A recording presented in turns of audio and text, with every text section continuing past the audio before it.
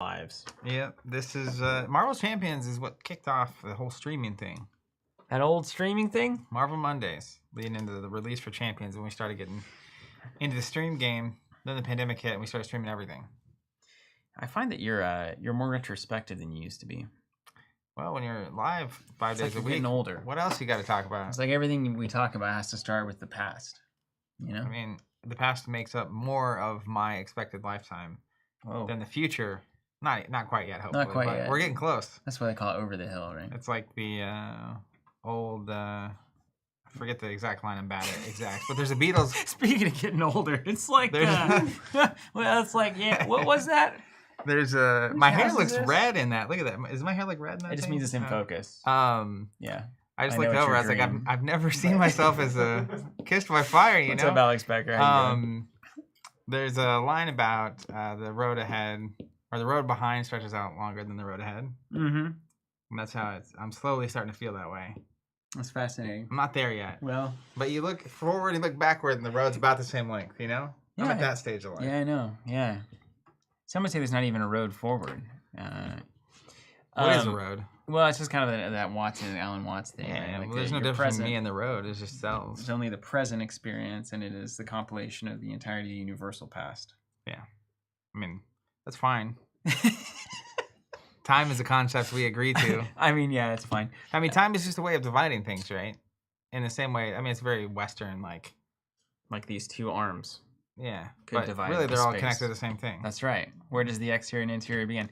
Speaking of, we're gonna be here. We're gonna do the intro here in just a second. If you're probably watching this back, you're the only people privy to this beautiful amount of content and the quality of it.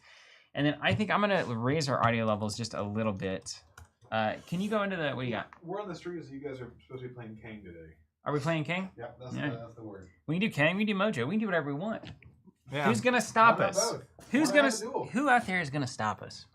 Ain't nobody gonna stop us. Can you go into the OBS effects? But I do appreciate if that note came from Bryce, that means he's paying attention, and he's not here right now. He's not supposed to be paying. He's supposed to be sick. Well, supposed to be. PTO should be PTO. Yeah. Right. Take a break. Sometimes you can't. Let it go, can't stop, won't stop. Let it go. What are we doing here? We got a limiter going there. Yeah, we got a limiter. How much gain you applying over there? We got about a -1 dB threshold. That should be our threshold, yeah. Yeah. What's the gain? Do I need makeup gain? There's no gain. No gain on the bottom. No gain on the limiter. No. All right, let's pump it about 4 and see where the levels are. Because I saw some comments that we were a little low last time. Oh yeah, I saw it. Like the finished videos will be fine because we have control of the audio after the fact. But this one we want to be coming out of the box. Yeah, you're not. Should I put it in here or should I put it? No, put on the limiter. Where are you? Well, there's no limiter. I mean, there is a limiter, but the limiter has no gain. I'm sure everyone here. What's the bottom part of the limiter then? Release. Really? Yeah. It's a wild time. What's wrong with OBS? Here's what I want to know. Throw it out there. How you doing? It's been a while since we've played Champions. I'm hoping I even remember how to play, and excited to get it on the table. I sent a text message to our community texting app number. You can find that. I don't even know where you can find that. Sometimes it shows up on the video. Sometimes it's in the description on Twitter or the bio. Anyways, the community there, for some reason, was saying they think Steven should play Gambit and I should play Rogue. And I'm curious what you think. I'm also curious what's been going on in Champions. I have my subscription. The stuff shows up. I'm not aware of whatever's coming next for maybe the first time. I've seen some discussion about what that might mean. But yeah, just curious to see how everybody's doing. All right, I think that's better. Paul's saying we sound good on his end. Do you guys hear has the volume gone up? Everything good here? Peter Bateman, hey guys, haven't tuned in a minute. Loving the fresh look, Steven. Hey, thanks.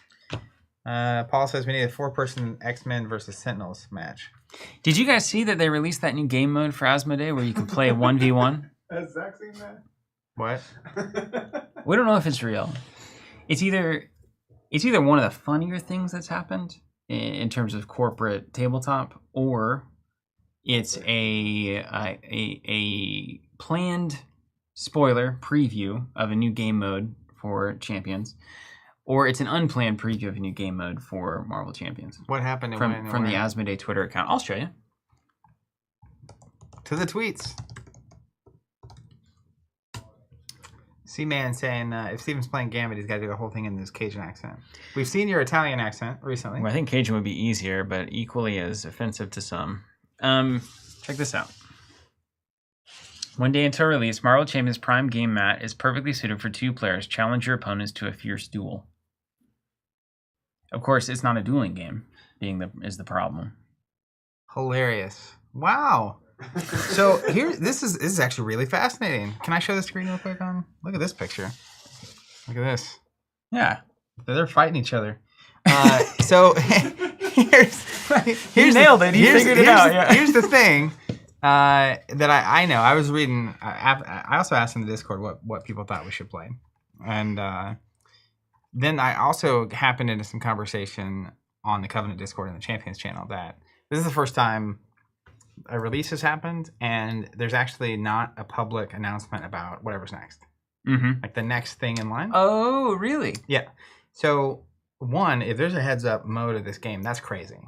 We're in a whole new territory of that. Ashes goes PvE, Champions goes PvP. You see this in every industry ever. Huh. So this is just a microcosm of expandable, non-collectible card games. But the thing I would say is they've been releasing for a long time. Let's get into speculation town. They've been releasing for a long time 2 heroes at one time. I'm here for this. Right? This has been forever. Yeah, and it's for the past year. Obviously, a convention that Asmodee isn't going to like that came from FFG. Well, they had started, FFG was 1 a month. And Asmodee said, actually, we're going to do 2 every other month. Okay. Twice the efficiency from the shipping Logistically, side, that's a lot easier to do. But if there is a one-on-one game mode, it would make a lot of sense that you would release 2 heroes a month and or villains. Dueling packs? You can fight with, as they say. Do your little Cajun accent, do your little thing, etc., etc. That's fascinating. I was thinking when I was reading. Do you think it's real? Do you think it's an accident? Do you think it's a real accident? So, 3 answers to those questions. The first one is my speculation was they were maybe pivoting into a more Arkham style model, which is why are we even putting the heroes in the single packs? Let's put out 4 heroes at a time. Put out a big box. And it's like, that's a box. And then let's put out the campaign just like they normally do. Mm-hmm. And then that way you just have way less SKUs and bigger boxes to go on shelves and all that kind of thing. Second question is the questions you started asking. Do I think it's a mistake? Yes. Do I think it's real? It seems very unlikely. It'd be hard to get it that wrong, right? That Asmodee USA Twitter would post an image about Gamegenic playmats. Yeah. That has that picture. I mean, no one plays Champions like that. Right. That is kind of the issue. And so unless, it could be a mistake to this degree, unless someone at like Gamegenic who has no idea. Yeah. Was like, hey, we need to take a picture of this 2-player playmat. Here's 2 heroes. Like, take a picture. Because like sometimes for tokens, Jonathan will come in to take pictures. Yeah. And he knows nothing. And he's just like, well, no, it's not through the mud, but it's like, you know enough about the game, but at the same time, the Fab pictures I remember, and you were like, where does armor typically go?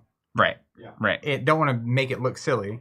So I could see someone. So, but on this picture, is there a 2 old men looking at a screen? This is compelling. Yeah, just here we are. Is there room for the villain? Well, so here, I think this is potentially a really good 1-player Marvel Champions playmat. Right, but it says 2 players.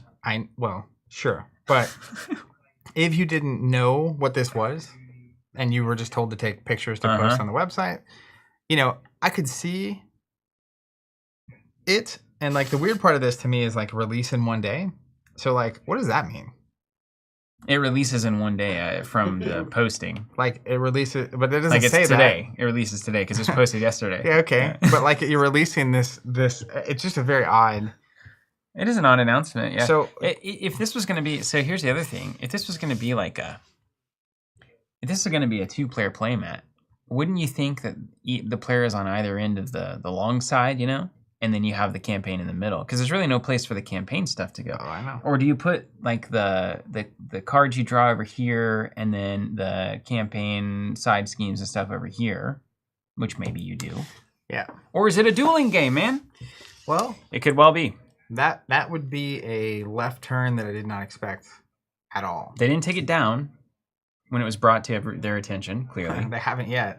And they did, and they posted a lot of stuff since then. Were there any comments on that post? Oh, tons. Can we just peruse these for a second? My interest is piqued.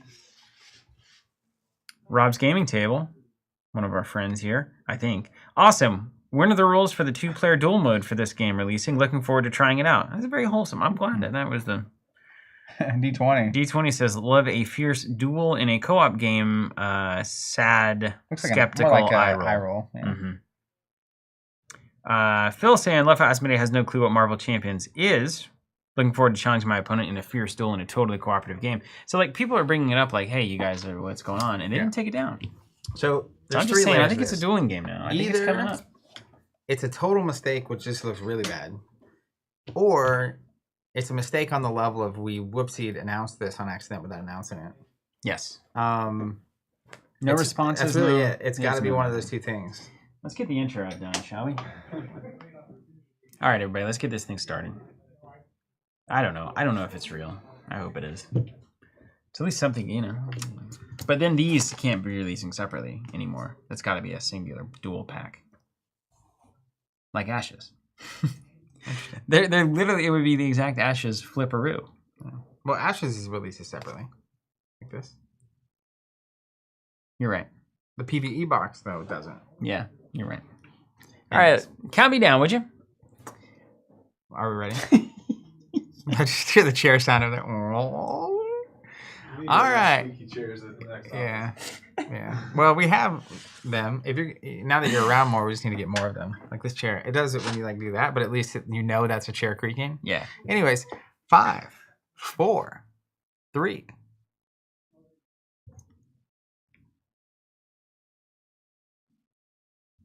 It didn't work. Didn't work. Press the button. But now we have the perfect Wayne's World clip. You have to do the skeleton crew outro. But I started it. Yeah, you apparently did. Have you tried starting it again? I like that. Oh, OBS is this matter? No, that's fine. That doesn't matter. Press the button. All right. Start the stream again. Yeah. All right, here's a fun intro. Nothing. Well, I'll be. We don't need any intros where we're going. All right. You have to walk over here to the outro. All right, that's fine. We are the intro. We'll do skeleton group. All right, let's get it kicked off here. What are we doing today, Zach? Unroll the intro. Hello, everyone, and welcome to Marvel Wednesday, where we make a lot of fun things happen. And it's going to be a good time, everybody, today. You can tell. I'm not convinced. We're in a good spot. Here's what we're doing today. Mr. Meow says, we're going to be unboxing Rogue and Gambit. Zach and I have not seen these packs, so we're going to take a look at that. Then we're going to play a game, probably against... Was Bryce saying Kang, Jonathan, or was that somebody else? Kang. Yeah, there's a Kang movie coming up. There's a Kang movie. SEO. Oh, well, okay, so we're going to play against Kang or Mojo. Two things. I was going to say I'd be very thematic because the Ant-Man and Wasp and the Quantum Mania movie came out and... What is that? You need the intro again. No, I was intentional. Tell me what's going on. I don't know anything about There's a Marvel. movie that just came out. It's already out, and Kang was the main villain. Okay. They go in the quantum realm, and it's this whole thing. He also was featured towards in. I don't want to spoil anything. In the first season of Loki, the show, he's also kind of the new big bad of the Marvel universe. So he's, Thanos came and then did his thing, and now he's gone, and so now Kang is the main. Kang's back.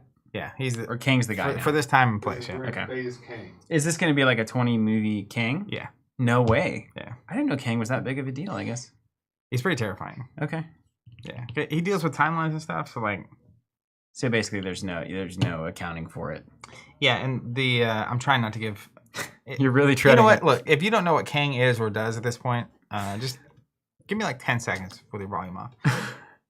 So effectively, there's a ton of different Kangs from a ton of different timelines.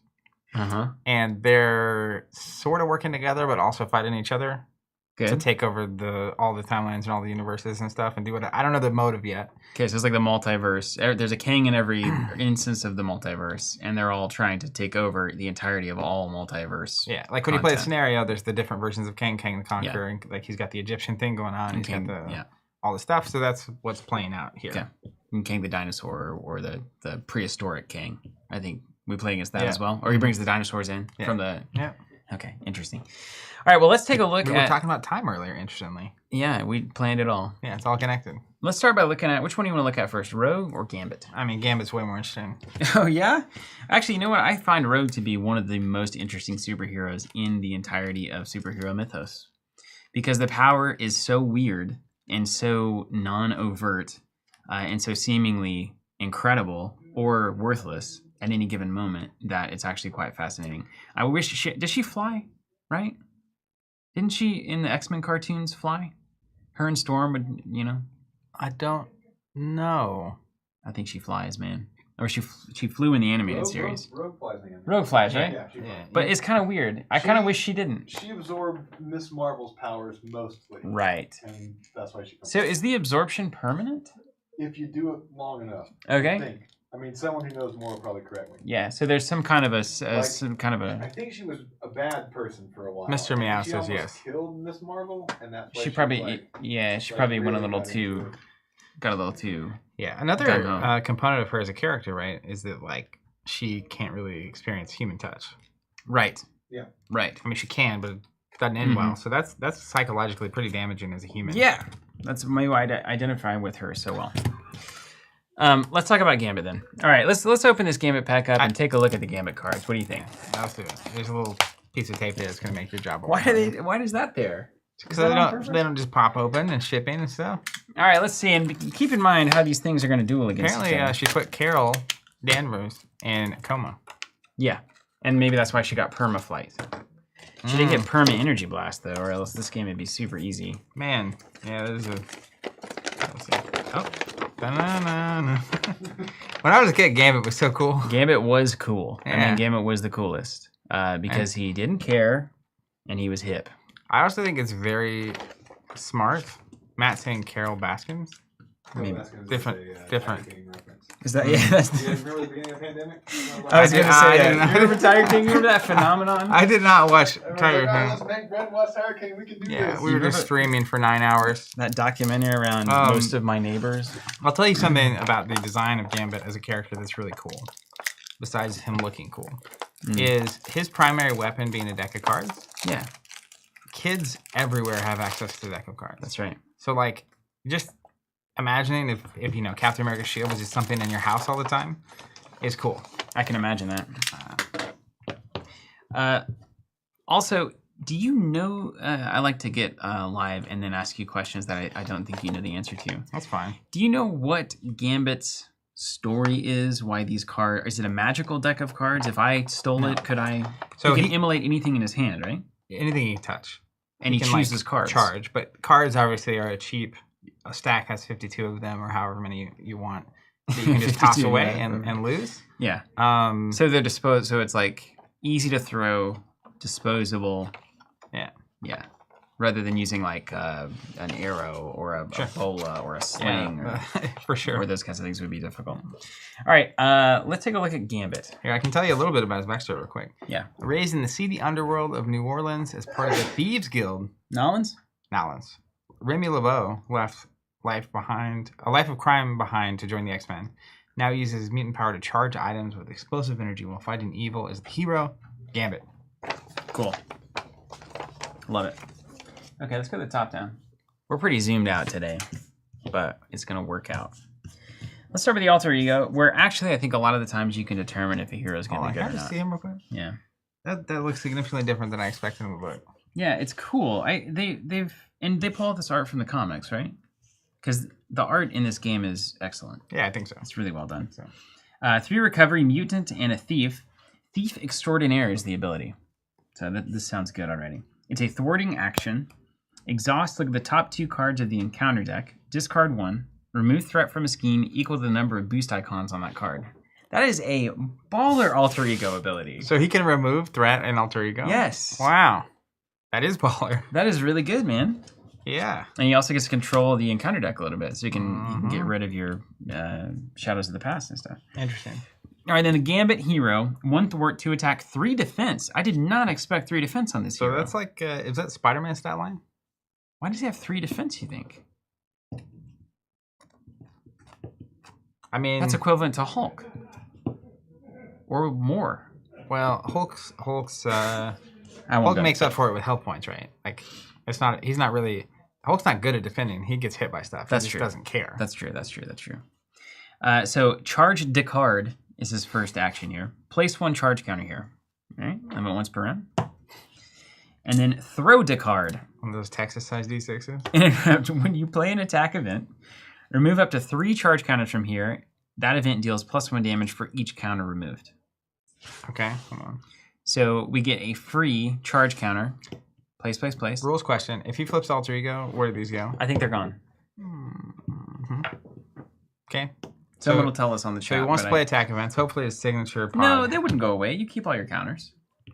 That's what I was thinking. Right, because but like I if wanna you're make stunned sure. and you roll down, you're still stunned. Hmm. And that's a counter in terms of the game. So you can charge Well, up. let's not try to make these rules No, just they clean and they easy. Stick around. They stick around. So, two things. His ability in the hero side triggers off of attack events. So Right. my brain is immediately saying either his signature pool needs a lot of attack events or he's going to be playing aggression pretty Right. consistently. Right. But at the same time, he's got 3 defense and has a good threat mechanic in alter ego. So the defense to me can play protection. The alter ego can play justice, like it pairs if he's playing that kind of those cards and strategies. So he seems like he can kind of do it all. I wonder if they're starting to do the old salt, acid, fat, heat situation here, where they're designing characters with all 4 aspect possibilities in mind to make it not so overt. I feel like they've done a better and better job of like kind of giving things that every aspect might want. Okay, so this is fascinating. So if the event They do stay, by the way. if the event is dealing +1 damage for each counter, then there's probably certain attack events that like double damage dealt, or that if it's dealing an extra damage that actually compounds in some kind of way. Because it's not just deal a damage whenever you play an attack event, it's the attack event itself deals +1. So things like if this event dealt, 2 more damage than the hit points, it's gonna trigger those abilities rather than being like a Jarnbjorn trigger. Yeah. So that's very relevant. Let's see what we get in the main pool. I'm gonna start with. Let's look at the attack events. This is his signature deck. This is a signature deck. So I'm gonna go backwards from what is standard. Okay. So we're gonna start with him playing basketball with a flaming basketball. What's it called? Molecular acceleration. Hero interrupt. When you spend this card, place a charge counter on Gambit. Okay, so it's a double resource that gives him a charge. Okay. Very tight. And look, he's a baller. And it's a fist lightning, which is pretty solid. That could solve some problems on some of those spend 1 of each resource discards. That's really powerful. That's really good. Shinobi, by the way, saying that Gambit is like a more fun Doctor Strange. Oh, cool. We love that. Creole Charmer. 2-cost event, alter ego action. Remove 3 threat from a scheme. If this removes the last threat from that scheme, confuse the villain. And that's an alter ego. So with his ability as well, he can just not be a hero. I do like them designing heroes that actually are worth going down to alter ego. And maybe staying there for a while. Mm-hmm. I kind of want to build to that. We got natural agility. Hero interrupt. When you defend against an attack, place a charge counter on Gambit. For each charge counter on Gambit, you get +1 defense. So if your charge gets you to 3, you're getting +3 defense. Natural agility. And then a charge to use later. And then a charge to use later. 2 of those bad boys. Those are good, man. Then we have the first of our attack events, the Royal Flush. Come on now. You know this is going to be good. 3-cost event, attack superpower. Place 1 charge counter on Gambit. Deal 0 damage to an enemy. Deal 0 damage to an enemy. Deal 0 damage to an enemy. That's what I'm talking about. Yeah, so use 3 charges and then it's 3/3 actually. 3/3/3. Because every time. And it's like that old card that did 2 instances of damage, the aggression card. Yes. I know what you're talking about. That would boost both effects. That's what we got to be playing with this, right? Yeah. I mean, it's kind of right in front of our face. Charged card. Attack, superpower. Deal 4 to an enemy for this attack. If Gambit's throw to card ability removed at least 1 counter, it's ranged. 2 counters, it gains piercing as well. 3 counters, it also gains overkill. Okay. And of course, it also get 4, 5, 6, 7 damage as we go. Crazy. Super, and there's 3 of those. This is your base level, like, charged card attack. Makes a ton of sense. This art takes me back, man. This art just takes me back. I just kind of am loving it. And we've been away from it for a while, but like that scene in Gambit's guild armor, yeah, that's what it's all about. You read it for us? It's unique. 1 cost upgrade. Armor item. He responds after Gambit defends against an attack and takes no damage. Exhaust Gambit's guild armor. Ready Gambit. Yeah, that's good. So that's a very good protection. That's a great... With 3 defense, right? And it pairs with the thing that you're already standing up whenever you take no damage. Mm-hmm. So he's got a good defensive suite too, doesn't he? Let's look at Gambit's staff. Yeah, there we 1 go. cost upgrade. It is unique. When an enemy attacks, exhaust it to deal the damage to that enemy. Okay, so it's kind of like retaliate, but 1 time. You know, it's interesting. It just says when an enemy attacks, not attacks you. Just smacks him. So when an enemy attacks, if the enemy attacks you, can I? I think so. Yeah, right? Huh. Yeah. This could be really devastating. One of those defense builds that takes the attack and then does all the damage back when it defends. Thieves Guild. Ooh, it looks good. It's a guild, 1 cost support. After you resolve, and that's an alter ego. After you resolve your Thief Extraordinaire ability, exhaust Thieves Guild, remove a threat from a scheme. If it removes the last threat from that scheme, draw a card. So use your alter ego. If it clears, you get a card. I kind of want to play that version of Gambit. Which one? The remove threat and alter ego and like make that your game plan. I'm into it. And then finally, Rogue, Anna Marie here. 2 thwart, 2 attack, 4 cost ally for 3 health, Ariel, and X-Men. Reduce the cost by 1 for each charge counter on your identity. Oh, and it's got toughness. This is so good. 1 cost 3 health tough 2/2 for 1. Yeah, that's like, that may be better than Hulk. Just kidding, of course. Yeah. Just keep. I'm just pretty kidding, sure that everybody. horse died like a year Just and a kidding, half ago. everybody. Hey, man, I love this. Yeah, people said you would. Okay, cool. Yeah. Well, they're right. Turns out knowing my life for the past 15 years is helpful. Nate Smith saying, "What up, TC?" What up, Nate? Off-topic question. I'm in Tulsa once a month. My wife and I are cocktail enthusiasts. Recommendations on favorite places for legendary cocktails. That is, of course, until your store opens up. There is no place for legendary cocktails. In fact, I've never had a cocktail I would call legendary. What about Hodges? Hodges is great, but is not legendary. I have had a legendary cocktail. Yeah, what was it? It was in New York, wasn't it? It was in New York at the bar. It's a speakeasy called Patent Pending. That's right. I asked the waitress, "What's the best drink you have?" And she was like, "Well, what do you like?" I was like, "I typically get an old fashioned, but don't let that limit me." And then she brought me back the greatest. She drink said, of all "Oh, the time. most basic cocktail on earth. This guy must be awesome." No, it's like aged for 12 months in a barrel, and it had notes of vanilla and oak and cherry, and it was like an old fashioned, but it was just like Perfect. It was literally the perfect evening, the perfect drink. Yeah. But my let's just talk favorite places in Tulsa for drinks. Okay. So the highest quality and consistency I get is from Valkyrie. Usually busy and loud, and It's a little uppity. it's also expensive. The other place I really like is Hodges Bend, which is like has coffee in the morning, drinks in the evening, open all day, and they do a really consistent, high quality job. Yeah. And it's less. I like everything about Hodges Bend the most. If I'm looking to if I'm gonna go out with a friend to catch up and grab like 2 drinks, I'm gonna go to Hodges every time, unless it's after like 9 p.m. and then they crank the music like every other dumb bar on the planet, and then I can't hear anything. You go for 3 PM, you know. Yeah, it'll be perfect. Official meetings that you have to have somewhere nice. Of course. And then Hodges, the bartenders do matter. So what they do, which is genius. I don't know why people don't do this more. You ever been to a bar and then they clearly have all the ingredients to make something, and then they're like, "Oh, we don't know how to make that," which is the craziest answer on the planet because you have Google, right? You can look up how to make a drink. So what Hodges does is anytime somebody orders a drink, they have their little database of recipes. And if your drink isn't in there, they're like, "We're going to look this up and figure out how to make it for you." They'll make it. And then if you're like, "Yeah, that's it," they add it to their list. And then in the future, if anybody orders that, it's there. Smart. You know what? Here's what I'm going to do. It's so like, I'm why going is to this make up hard? a cocktail. I'm going to write a blog about that cocktail. You're going to give your backstory. I'm going to go in and ask them for the drink. They're going to look it up and find the blog, of course. Oh, right. All right. Yeah. And then I'm going to tell them it was great. They're going to add it to the menu. And from now on, I can order the drink. That's it. Yeah. I'm going to actually try that. Easy. Or you could do like a really bad version and then say it's just great horrible. and then just ruin everybody else moving forward. So thoughts on Gambit, Zach? He seems really good. Anything notable? I think obviously this is a way to utilize the cards that have multiple instances of do a damage or something on it. So he's going to do well there. Any other things that catch your eye on Gambit? I like that. I feel like we both like Gambit for different reasons.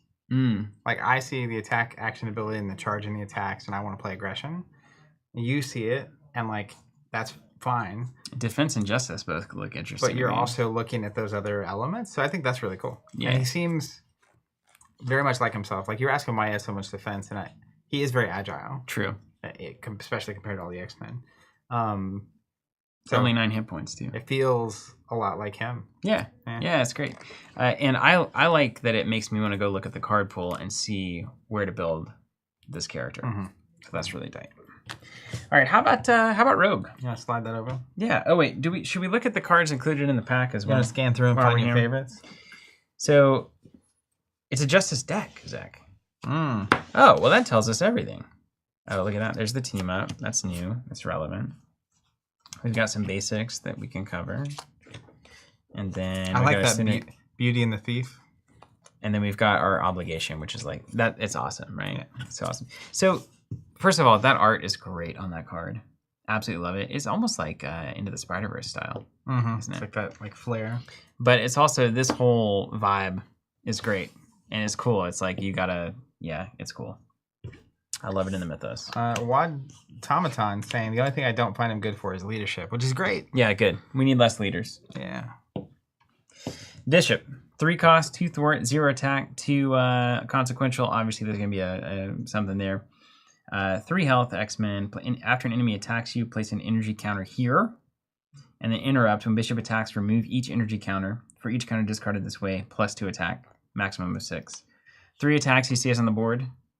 He probably thwarts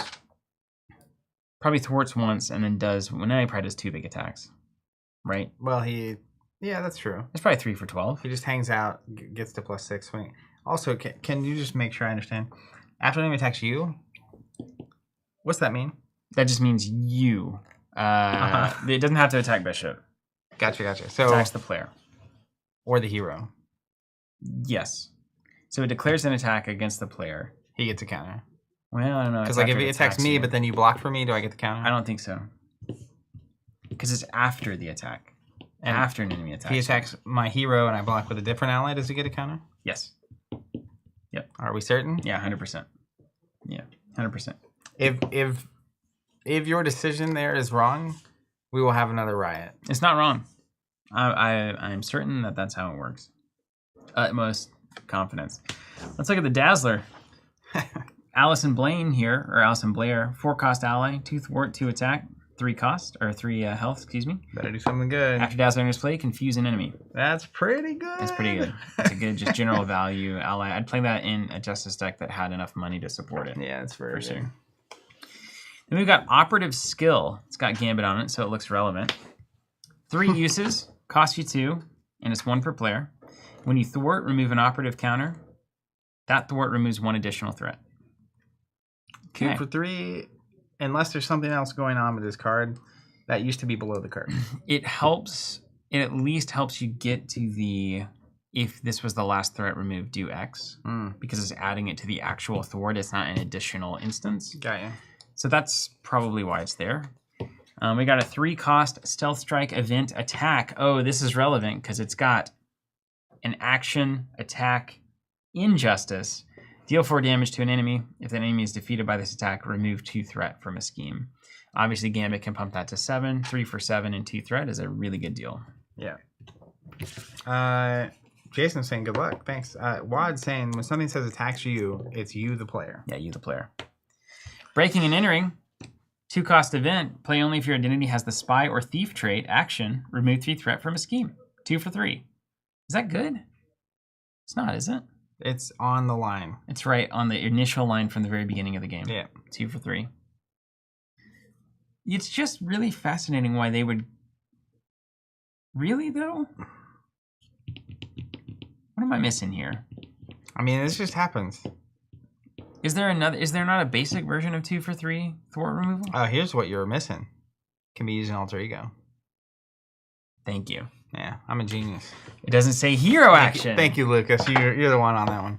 That's it. Yeah, of course. Yeah, you sometimes 2 you for see those 3 an cards, alter you ego know. and a hero that can stay in alter ego and remove more threat, and then also has the ability to draw cards if he removes all the threat in alter ego. Like, for a 2-player game, it's really notably good that you can have one person that we can split the attacks and thwarts and then clean up whatever the thwart ended up being and then still go into hero mode and do something. I also like the idea of if you have 2 heroes that are okay in alter ego in this way, you can kind of choose who gets to be an alter ego based on the need. So if you need to remove threat, obviously you go down, you can remove threat, you can heal, you can do your thing and avoid being attacked. But then if there's some other hero with some, I don't know what Rogue does, but they can basically play the opposite side of that. It's like, well, I can hang out in hero while we need that, and then... Anyone in alter ego that can do damage? Yeah. That'd be interesting. Yeah. Passion for Justice. Max 2 per deck. When you spend it to play a thwart event, it removes an additional threat. Okay. It's not bad. So a money and a... Well... Yeah, because it's action compression too, because you don't have to play the card. It's just like a free one. Yeah. Reasonable. And then finally, let's do some of the basics here. 3-cost hit and run, attack and thwart action. Hero action. Deal 2 damage to an enemy. Remove 2 threat from a scheme. Okay. 3 for 5 value? 5-ish value. Yeah, that's fine. We've also got Mutant Education. Play if you're a mutant only. 0-cost alter ego action. Choose up to 2 identity specifics in your discard pile. Shuffle them into your deck. If X mentions them, play, draw a card. Oh. Well, that's... So yeah, we're getting, we're building a suite. There's a filtering aspect happening there. Finally, Beauty and the Thief. These old team up. Gambit and Rogue. Max 1 per deck. Attack thwart. Hero action. Deal 4 to an enemy. Remove 4 from a scheme. Unbelievable. 2 for 8 is good math. Unbelievable. Well, it's actually 2 for 10 damage value because 4 is threat. Yeah. So do we get to both play that card? Mm-hmm. Ooh. Hello. Sure do. Wow, that is awesome. Okay. Lovely stuff, man. I can't wait to play Gambit. Let's move on to Rogue. What's this? This is a pile of other stuff it had? Yeah, I think this is all stuff that I've seen before. Gotcha. Professor X, X-Mansion, Energy, Genius, Strength. Getting another X-Mansion and Professor X. And then we got Stop. Oh, wait, we've got other things hidden back here. But it's after the Stop thing, but I stopped. Well, Stop. Oh, it's not the pre-built. Yeah, yeah. Okay. So what else do we have? Here's 2 more cards. Let's take a look at these guys. X-Men Instruction event. Play if your identity has the mutant trait. Alter ego action. Choose 2 X-Men allies in your discard. Shuffle them into your deck. If X mentions them, play, draw a card. The leadership version. I like that there are cards that make investing in assets like X-Mansion more worthwhile. Yeah. Because at some point we started learning like those old, what was the 4-cost thing at Avengers Mansion? Mansion, yeah. It's on the line once you get to a certain like quality of hero level. But then giving reasons to play these kind of weirder little assets is cool. That is nice. And then a 1-cost War Room, Aggression, max 1 per player. After an ally attacks and defeats a minion, exhaust War Room, remove a threat from a scheme. That's great. Card. I'm glad it's not a leadership card. Very glad it's not a leadership card. But it's cool. Like, we need to find ways, and there's probably already ways because we've been out of the meta of Marvel Achievements for a while. But having ways where you can have ally-heavy strategies in all the different factions, you can have event-heavy strategies, all the different aspects. And they feel somewhat different, right? Yeah, it's super cool. Obsidian saying I'm super confused by the stream start time today. Stream starts time for this year has been 12 p.m. Central on Wednesdays. No starting student screen, so we usually go live pretty quick. We started immediately. All right, so that was Gambit. It's the newest form of You're Soon. Excited about Gambit. I'm actually, yeah, I can't wait to play Gambit. All right, let's see what Rogue got for us. So I liked what you did with the Gambit opening. You want to go? I don't know. Do you go back to the top on that? Yeah. So opening the Rogue pack, you got your classic piece of comic art here. Also, for a little context, we read this about Gambit. I liked it. Cursed with an uncontrollable ability that causes her to absorb the powers and memories of anyone she touches, Anna Marie ran away from home as a teenager. Professor X offered her a place at his high school where she could learn to control her power. Now she fights for justice as a member of the X-Men. Very cool. Was the extent of learning to control the power just wearing gloves? Yeah. Thanks, Professor X. Yeah, He put a visor on Cyclops, put gloves on Rogue. I mean, he's a genius. Well, this one's done. He's a genius. Looks good, though. Looks good. Looks good. Yeah, I was saying we were having Yeah, we were a little late. We're a classic couple technical minutes late. issues. Okay, let's take a look. We get Rogue, and let's look at the Anna Maria side first. 3 recovery, 11 health. A little sturdier than Gambit. 6 hand size. Set up. Set your touch to upgrade a side. We'll talk about that in a second. Withdrawn. Force response. After you change to this form, set touch aside. So I assume... We'll see what the Rogue side says. 2/2/2. Got the Captain America stat line. X-Men.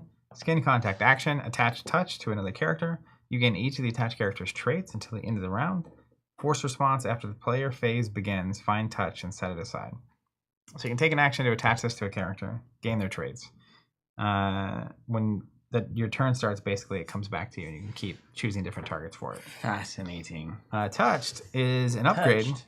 It's very cool art. You see this? Yeah, I'm gonna look at it. If touched is attached to a minion, Rogue gains overkill. If it's attached to the villain, retaliate 1.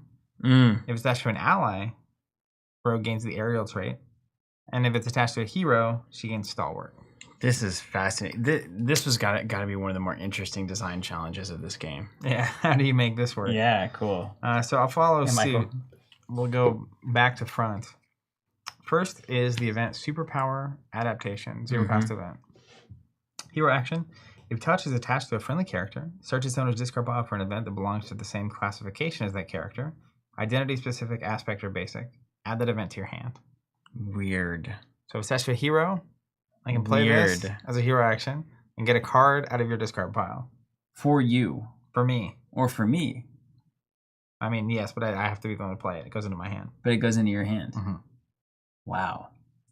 Okay, well, that's weird. It's getting weird. Yeah, that's really weird. Sea Falcon asking if the bright spot is working. So if you're watching this live, but we just don't have pops, right? Yeah, we're not going to have Pops live, but we'll cut these out and put them in Post. after the fact. So you're watching the raw data.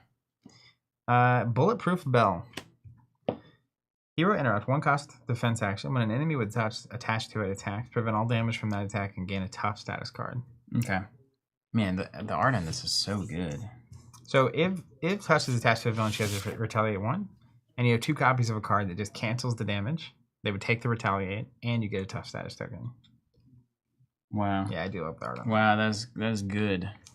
Did you notice in the superpower adaptation, she's got like blue metallic skin? I think like Colossus. Mm-hmm. It looks like Colossus. Yeah. Isn't it? And then what's she doing here? Bulletproof. She's freezing bullets. Whose ability is that, you think? I don't know, but the flavor text says, "Sugar, all you're doing is making me mad." Who knows? Wait, is she a New Orleans person too? Yeah. No way. Mm-hmm. Yeah, that's why her and Gambit get along. Oh, okay. Energy transfer, 2 cost event, superpower, hero action. Attach touch to a character other than Rogue and deal 2 damage to that character. Heal 2 damage from Rogue and ready her. You gain each of the attached character's traits until the end of the round.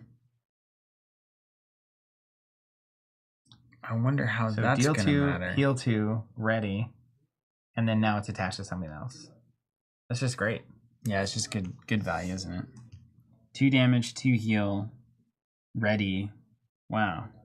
And it's also, you can use her ability to attach, so you can attach it to something, gain the traits, attach it to something else, gain the traits. Mm-hmm. And this time you do it with this, you gain 2 life, do 2 damage. Yeah. So having those traits, how is that gonna matter? Is it? We're about to find out. Not yet. I love this one. Next, Mississippi for Rogue. I didn't think it was quite New Orleans.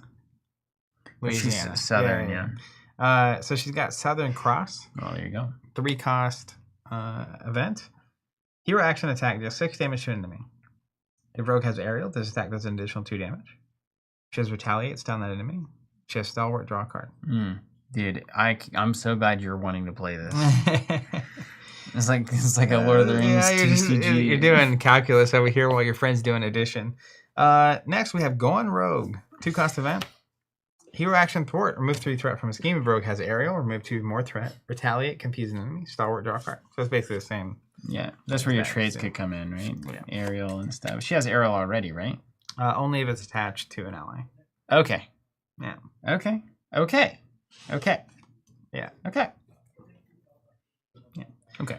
We also get Rogue's Jacket. While touch is attached to a friendly character, she gets +1 thwart. While it's attached to an enemy character, she gets +1 attack. Cool.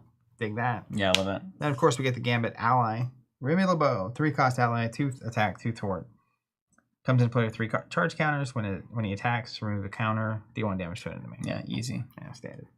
All right, so that's her kit, as it were. Reasonable. And she was built as a protection deck. Really? Surprising.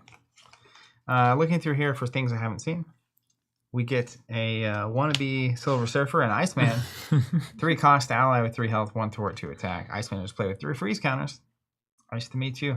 Response: after a minion enters play, remove a freeze counter from Iceman, stun that minion. So he gets 3 stun minions when they come into play effect. Mm-hmm. And he can attack for 6.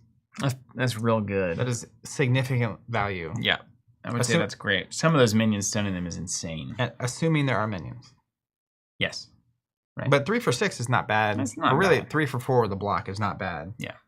Even But it's without. standard rate, you know, as people say. Next, we have a little bit of Karma. 4-cost ally, 1 health, 0 thwart, 0 attack. Wow, horrible. Why would you play this? Psionic trait, X-Men. Response: after you play Karma from your hand, choose a non-elite minion. While Karma is in play, take control of that minion and treat it as controlled ally with a blank text box. Its thwart is equal to its printed scheme, and it takes 2 consequential damage after it thwarts or attacks.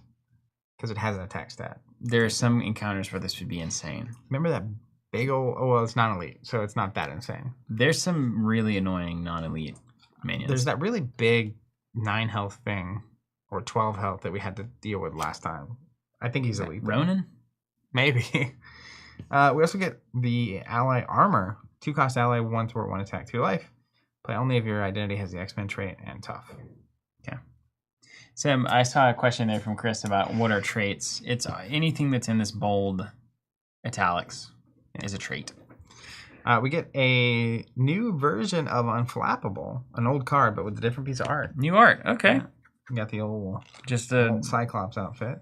Cyclops kind of, I don't know, extinguishing a laser fire. I think his beam stops as smoking. You know. Oh, okay, yeah.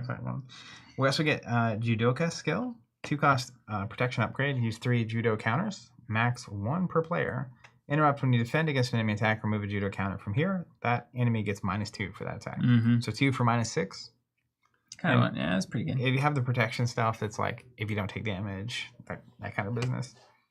Preemptive strike, we've seen that before. Yeah, I've seen that one. It's a good one. Put that over here. I think I like that when they reprint, they're putting the new art on it. They may as well start shipping these packs with a brick of D6s, man. You got like 20 things tracking counters on the board now. Yeah. Not today. 1-cost event defense, hero interrupt. When your hero defends against an attack, it gets +2 defense. If you take no damage from this attack, remove 2 threat from the scheme. Okay. Yeah. We also get defensive energy. When you spend this card to play a defense event, draw a card. So okay. Resource free replacement. Yeah, if you're playing all the defensive stuff. Yeah. Okay, that's fine. That's fine. Okay. So Rogue is weird. Well, I don't know that I would actually play her with protection explicitly. It's just weird though. Rogue is like kind of beautifully weird. I feel like it's a puzzle you could play a lot. Yeah. Also dependent on the encounter deck pretty significantly. Yeah. We also get a couple neutral things. Moira. Moira. McTaggart. 2-cost support. Play only if you have the mutant trait on your identity. Response: after a mutant alter ego changes into hero form, exhaust Moira. That hero's controller draws a card. Okay. So if you have a hero that's going back and forth a lot, this is pretty good. Wait. Every time you flip to hero mode, you're... So who... Wasn't it... Was it... How... Was it Miles that was flipping a lot? He doesn't have a mutant trait, though. There's some weird ones that have cards that flip them up. Mm-hmm. This card is insane, actually. What up, Pete? Yeah, it's particularly if you have ways to proactively do the dance. Yeah, there's some heroes that's going to totally unlock. This is cool art. The X Gene. Rogue touching Cyclops and getting his laser beams. Yeah. Play only if your identity has a mutant trait, max 1 per player. Exhaust X Gene to generate a wild resource for identity-specific events. Okay. A 1-for-1.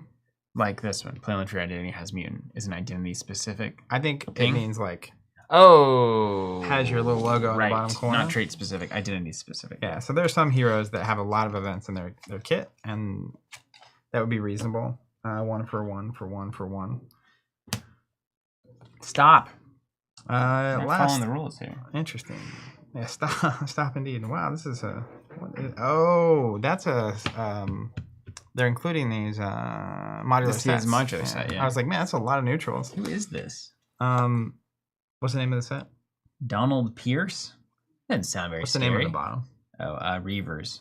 The Reavers. We get one more card in here, and Ugh. also there's like a really bizarro piece of art on this. It's called MedLab. Look at that thing in the pink. Little bulbous skeleton. Yeah, 1 cost support location, maximum per player response. After an ally is defeated by consequential damage, exhaust MedLab, place it here. No. Alter ego action, exhaust MedLab, play the ally heroes within your hand, and enters play exhausted. What? That card's silly. How many times do you think you could You can get get a hell of a deal on this one? a card. I mean, picture, well, it's got to die to consequential, so Nick Fury's not good, Yeah. because he needs to, like, go Yeah. to make it work. But yeah, any like the one I made to think of is in the Spider-Woman ally, Captain Marvel, Yeah. that can ready. It does like 20 damage, yeah. Yeah, or I don't. It's like really powerful, and you just take a turn off, but then you get it back. So Leadership, man. Leadership. it's busted. But it's so good. So that's the old Rogue pack. It's so good. Is that all that's left in Rogue there? Yeah. Did you have a thing? I in did, yours? yeah. I just didn't talk about it. You wanna I pass like that I like over? to keep it secret. Yeah, it's fine. I had the Exodus in Gambit pack. Yeah, you want to? I'm gonna stack them. Yeah, those sure. together. All right, man. Let's play some cards. All right, so we're supposed to Ow. play against Kang. So let me just verify that I have Kang. We can also play against Mojo because we didn't get to see Mojo that That's much. yours. Thanks. We didn't get to see Mojo that much. I'm, We played King a bunch, didn't we? I don't know. I'm just a passenger. Dude, I want to play. You know what I want to do is I want to play hot. I want to go heroic. I'm going to go heroic 2. And then build really strong decks with these heroes. Okay. I'm just a passenger. Okay. Oh man, it's so I'm good. down for whatever amount of punishment you're willing to. Michael take. Waldo making a good point. The Gambit staff is an interrupt, which means that it could kill an enemy before the attack is resolved, and therefore you would take no damage. Those are good things to know. Yeah, those are really good things. Can to you know. imagine no internet? You just play like if I I were lived playing this that game life. 100 times, not on the internet, I would never have figured that out. Yeah, Yeah. Do we have the simpler times. fancy boards that we need to tell people about because we have a few of them in stock? Are they still in? Let me check. Yeah, see if they're still in here. So we put out around the holidays some limited edition boards that are themed after and compatible with your favorite X people. And they are on our website right now available. We order in certain quantities. We have extras in case things get lost or damaged. And whatever we had left is in stock on the website. And once they're gone, we have no intent of ever making them again. That's a good way of saying that. Yeah, we do a print run and then we have some left over. It doesn't yellows pigeon or the blues. I mean, you're a blue guy, right? Yeah, I'm, sure. I'm fine either way. Automaton used them the other night. So good. This is a yellow one. You want to make that blue one or go top down so people can see this real quick? Yeah, sure. This is yellow. And then the yellow has the blue backing. That's right. That's the old blue too. We got a better blue backing on it in the final version. Other things you should know. Hey, while we're here, I'm thinking about doing a bit, and we could do it like every stream or every time we could put it at the end of our videos, our produced videos, and we could say, "This video brought to you by us, Covenant." If you notice, there are no ads in this video. It's because we hate ads. Look, you picked it right up. See, like you already knew the bit before I didn't have to tell you about it because you understand what I'm talking about. I just feel like it's what we do every day. Yeah. Or every time we stream. The bit is going live. To that end, Marvel Champion subscriptions, maybe it's definitely one of our longest running subscriptions. Been here for a very long time. 19? Have a lot of people who have been there from the very beginning, which thank you so much for that. Glad you're loving the service. You just automatically get hero packs, campaign expansions, all this stuff from Marvel Champions without any basically hassle. It's a super easy way to get all of your products. And really, I am willing to say it's the best way to get products from Marvel Champions, the card game. Definitely the easiest. Definitely the easiest. Yeah. So if you like things being easy, like old Gambit, then perhaps you should consider a Covenant subscription. Marvel Champions. Choose your products, get them automatically. It's that simple. Bit over. Print it. All right, ship it. All right, so what am I going here? That would go on the end of the Gambit and the Rogue thing we did. It would, yeah, if it were ready for prime time. Maybe it is, maybe it isn't. You can always just test it out. And we can always record a different one, you know? Literally every week we do a new one. Until Bryce gets the one he wants. Yeah. What are we going to play? What are you thinking aspect-wise? Man, I'm like I said, I'm a passenger here. I do have this. So I texted and asked people what we should play. And there was this Rogue deck that was shared with me. And the name of the deck on Marvel CDB is Scarlet Rogue. And I liked it because it's got this old-timey image that I know I should recognize as the first thing. Scarlett O'Hara. What's this from? You're asking the wrong guy. I mean, if you don't know that by now, I don't know what to tell you. I don't know. You know old things. What is this from? What does that even mean? Yeah. So Gone with the Wind. Because Scarlet is the name of the actress. So right. Scarlet Rogue. Because it's actually Scarlet Rouge, according to the title. Rouge. Scarlet Rouge is right there. Because it's Rogue playing aggression. So my default would be Rogue aggression because we have this list. Yeah, that's fine. And then I might just go Justice. Aggression and Justice is a classic. Those are the two fundamental aspects that you need. The things that we tend to avoid are leadership. And then ever being... You're telling me. Yeah, ever being on the protection justice train. Because those games just go on for literally ever. We don't take damage and we don't let you win, Mr. Hero, but then we're just kind of also sitting there. Yeah, it's control players, basically. Yeah. Obsidian is crushed that you don't know that it's Gone with the Wind. And the name of the character is Scarlet. Oh. It's not Scarlett O'Hara. Scarlett O'Hara is the name of the character in the Gone with the Wind. Is it? Yeah. Okay. 100%. Who plays Scarlett O'Hara in Gone with the Wind? I'm sure it's somebody extremely famous. I know the name Scarlett O'Hara is like... Have you seen it? Gone with the Wind? 3 hours in? No. You haven't seen it? Frankly, my dear, I don't... Is that Gone with the Wind? Okay, yeah. My uncle owned a movie rental business. You're aware of this. I've been there. And he had this really, really old Gone with the Wind poster in the back up. Remember that? It's like way up there. And that is my interaction with Gone with the Wind. We got some education. Yeah, I need to watch it again. Man. I watched it a long time ago. I was sheltered. Yeah. I've done my best. I've seen a lot of things since becoming an adult. We are okay with you as you are, Zach. The actress name is Vivian Lee, apparently. Okay. That's not as famous as I was expecting it to be. Yeah. Like, not, I'm sure she's famous, but not famous she's not famous enough to get down to my generation. Yeah. I mean, like, I saw this picture, and I've seen this picture a lot of her. Yeah. I mean, it's one of the most, is that a picture? Yeah. Oh my gosh. I mean, that looks like a Renaissance painting. Well, famous for a reason. You know what I mean? It's fantastic. Rob Trotter says, what about a green board? I mean, it is the only color we haven't done that relates to an aspect. But don't you like the idea of feeling like there's always just a little something left in the tank without ever, it's like open. Like once it's done, That's sad. Yeah, but like I watch the end of the TV shows that I watch. I don't like leave the last episode unwatched. I do like shows that have good endings, but also without needing a sequel, movies and stuff that there's more to the story. Like it's not just like completely wrapped. Yeah. But you're okay with it? I can see that. Yeah. It's almost like this is the first example that came to my head, but not great. The ending of Inception. Have you seen that movie? I've seen it. Spins the top. It's like if it falls, he's in reality. If it doesn't, he's not in reality. Yeah. Well, big spoiler there, buddy. And you see the top. I mean, if you haven't seen Inception at this point, what's the statute of limitations? What can we talk about on here? I can't talk about a 10-year-old plus movie. Anyways, if the top falls, he's in reality. I won't spoil it. If it doesn't fall, he's not. I guess I will spoil it. Sure. And then it's zooming in on the top at the end, and then it goes to black, and you don't ever get to know. Yeah, that's how you should do it, right? And it's okay. But I want Inception too, because I want to know how the top lands, and you need to satisfy my consumer desires. Yeah, well, if it does land and he's in reality, then it's just him living his normal life. Not like, that exciting. Just drinking coffee, wondering how I got here. Okay, so I've got a Justice Gambit deck list called Alter Life in Spanish, which I can't read, or I can read it, of course, but I can't understand it or pronounce it correctly. But it is well rated, and it is dedicated to Alter Ego Gambit.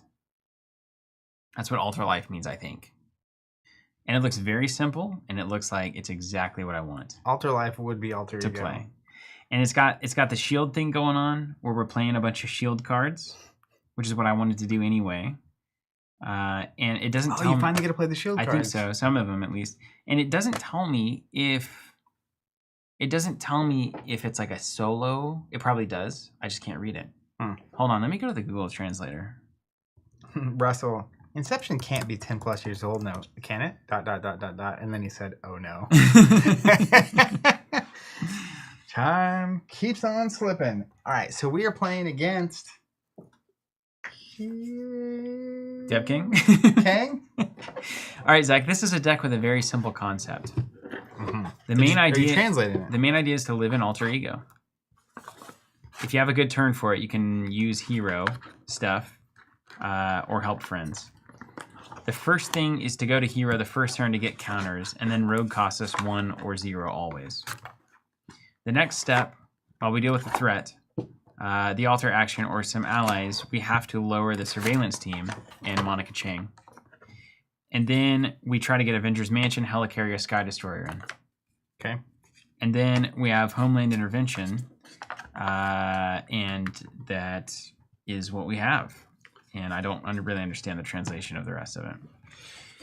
So, is it boring to just spend your life in Alter Ego? Some would say.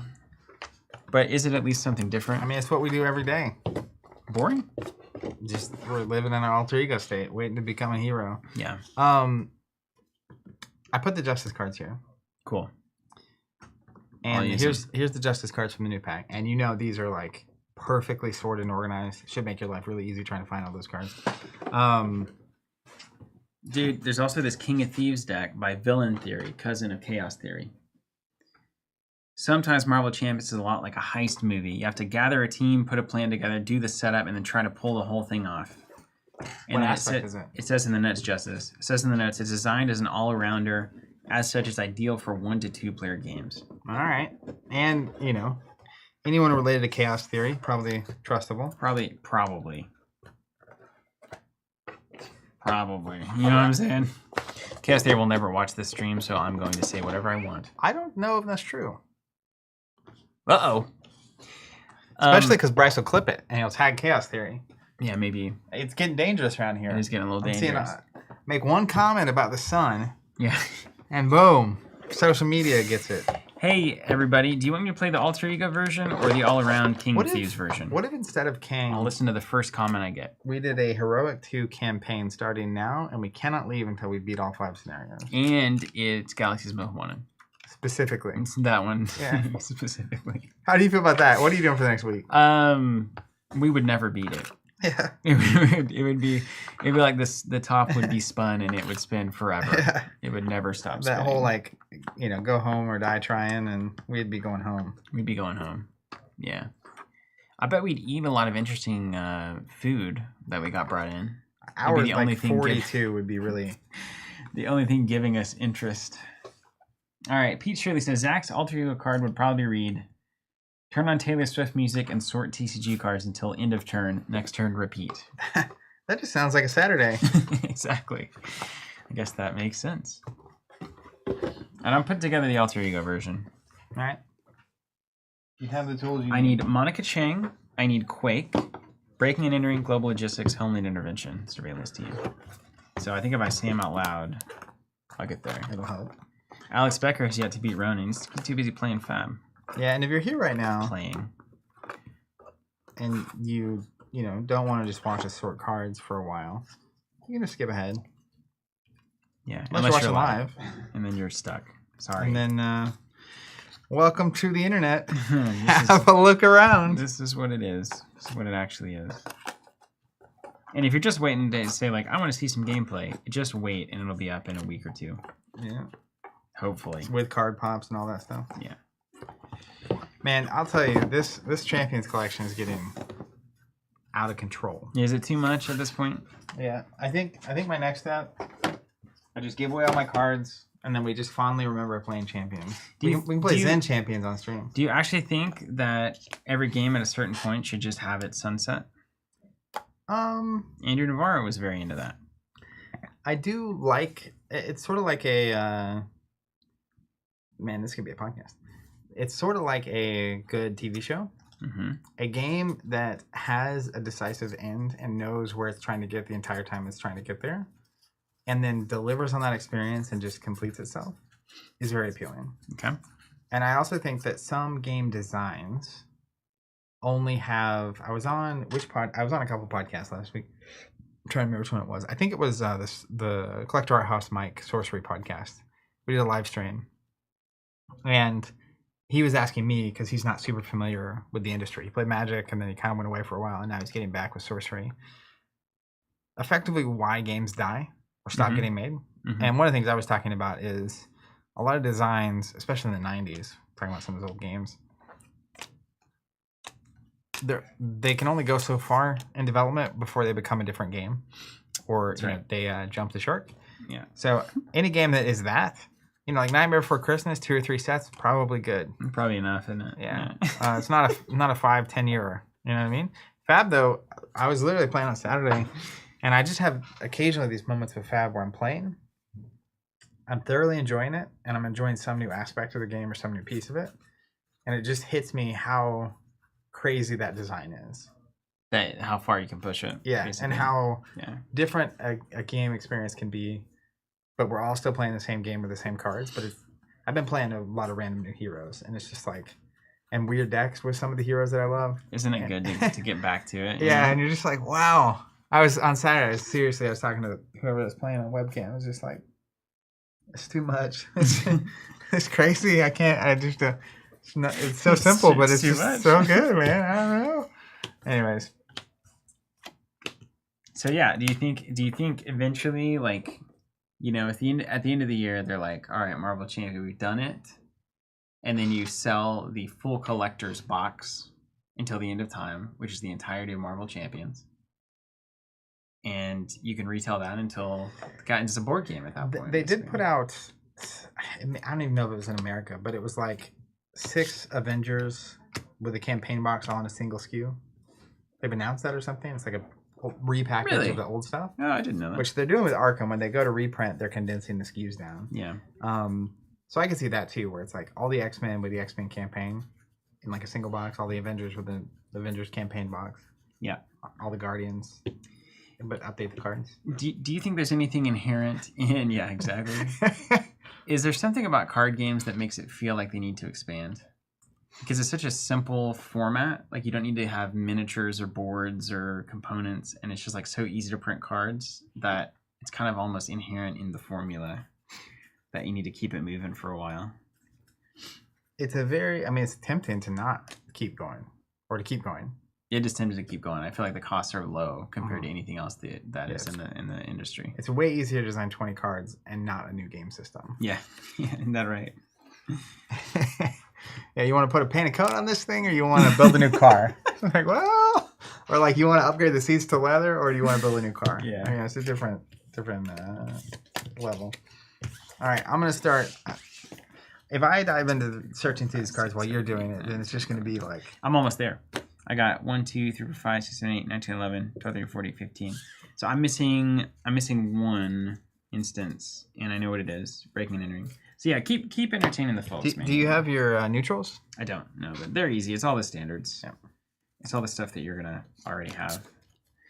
All right, we got breaking and entering. Good. And then we've got all of our. We need genius. Interesting. We need a genius. We need honorary X-Men. We need an X Mansion, Sky Destroyer, Helicarrier, Avengers Mansion, Agent 13, Professor X, classics. Krylo is saying the question for champions is how deep do they want to cut? At some point, they'll have used most of the most recognizable heroes and villains. Pete saying sales always dictates how long a game will run. If it keeps selling, they'll keep adding until it slows down. I mean, I think there's a weird amount of space yet to explore. Like, if they put out a new Hulk pack, I don't think anyone's going to be upset. That's like, true. You can have every other card game I've ever played has multiple versions of famous heroes and characters and stuff. You also haven't really explored, I mean, the villain side of this thing.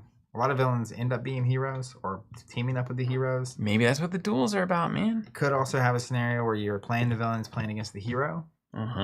Flips a script. Yep. I'll play Ronin. Yeah. If you had a versus mode, that's crazy. Dude, are these all of the neutrals? Yeah. Ugh. I need this genius. Nailed it.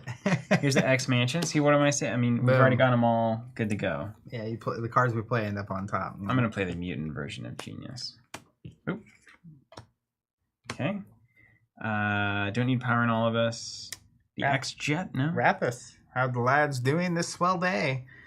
These what do we call it? The lovely lads. Lovely lads. The lovely lads. They're doing pretty good. I think in the grand scheme of the universe, doing really good. I don't need honorary X-Men, right? We're both X-Men. Do you have anyone that you want to give that trait to? Like an ally? Or what's the other benefit of that card? Attached character gets +1 hit point and gains the X-Men trait. Do I have like really important allies or something in this deck? Yeah. You might have an ally too that like probably extra health is super relevant. Probably. I'll go with the deck as it is. Yeah, I'll go with the deck as it is. Don't go making changes on things you haven't played yet. Wadtomaton saying it's just the first wave of heroes that are being repackaged. Okay. So like I think it's Captain America, Doctor Strange, all those heroes. Instead of reprinting the little packs, it makes sense. I'm seeing you kind of got a bit of a dirty secret here. Some cards that are not organized yet. Well, I'm gonna just tell you all the cards are unorganized. So chaos in there. But I do like Scarlet Witch, so it checks out. Brombe saying honorary X-Men can give you the X-Men trait while you're an alter ego. Oh, that's what it's for? Yeah. Oh, okay. See, that's why you don't change anything. People who built decks, yeah, right? You got to know what you don't know what they're doing. Ratha says, great to hear. We're still waiting on that Lovely Lads Kickstarter. LOL. What was the Kickstarter for that even? I don't know. It's going to be something, though. It would keep our content on there. I think. Tomaton saying, they still have so much room for heroes. The question will be if they can keep differentiating the characters enough. That's what I meant by the design. Like, sometimes you can only go so far before it starts feeling the same, or necessarily to feel different and unique and new becomes a different game altogether. Yeah. We've seen it before, Emmy. X-Mansion, Helicarrier, Avenger. What's the Sky Destroyer? What does that even look like? I don't know, but I like the idea of it. Destruction. Yeah, why? Did we figure out why you're so, like, weirdly aggro? Honestly, it's probably related to my childhood upbringing and deep psychological scars from 0 to 15. I think you didn't listen to enough Bright Eyes, honestly. We got that out. You could play 10 different songs. You could play 3 different songs, and the odds of me knowing, like, telling you which one's Bright Eyes is about 33%. No, you'd know. You would know. It makes you want to cry inside. You would know immediately which ones they were. What was that? There was some female singer artist in like junior high and high school that people in band listened to. Big category. My goodness. Serena Paris? Maybe. Like really poppy electronic music? Yeah, I think so. And I'm a oh my goodness. I forgot about that. Her name was Serena? Yeah. That's fascinating. I think it's still on here. Serena Paris. Right? I can't play it or we'll get our copyright notice. Juan Tom saying Sky Destroyer is a giant plane. Serena Paris is a Eurodance bubblegum Canadian singer. She looks like she's actually done some stuff, man. She got so famous. 384,000 likes on Facebook there. Hey, see, I thought it was just a weird music thing that people in bands somehow found out about. Do we know how that came into the sphere? Ooh. TikTok's a little weird. Well, everything on TikTok is a certain strangeness for me. I don't even know if this is the same Serena Paris. Look at us now. Actual video. This is it. Yeah. This was it. Hold on. That's totally her. Yeah, that's it, yeah. Senior Paris, look at us now. We listen to that song so much. Lucas saying, "Hey guys, just listen to the latest episode of the podcast. Honestly, I could listen to you both talking about that for 4 hours. It's so good to hear your perspective. You're in the Thank right you place. Yeah. for saying as much. Glad you enjoyed it. I'm almost there, man. Didn't we say we were not ever going to do this again? Well, why don't we listen to ourselves? my tolerance for doing this is way higher when we're not doing it 4 days a week. Yeah, well, yeah. Yeah, that's... And we start earlier. And we're doing this less often because the games we have to do this for. Sky Destroyer. Is that a shark? Yeah. You would never think the sharks would be in the sky. Not really. It looks like from a distance and upside down, it kind of looks sharky. Oh, is it not actually a shark? No, it's just a giant plane. You know that old thing about the fish looks around and says, "What's water?" You hear that? You remember that one? Yeah, I mean that's the punchline. You got the rest of the joke in there? I don't even think it's a joke, man. I think it's like a story or something. All right, here I'll tell you the story. Okay. It's about perspective. Yeah. Do you have it? Yeah. Oh yeah, it is a joke, isn't it? Hold on. Gotta make sure it's appropriate. Oh man. So this is the first thing I found in Google. There are 2 young fish swimming along, and they happen to meet an older fish swimming the other way, who nods at them and says, "Morning, boys. How's the water?" The 2 young fish swim on for a bit, and eventually one of them looks over at the other and goes, "What the heck is water?" What real knee slapper, really. Yeah, it's it's unstoppably funny. not the best, not the worst. I've heard way worse. My entire life. You grew up with a brother. My little brother would come around the corner, and one of 3 things would happen. Seriously, I wish I had it. I really wish I had it on camera, like just these little clips. But he'd come around the corner, and he would either tell a joke like that. What's one chicken say to the other chicken? It's like, I don't know, and then it's whatever. The second thing he would do is, hey, let me show you something. He got really into magic for a while. Like close-up magic? So he would do a magic trick, and he would practice on me, so it would be bad. And then he would get really good at it, but then by the time he was good at it, I knew how it worked because I had seen it banned the whole time. He does the thing where he'll put a card under your foot and you step on it, and then he does a trick, and then all of a sudden the card under your foot is the card you picked, not the card you saw him put. It's crazy. Anyways, then the last thing he would do is come around the corner and say, "How does this sound?" He'd have a trumpet or a flugelhorn or a guitar. He would do something. I'm telling you, if I just had Tiny Tim's clips or Tiny Tim's tiny clips or whatever TikTok.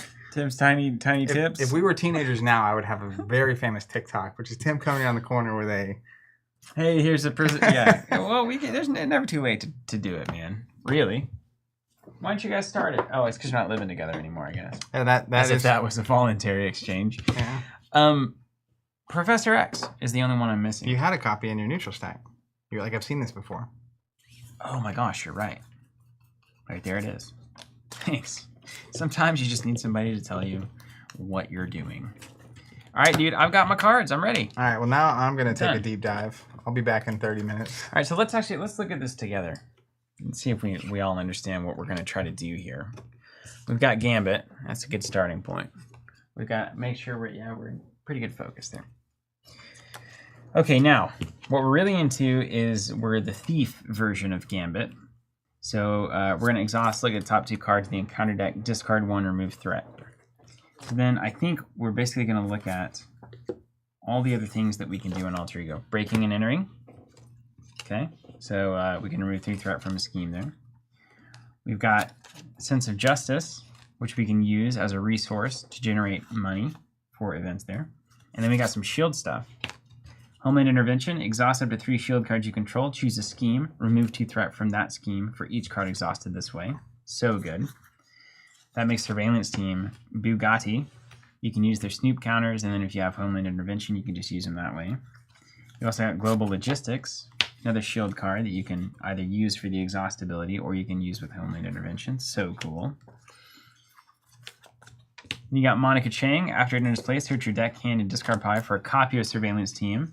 Put it into play. Place a snoop counter on each Surveillance Team. Oh, it's so good, man. Oh, I love this. I get to do the shield thing. Whoo! Agent 13. After Agent 13 attacks or thwarts, choose a shield support and ready it. I don't know what you're saying, but I'm glad you're excited. I just get to build a little shield. I'm just building a logistics business led by Remy LeBeau. You finally get to do the thing you've always wanted to do. Be an agent of S.H.I.E.L.D. Be a bureaucrat of the S.H.I.E.L.D. organization. Weird that that's so true. Why is that? It's so weird. Did we ever discover why that is? Did we dive back into your life and figure out? You were asking me earlier about why I like destruction. Why I want to be a S.H.I.E.L.D. bureaucrat? No, I can't even imagine what of my life.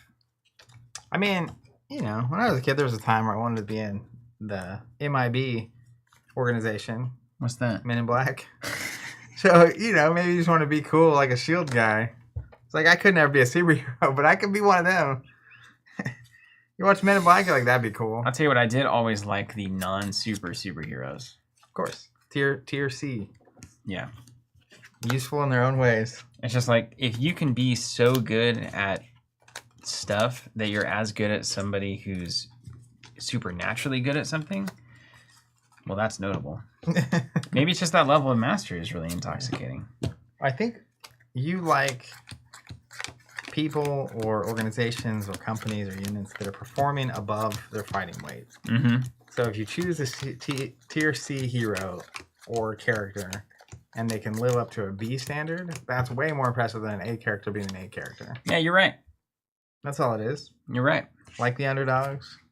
You're a real American. Mm-hmm. Okay. Well, maybe it is just that. I have a question for anyone not Also in America. that's why I root for the Dallas Cowboys. Yeah. I knew I could get a exasperated exhale out of you with that comment. Fine. Everything's fine. Agent 13 can ready Sky Destroyer or Helicarrier as well, so watch out for that. You can use Helicarrier to discount the same card or give you a discount on some of your rogue cards. That's right, Taskmaster. When you pick Leviathan, that's the whole vibe. Taurus 88, Batman has no powers and is definitely an A-list hero. That's right. Batman's baller. I'm going to be honest. The reality that we all know is that having a tremendous amount of money is a superpower. Yeah. So it's about as rare as somebody like Rogue existing. Actually, in my life at least. People with a tremendous amount of money are probably more common. Then someone can steal someone's powers. Let's see, 0 versus any amount is technically more. Hey man, I'm speaking theoretically. Yeah, well, even in the X-Men universe, the X-verse, people with powers, I'm not sure which one's more common. People with powers or people with money, and I'm sure people with money is actually more common. See, I always thought Batman's superpower was his endless vault of rage. I also don't think that's terribly rare, to be honest with you. Yeah, but if you mix rage with other elements like physical prowess or money, it gets terrifying. It does get terrifying, yeah. Rage and money often like a person with a lot of money is scary. A person that is very angry with a lot of money is horrifying. Yeah, totally. Totally. I'd like to try to be one of those. But the thing is, I feel like if you had a lot of money, your ability to be angry would be a lot lower. I don't know, man. They say, you know, you get really upset at life when you get cross like 100,000. Okay, let's experience it. Yeah, I think those are all the studies, you know, basically funded by people making over 100,000. Yeah, it's like we need to make this really unappealing. That way, no one else does this. Hey guys, listen. Let me tell you, quality of life doesn't go up after 100 grand. It's like wrong. It's so obviously wrong on the face of it. It's a laughable thing to say. Yeah. It's like, okay, prove it. Give me 100 grand and I'll go out there and What a live. laughable thing to say. I'd like to see the amount of money that it would take for me to stop feeling like my life is better. I would like to see the amount of money it would take you having before your ability to get angry is severely diminished. All right, let's do an experiment. Give me as much money as you have, and we'll see if it makes me angrier or not. It's not about making you angry. It's about, does it reduce your capacity to get angry? Well, we could test that. Like, give me all your money and then, like, make fun of me and see what the difference is. I'm pretty sure I can make fun of you now and you wouldn't get angry. Oh, yeah? I wonder. Let's just try it. I'm gonna make fun of you and see if I can make you angry. I'm just kidding. This is just a bad plan. It was their final stream. Oh, man. These sleeves feel great. We must have used these. These feel fresh. Looking for follow through. Yeah, no joke. I've been a search for that my whole life. Are you the kind of guy that gets mad in traffic? You know, like, do you find? I find that there's the ability to get angry in a car is much higher. Like, you'll take totally calm people in everyday life, put them in a car. It's over. I'll tell you why though. My ability to get angry in general is pretty low. It is pretty low. But part of it is that I don't get that angry. I store it in a little box inside my brain. And then eventually there's too much in the box. Oh, yeah. So the healthy way of dealing with it. Yeah, for sure. That's what my therapist said. Like a really healthy thing for you to be doing. So basically, you want to store it all up and then have kinds of a Cyclops level. That is basically what happens, yeah. When I break, it's not good for anybody. But I've never seen that though. Well, is it private or is it very intimate people in your life get to experience that? Do I need to talk to Serena about this? You could, but it's not like I'm like throwing things or yeah. But like, I think I get very mean and very cutting when I've been pushed too far. That's pretty common. I've done that. I don't know. It's not very common. 3 times? It's a big box. 20 times. 10 times. I don't know how many times. But it's also usually just like... You like go out for a drive and like smoke a cigarette or something? Is that your coping mechanism? Honestly, I just usually am like angry for like 2 minutes and say things that are hurtful and cutting, and then like I go back to normal. Okay. And then it's like, oh, and now the healthy part is like being like, hey, I'm sorry, I had nothing to do with you. Yeah. I was just like, let's actually talk about this. Is it like, are you looking in a mirror when it happens and you're just like roasting yourself? No. Maybe that's the healthiest. The dumb part, for me at least, is I actually did learn a lot going to therapy, but there are dumb triggers that you start understanding. Mm-hmm. And it has nothing to do with the situation, but like, you've been stressed, and then also these categories of things are likely to like make it happen. Yeah, not funny. And they can be so small. So petty. Yeah. In the grand scheme of things. Yeah, okay, well, good to know. But then you try to learn about what your things are, and then you work on that, and then you hopefully don't get triggered by it. And so then my role is to try to put as much in that box as possible. That's one way of approaching it. Because that gets you closer to the, to the catharsis. Yeah, but then also just don't be around when... Oh, I'm very good at that. It's happening? I'm very good at that. I mean, the other part is like, baby. You don't work with people for 15 plus years in a close manner if they're the kind of people that push your buttons. Wait, that's the answer? It's my answer. I gotta go. See ya. Yeah, sometimes it's not a two-way street, honestly. Yeah, that's right. Sometimes there's like a co-host that really upsets you constantly. And literally, then you go home and just only makes fun of you, never says positive things, never expresses their true feelings or emotions, et cetera, et cetera. Yeah, theoretically, of course. Yeah. You about done with your deck over there? I'm looking for depth focus. Okay. How can I help? I'm trying to be a contributor. You could find a neutral card called Depth Focus. Is it neutral? Yeah. Really? That's what I'm looking for. Are you looking through the neutral cards? I will say over time, and even at Covenant going through and figuring out our core values and stuff, once you have words to identify why behavior other people are doing makes you frustrated. I've been going through this a little bit with my siblings recently, because we're all adults and learning about what we want out of life. And it's like, hey, actually, these things are really bothersome. Yeah. Hey, I just gotta let you know. Yeah. This thing about you has always really. Well, a lot of bothered times, me. I mean, there's like things that are inherent to people, but there's also just like behavior. Yeah. It's like I've now recognized this thing you do or this behavior pattern. It's a two-way street. Mm-hmm. Do you ask them to stop doing it, or do you Well, just that's up say, to them. You say you need to be aware Yeah, that this is happening and it's gonna do this to me. that focus found. Good. Nice. Yeah, I mean, I think a pretty healthy relationship is being able to say, this is something you're doing. This is how it makes me feel. What you do with that is up to you. But if it makes me feel bad and you keep doing it, then that's a sign to me that like you probably don't really care. Yeah. About me. Or that thing is important enough to them that it's not worth the relationship. Sometimes that happens. Mm-hmm. Don't I know it? Yeah. And you got to figure out how to navigate them waters. I figured that out about 4 times in my life. These are all neutrals. I've only figured it out once. Basics. A little higher stakes on your side of the fence, actually. Hold on, I'm missing. Oh, where's my Beauty and the Thief? I need to play that, right? Is that a hero action? Yep. It is. Well, maybe that's why it's not in the altar. I like this journeyman too. Someone get Zach a Death Focus stat. It's team up Gambit and Rogue, so I don't know. Aren't we those things? Well, when you're in your alter ego, you're not. Oh, okay. You can have it though. I'll go. Well, no.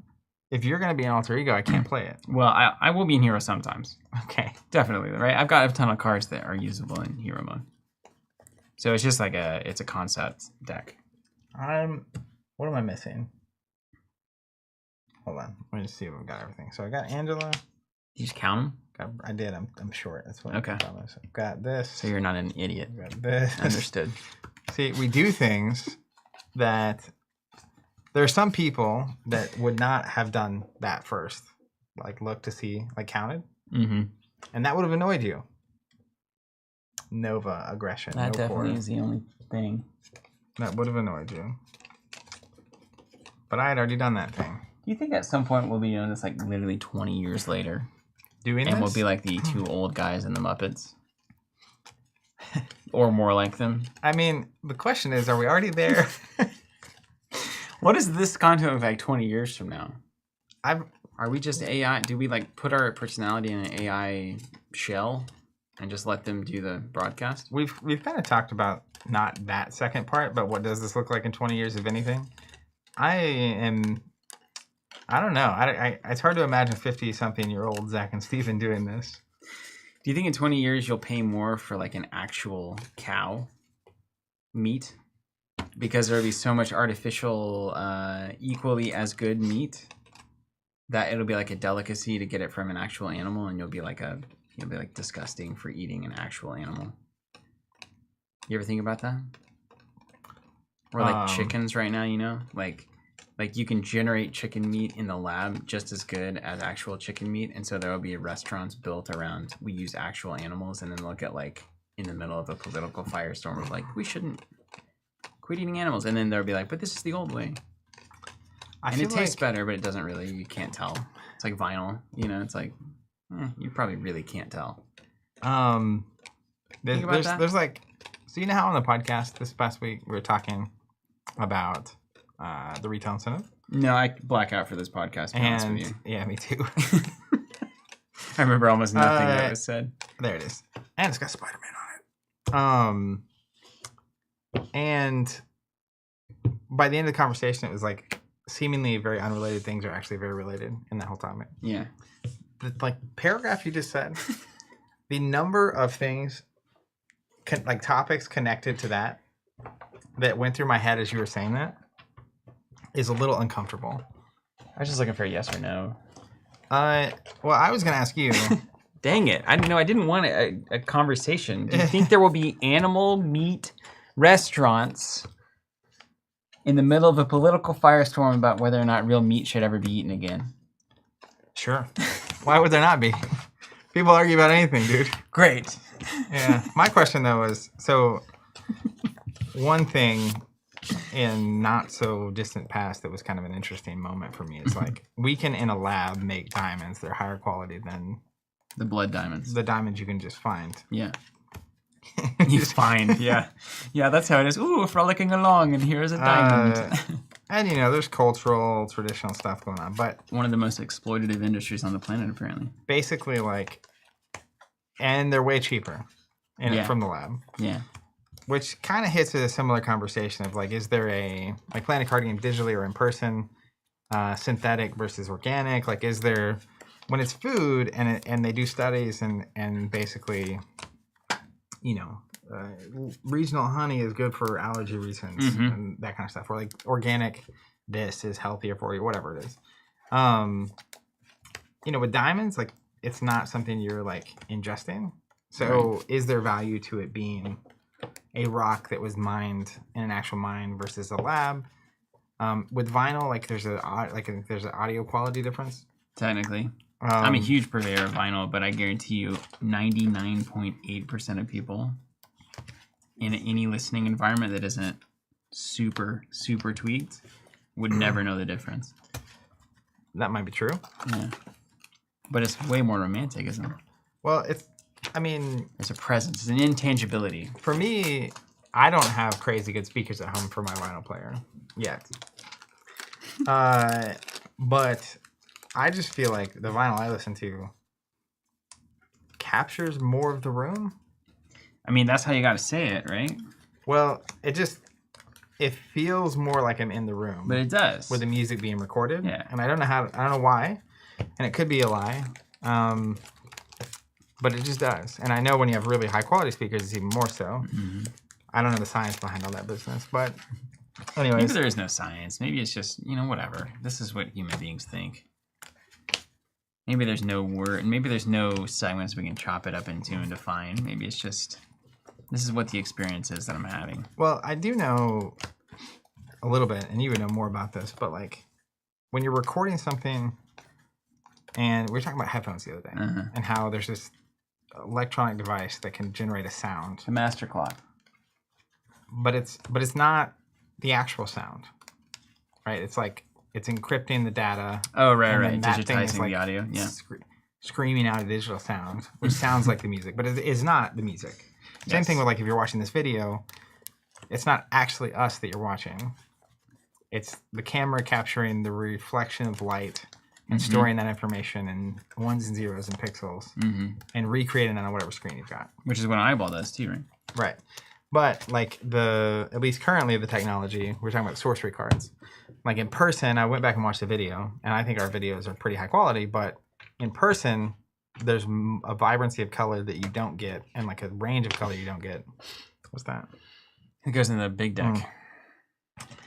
On digital, then you do physical.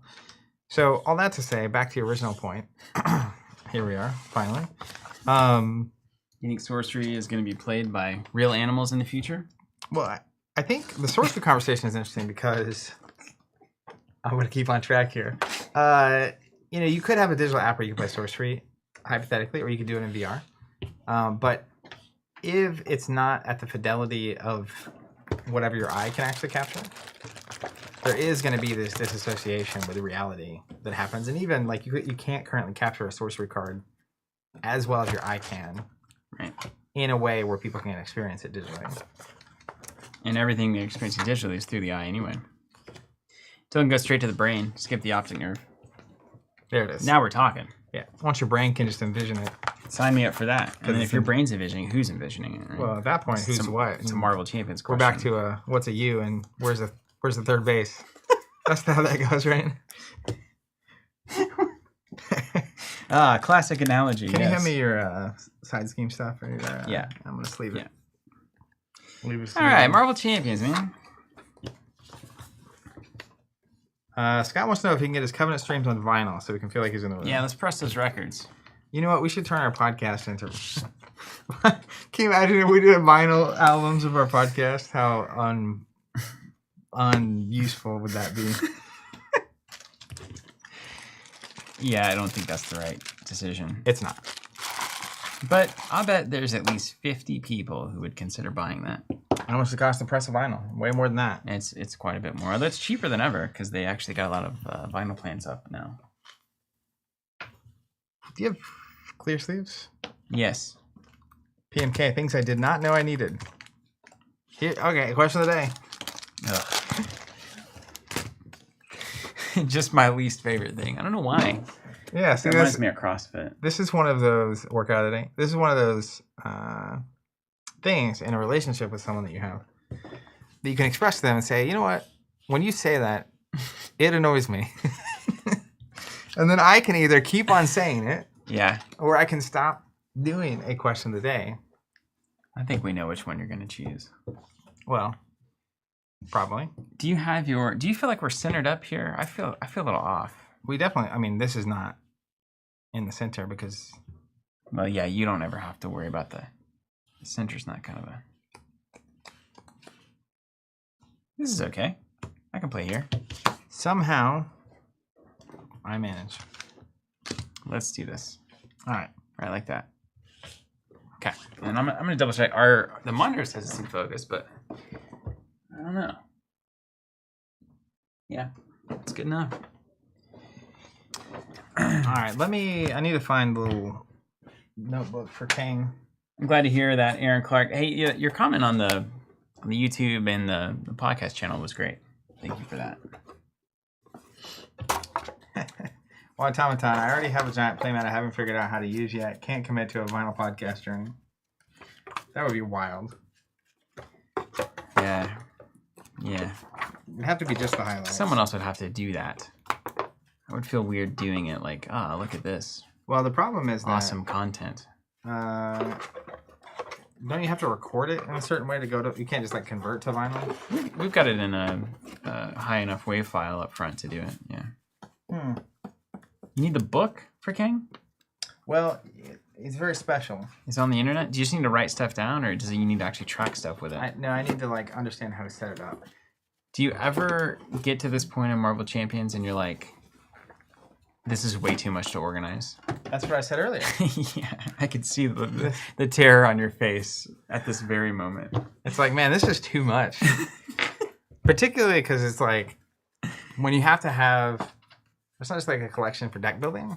Yeah. But you've also got the other half, which is the villain side, and it's very particular. And you have heroes that have to stay separate, and like it's a whole thing. Let me just look it up real quick. You need to print it? Man, these are shuffling really well. These must be new. What's up, Eric? Saying, hey, what model of MacBook do you use? This is actually the newer one, the M1 MacBook Pro.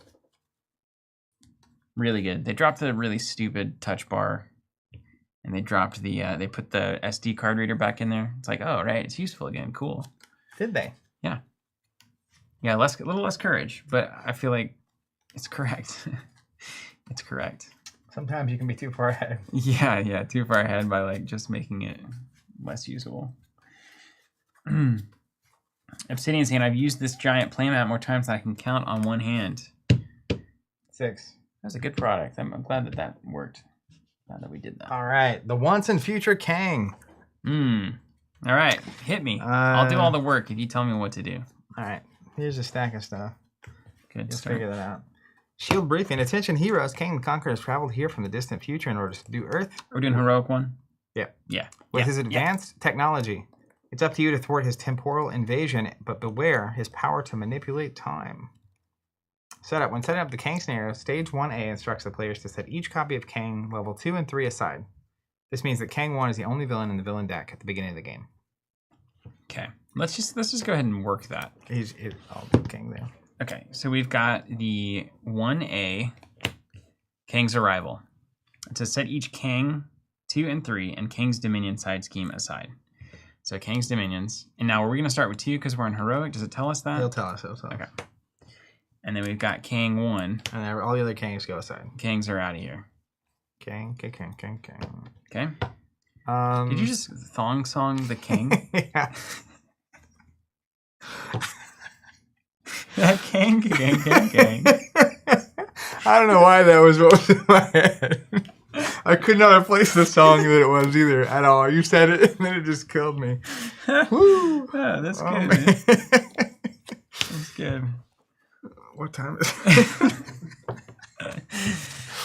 That's like the streams of old today, isn't it? Yeah. It's probably because we're 2 hours in and we have not started playing yet. The players must defeat Kang 1, Kang 2, and Kang 3 in order to win the game.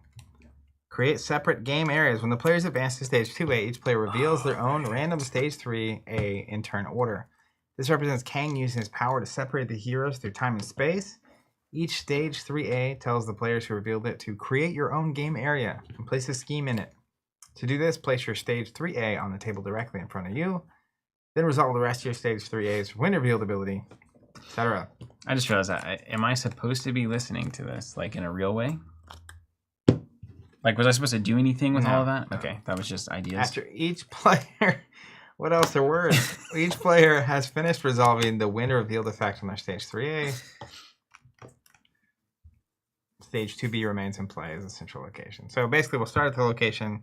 When we advance, we'll get split off in our own time zones. And after we complete that, we'll come back together. Right, I remember that now. Etc. Wait, what does that say? What does that tip say? If you're in danger of being defeated, change to alter ego and recover hit points. It is better to let Kang 2 complete his main scheme. So if he completes his scheme, that's where we get those side cards. Kang's whatever, little ship on it. Kang's Dominion. Yeah. Yeah. You have adjustable difficulty for players who want to experience a greater challenge. The Once and Future Kang comes with an expert Kang villain set. To play the scenario in expert mode, replace all 6 villains in the Kang counter set with 6 villains from the Kang expert set. Is that on the back of this? Expert Kang, it says it right here. Expert, That's probably what I have expert, flipped over. expert. Now, are we doing expert and heroic or just expert? Yes. Heroic is the double card and then the... Yeah. Ooh. Definitely signed up for that. Scenario pack comes with 3 new modular sets. All 3 sets can be included in other scenarios, like etc. For the first time playing, we recommend using the temporal set. To increase the difficulty of Kang's scenario, you can replace the temporal with either the Master of Time or the Anachronauts. So is there a side scheme in here? We've got a bunch of Kang's Dominions. And we've got all of these guys. All right. Sides, main schemes, all these main schemes. So how about for our side scheme, we include one of the things from the packs that we just opened. Yeah, great. Love So I'm going to do this. You're going to pick one. I'm going to sleeve it. that one. All right, great.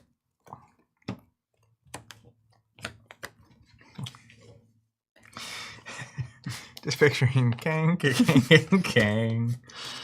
Oh, sweet Lord. What was that? It wasn't. It wasn't CeeLo. CeeLo was a guy. The thong song though. It was by. It's a C in my head. I'm out of my depth. Let me see that Kang. Are we? Cisco. Cisco, thank you. Yes. Close. Are we? What was I gonna ask? I lost it. I got distracted by your moves. I don't know. Anybody at work right now? Oh, we need to pick a modular set. Yeah. Didn't in that when that the So, oh yeah, we did. I'm on it. is that what's in your hand currently? Losing my mind, Okay, yeah. yeah, that's what you're doing It now. takes 2 of us as we What get you're older. doing now. Yeah. Oh, I remember. This. I'm back in the loop. Do we include the Took a little standard, King journey the there. standard, and expert cards? It didn't say it. I think you do the standard and the expert cards. Both. You don't replace expert with standard. But I thought this scenario maybe just didn't use those. Oh, maybe it doesn't. Does it say not to put in the? It didn't say to put them in anywhere. Okay. Is Yeah. that assumed? Is it assumed?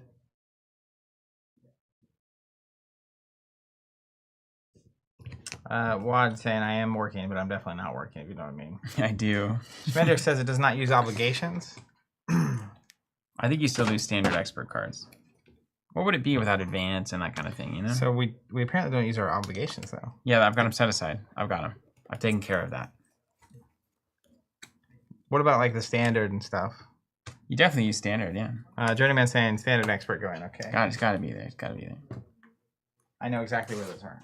Okay. I'm glad for that. I don't, but I think I do. Uh-huh. There's a chance.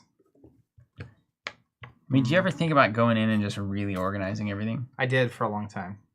Think about it or do it? I used to think about it. Man, I thought about doing that for so long, and then I just got exhausted by it. Yeah. I have done it before. It's just been a long time. Yeah. Let's see. But, you know, you do get to experience the real journey of playing Marvel Champions here. Standard 2? Yeah, we'll use the new standard cards, sure. Oh, I think I might have the regular ones here. Yeah, here's the regular ones. You want standard 1 or 2? Let's use 2 as the newer ones. Expert 1 or 2? 2. Let's do the new versions. Let's upgrade our firmware. Thank you. They are more difficult. Are they really? Oh yeah. Well, hold on. Let's not go all in. I mean, if we're going heroic, we may as well just do it. Oh, these are just worse. Yeah, they're just worse for us. Really? You really think you're gonna do this? This is gonna be awful. Well, This is gonna be awful. so what you do is you go in with sea-level expectations. If you deliver, if we win, it'll be a miracle. That's true. It will be a miracle. And this will be one of the great Marvel Champions streams of our time. Yes, definitely my expectation. Much discussed, much talked about. King cards. It was all the rage in the Marvel Champions. That's community. right, man. Standard 2, These guys Expert beat 2. Kang on heroic expert super duper level. Exodus. You're not supposed to know what that Well, is. you know, so the crowd knows. And then main scheme and Kang the Conqueror Expert. Toughness. All right, let's do it. Let's play. Journeyman, this is shaping up to be a painful stream where we won't see another for months. Oh, man. Wait, is this? This is straight up just wrong. That's why it's all off, dude. I need to turn the camera so we can be together as we play. And then we'll. Can you imagine? We get to cut all of this and actually start the game and just have that be the video. We used to not do that. You remember those days? Oh, hold on. Let me grab something. A bottle of Smirnoff down there. Yeah, how else do I make it through this That's how I get shenanigans? through. And there we go. Sorry for the motion sickness. Not better though. How much better is that? I like it better. Yeah, it's nice. That's just good looking. I do need to refocus that though. That is good looking, man.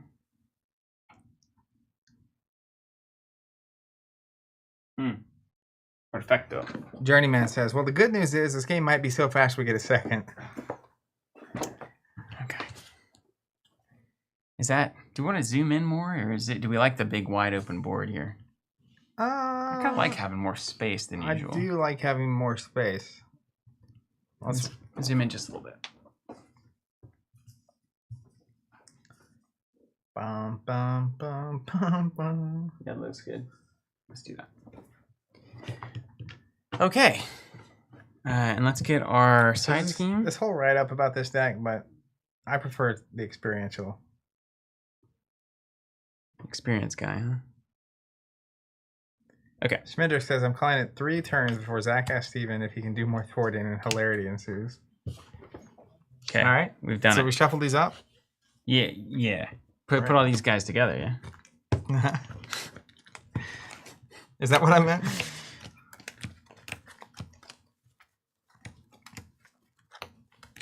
Okay.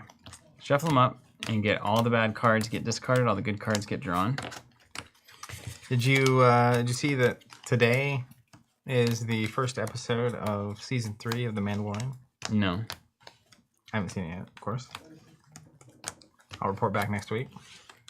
Honestly, at this point, if there's something that isn't better than Andor, I probably just won't watch it. So you'll need to tell me if it's worth it. There's too much to watch. All right. I'm not beholden to Star Wars anymore ever again. Even Star Wars, there's only certain things it took me a long time to even watch Andor. Yeah. But then your hope was renewed. It was a new hope. I don't know about that. Really? Andor was good. I don't trust anything. It wasn't just good, Zach. It was a masterclass. Have you seen episode 9 yet? I actually did. You watched it. I meant to text you. I was trying to text you the whole time, but I was just spellbound. Yeah. I did watch it. How do we feel? You know what was a surprise of that movie? I can take a few guesses. Was it perhaps Palpatine returning? Or... A lot of the moments I did start laughing a lot because you had mentioned them. Yeah.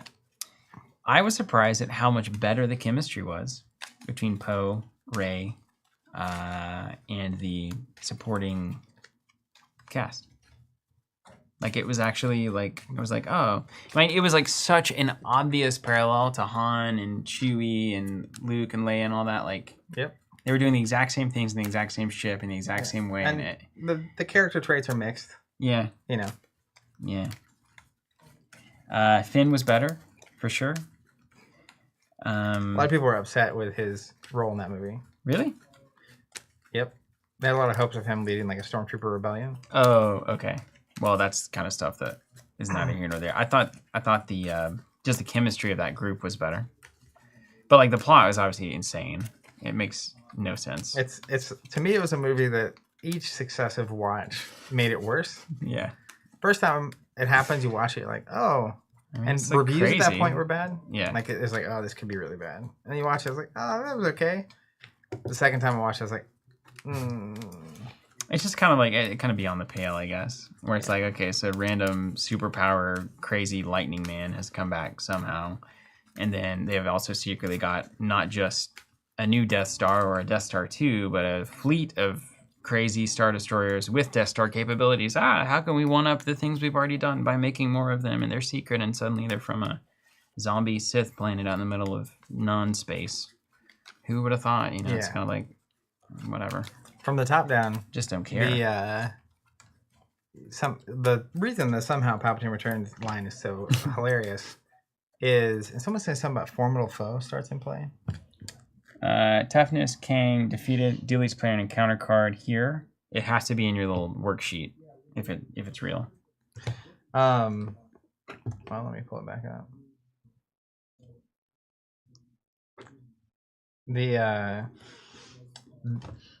There's a lot that I could look past, but You said it, man. the thing that really it's just so hard to understand is like, okay, so he came back, right? Mm-hmm. So our plan is to kill him. Right. No other explanation. Yeah. So like, what's different this time than last time? Oh, we right. killed him? No, you're gonna like real kill him. But like, Yeah. last time he got thrown into big lightning and blew up, Well, and just this time there was more lightning and he got blowed up. You gotta try harder. So like, Yeah, it's one of those you really don't want to go deeper than surface level, do you? yeah. Where does the formidable foe come from, and why does it exist? And where does it go? Do you want to do a search, replace, search function? It was not in the book. It's not in the book. Well, where is it then? It's not here. I'm just reading. I'm Or is seeing it if there's here? any. Oh, here it is. Permanent setup. Oh, okay. Well, we just had to read every card in the set. And Each enemy gains steady. Characters require 2 status cards of the same type to be stunned and Cool. confused. And then he comes in with toughness. Yeah. Yeah, and the hits just keep coming. I'm glad you finally watched it. Yeah. That just I kind of lost interest a little bit midway through. I'm gonna be honest. the movie. I got Yeah, a little distracted. yeah. But I came back for key lines, and then I saw the dagger lineup thing, which was pretty fascinating. The dagger what? The dagger, like, hold it up and line it up. The whole dagger thing was the weirdest imaginable thing. It's not the weirdest imaginable. But it was like, they're out there, they go to the planet, and there's a festival going on, and they run from the festival, and they find a hole that happens to have the Sith artifact in it. Yeah, it does happen to have it in it. The thing they've been looking for, like Luke was looking for apparently the whole time. And or this something. ancient Sith artifact, for some reason, takes them to a planet with a crashed Death Star in the water. Mm-hmm. But the dagger has a thing that comes out. And Well, points you to gotta them. you gotta pull it out. That was the But it's an ancient Sith dagger. mm-hmm. So why does it map up to the Death Star? That's not ancient. Dude, because Kang and time is the same kind That's of my thing. last you know? note on this movie for this stream. Otherwise, we'll keep going. The worst part of the dagger is not the thing that comes out of it, and the fact that there's an ancient dagger that tells them to go here and points to this thing where there's a Death Star for some. Like, Mm-hmm. that's not even the worst part. Mm-hmm. Here's the worst part of that, and it drives me nuts. Okay. The protagonist Mm-hmm. of the movies is Rey, as far as I'm concerned. Mm-hmm. You can make a case for Ben Solo, but I think it's Rey. And her limited character development that we have is that she is very powerful with the Force, Mm-hmm. like unbelievably. Boy, they jacked that up on that one, didn't they? I mean, it's from the beginning, she was just like pulling lightsabers. Like that was what people's complaints. Like, why is she so good with the Force? What's that answer? Mm-hmm. It's because she's a Palpatine. Great. But she's powerful with the Force. She's also a scavenger. So if any character ever could go to the Wreckers of Death Star and find the dark side laden room Mm-hmm. that would be calling to a Force user for a scavenger that can crawl through there and find it, it's literally her. Mm-hmm. The only thing she needs to find out is the planet. Mm-hmm. She shows up on that cliff and it's like, I'm gonna go find it. Yeah, this is my destiny. Like, I'm perfectly built for she's this moment. Built for the moment, and it's Mhm. like, you know what? The first time I saw that, I just was like in pain. Only a scavenger would know to do that with the dagger. Yeah, of course. Anyways, All right, let's get it going. We're playing Kang, Expert, Heroic 1, Standard 2, Expert 2. yeah. So we have the Formidable Foe from the Standard 2 set. That's why it starts in play. It's from the Standard 2 set. Okay. It's also on the Expert mode side. Okay. And what does it do? It gives us a permanent advance, and each enemy gains steady. Okay, that's not terrible. It's just the game's faster. Kang 1 the Conqueror comes in with toughness. When Kang attacks you, either place a threat on the main scheme or he gets +2. And then when defeated, advance. So we got a defeat to advance here. And then we've got 14 on the scheme. If it advances, we lose. And when revealed, we get an encounter card. Otherwise, it's just 1 per turn. And we're playing new heroes for the first time on Super Heroic. So if you're watching this and this is your first time watching this, we're probably going to get crushed. We're going to get absolutely destroyed. There's nothing here for us. All right, let's draw our cards. Wait a minute. Is this the... Oh, that was my deck. I just cut it to you. Okay. 1, 2, 3, 4, 5, 6. Let's play Marvel Champions. Good to be back. Good to be back. Those aren't good for now. Yeah, I think all of these are bad. I'm gonna mulligan 4. Ooh. Okay, not bad. Not bad. I'm gonna throw out 5. They're all events, and then the Rogue Ally, which I really don't want to play until I'm loaded up on counters. I'll keep Quake just so I have something in case it gets weird. 13. That's good. That's a good upgrade to have up front. We're gonna get started. Yeah, we're gonna get absolutely destroyed. Okay, this is good. For a copy of the surveillance team support, put it into place. But it's so much better later. Gosh, this first run through the deck has really got to be a setup. Yep. Hmm. Journeyman's saying you can't play Rogue anyways. Oh, I've got it. Oh, I'll never be able to play Rogue. The fire is coming from inside the house. Hold on a second. Oh, wait, but yeah, okay, I can't take her out. Right, because it's my... Yeah. Okay. I love and hate it. Wow, that is such a good card. You better be better than that card. And I'm not. It's questionable. Very I'm questionable. strictly not. 2, 3, 4... Okay, Zach, this is going to be an absolute mess. I mean, I almost can't do anything. I love it. It's all right. Just prepare, prepare to be dunked on. I mean, I can play an Avengers Mansion, I guess? We're going to... You want to give me a card? Is that what I heard? Wait a minute. Oh, you're the first player? Yeah. Are you the captain now? Sure. There you go. Let me get the Bell and Health set. Can you give me a money? I cannot. I'm the first player. You are. Kang is at 30. Okay. Is there any way to play a mansion? 4 cards, it generates 1. So you'd have to have a 1 cost to play afterwards. Gross. Bad mansion hands. Alright, so we're going to have to go Quake plus Sense of Justice. I think is the play here. Alright, so we'll pay 2 for Sense of Justice. We'll pay 2 for Quake. Roll up. Whoop. Roll up. Gain a charge counter. Where is that? I'll use my big dice. Or my smaller one. Yes. Let's trigger Gambit, place a charge counter here. And then I'll go ahead and swing.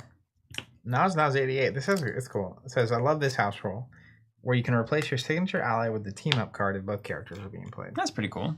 I do like that idea. I'm going to spend Quake to knock the Tough off. And I'm going to spend 2 from Gambit here to swing for 2 damage. Oh, yeah. Basically winning. And then I'm going to pass it to you. All right. I will.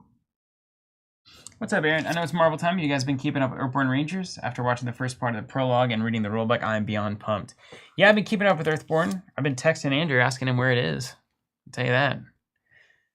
He doesn't have an answer for me yet. But I believe it's on the way. I backed it fully, so I'm ready. And I imagine it'll find some time on the stream. How would you feel about me staying alter ego? Totally fine. For one turn, get some scheme out Yeah, there. totally fine. I'll throw Quake at an attack. I'll add a counter, and then I'll probably roll down to alter ego next turn. We're going to play Martial Prowess using Power of Aggression. We're going to play Follow Through using Energy. Well, you got all your money. I'm going to actually use an Energy Transfer and Energy. I'm going to save this. Ooh, saving a card. Sometimes it's just what you do. Gross. Pass in face. Stand up.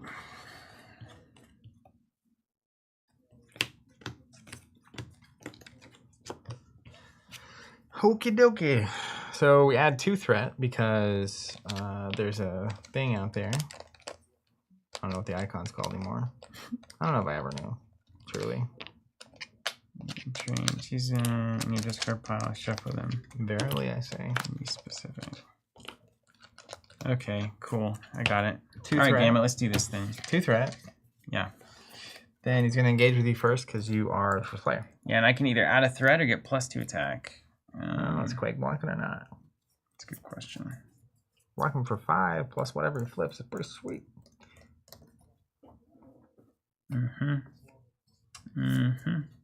Yeah, we'll throw Quake block into that. Paul H saying, hi, Skeletons. Good to see y'all again. What's up, Hey, Paul? Paul. All right, boost away. What's that say? You're paying a tough status card. Oof. Okay. He's going to scheme against me for 1 plus the card. When he activates, do you give the plus or just attacks? Ooh, Yeah. just attacks. That's Good. why I stayed down. That's a good He's deck one, for this. one scheme. Give them an additional boost. Oh my goodness gracious! So he's adding 6 threat. That's right. Just give us something to do. Because we didn't have enough to do. All right. Then, And you said we're playing her. We're doing 2. So I'm going to do 3 cards here. this round we have 3 cards out. It'll be fine. It's not even possible. Let's just see what happens. You were the one that wanted to do this. I didn't want to go this hard. You said heroic. You say heroic, I say heroic. That's the same word. Mob mentality. The villain in each minion attacks me and I gain surge. That's brutal. I'll add 1 to the main scheme when he attacks. Sure. And card gains a threat for each obligation, which there is one. It should actually be a +1 because it's 1 for each player. I only did 1 total. Oh, okay. So it's going to be 1 + 1 for the attack. 1 plus, what's his attacking? 3. So I'm taking 4. Okay. Easy. Only 3 And cards to go. No, it's surged, yeah, so it's the same amount we started with. Okay, cool. Let's see what the next one is. It's a Macrobots, Guard Retaliate 1. Dark Dealings, I'm going to reveal the villain schemes with +1 scheme. 1 + 1 is 2, + 2 is 4. Game is over. This is the game over. Yeah, it's 14. Is that in the game? Yeah. If the stage is completed, the players lose the game. Oh, we lost on turn 1. That's so good. I haven't even gotten... Well, that's going to be a short video. Yeah. Lesson to all of you, don't play it. Don't do it. And there's a 4 here. So this is the kind of thing where you got to get the van, you got to get the... Journeyman says, not that it matters. No, not right in the face. Schemes out. LOL. Yeah. Well. Here's the question. Even on not heroic, we would have had 2 of those cards. Mm-hmm. We lost before you got to the 3rd I card. think we maybe lost before. Let alone heroic. my cards. Yeah. Well, let's do it again. So you can't stay in alter ego. Yep. Lesson learned. This is the old heroic dance. Okay. Can't stand alter ego. Easy. Which is going to be fun for your deck. Easy. GT Lime, heroic one technically is we each get one extra card every round. Someone's saying standard 2 expert is brutal. So let's get rid of it. Give me the standard 2 stuff. Let's go back to normal. Standard 2 is brutal. I remember thinking that when we were just playing normal with standard 2. And do you want expert 2 as well? Yeah. Okay. So no 2. No 2. Go back to the old school. Going back to the world, back to my girl. Too many dials got turned up. Back. Who could have seen it coming? I don't understand. It's as if somebody was saying something. Listen, man. I was doing what you told me. You know that thing that you do? Do that thing you do. Is that from what? Is that from a movie? I think that's still the thong song you're singing. Maybe. There's this. Yeah. Your keyboard shortcuts should work now. Okay. If they don't, I'll get up and go. 90% chance. That's all right. We can skeleton through it. John, you out of here? I'm out. See you, All right, man. see you, man. Good to see you. Good luck. We'll need it. Guy with cold pizza. 2 hours of building for a 5-minute game. Good game, guys. Wouldn't that be funny if we were just like, all right, well, we gotta get out of here. Honestly, there were some pay-per-view wrestling matches that went that way. Yeah, totally. It's like built up for this huge thing, and then it was just like a 3-minute joke. Yeah, a body Over. slam. Done. Are we still doing heroic? Yeah, it's from the 1996 Tom Hanks film, That Thing You Do. Or are we doing? Are we still doing heroic? We can try it. Let's just try it. Okay. You got that tough. For He doesn't get it. He's got it on. Oh, his, he gets it on it's his written right there on the card. Right here? Yeah. Right there in the lobby? Oops. Okay. At the start of the game, when revealed, King's arrival deals each player an encounter card. Blank asking why we're not playing against Sabretooth or Brotherhood because Kang has arrived on the Marvel timeline, and so we thought it was thematic to play against it. That's right, Josh, saying the finger poke of doom. That was so Kevin Nash and Scott Hall started the Wolfpack, which was the unit that broke off the NWO. I've heard about him. And then Kevin Nash at some point won the title, the belt, at a pay-per-view event on a Sunday. And they had Monday Night Nitro the next night, I think. And this may have mixed up. This may have been during the preview. I just remember watching it. And there was a match with Hulk Hogan versus Kevin Nash, and Hogan was the leader of the NWO, and Nash was the Wolfpack. And bell rings, match starts. It's like, oh man, this is gonna be crazy. Hulk Hogan walks over and goes like that. Kevin Nash just falls to the ground and lets Hogan pin him, and then they merge back together into NWO. But it was just like literally a 15-second match. Yeah. Interesting. Wad Tom, have you seen the new Ant-Man and Wasp movie? I have. Cool. Yep. Yeah. In my opinion, better than I expected it to be based on the reviews that I saw coming through. Not as good as the first Ant-Man movie, but enjoyable and interesting. Okay, I need to get a double resource here to really take off with this hand.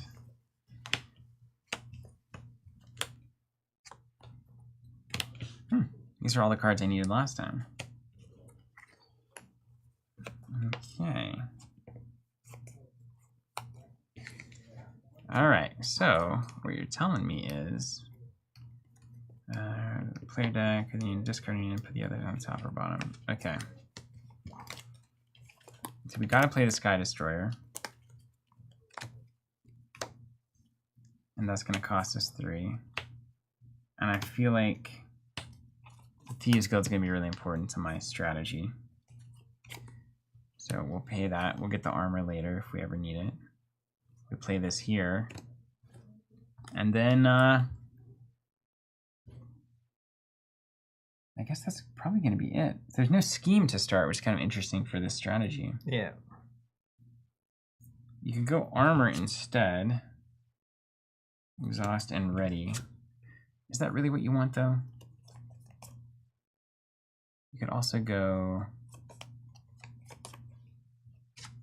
Instead of this, you could go honorary, global, swing in Sky Destroyer, deal 3 damage to an enemy, look at the top 4. We decided honorary X-Men is good for what reason? What is Monica great turn 1 journeyman though? Like, you don't get the benefit, you only get 1 surveillance team. It's not good enough. I want all my surveillance teams out and then we'll play Monica. We could also just play surveillance team. That gets interesting. Nope, didn't get the money.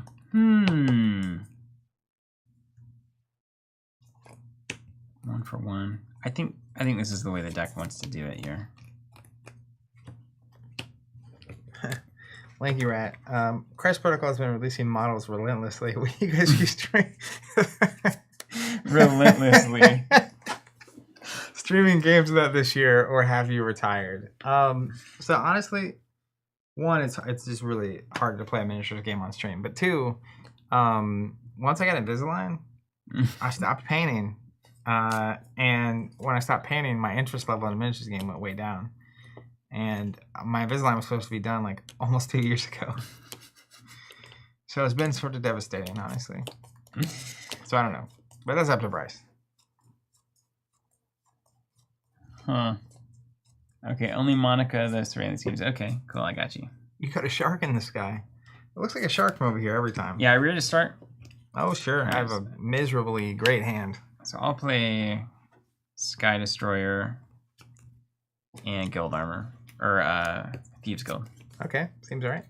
And then I'll go ahead and use Rumi's ability. Look at the top 2 cards of the encounter deck. Well, no, I think knocking the tough off is probably better.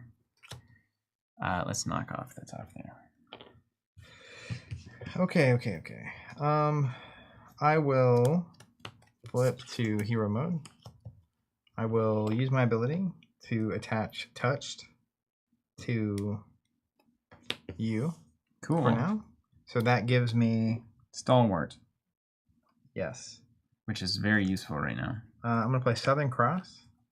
So I'm going to spend 3 resources, do 6 to an enemy. And then if I have Stalwart, I draw a card. Nice. Which is what we were doing. Put that in Arsenal. Then I'm going to play a follow through using a Power of Aggression. So I didn't have an aggression card to use that on. And I just drew it. So it's a high value. Sky Destroyer also triggers itself. After you play a shield card. I now have a skill. First time. When your hero attacks, deal any amount of excess damage, increase that amount by 1. And then I will attack for 2 more. I'll actually just flip this then. Bada boom, bada boom. Boom, boom, boom, boom, boom, boom, boom, boom. All right. Boom, boom, boom, boom, Then we will ready and draw. Right on.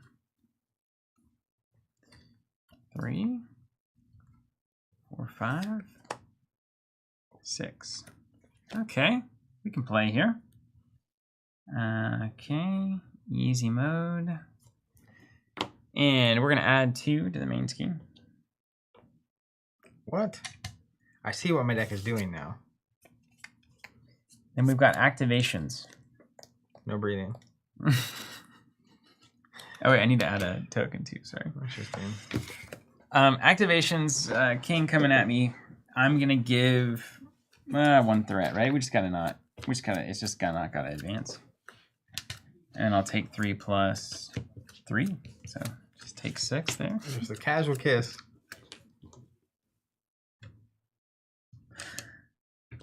Zach, this is not doable. We'll see.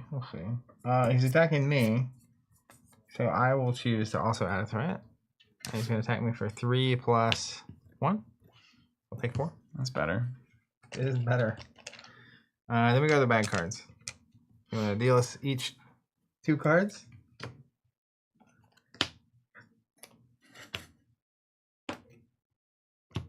Journeyman, why did Steven draw 6 cards instead of 5? Paul H. Speaking of games, what are your thoughts on Shatterpoint? We'll come back to that. Someone earlier asked if we're going to check out the Star Wars deck building game from FFG. It did come out, I think, or it's coming out soon. I'll probably look at it, but my Star Wars excitement is at a close to all-time low. Exhaustion. It is at a point of exhaustion. Future weapon attached to Kang. Let's remember that. Rampage comes in before. We got plenty of things to do now. When defeated, discard cards from the top of the encounter deck until a minion is discarded. Put it in a play engage of the player who defeated the scheme. Oh, cool. Energy Blast. King attacks me. You got anything on that? I guess I'll block. We'll give +1 this. Easy. And 1 damage. 1 extra. plus 4 3. total. Minus your defense. 2 damage taken. Hey, reasonable. You're alive. I'm alive. Here we go. I'm alive. Time travel hijinks. One reveal. Discard the highest cost card you control. Then place it face down under this card. Alter ego action. I can discard a lightning bolt from my hand and discard this obligation. Cool. Sonic Shield. Attach to a minion. Otherwise, Sonic Shield gains surge. Cool. Manipulated time stream. Discard each event in your hand. No events are discarded this way. Gain surge. All right. 1, 2, 3. Okay. Okay. I'm gonna look up from here. I swear. Pen down. When revealed, place 2 threat here for each obligation in play. None. All right. All right. Doable. I'm first player this turn, right? Yeah, I mean. Okay. Hold on. This comes back to me. Baby, come back. We're both exhausted, near dead, with nothing on the board. Really. I'm going to attach it to him. Uh-huh. And then pass. Oh, and this triggers versus me? Oh, yeah. I'm stunned. Oh, it's another +2 as well. Yeah, and I'm stunned. Okay. Cool. Okay. You can't play any of those cards. No. No, sure can't. It'd have to be a 0 or 1 coster. And it's not.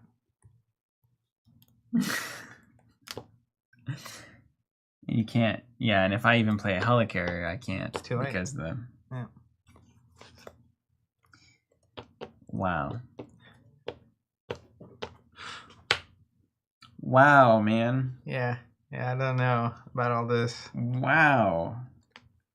That is just something else. Really awesome stuff, man. You know what I learned? I'm going to charge. I'm remembering what I learned. Oh, no. What? You're good. You're in alter ego form? Cool. Here's what I learned. Uh-huh. Heroic, if you'll remember, is really just an expression of no matter what the villain is, it's the same challenge. And I'm not convinced that it works unless you're on leadership.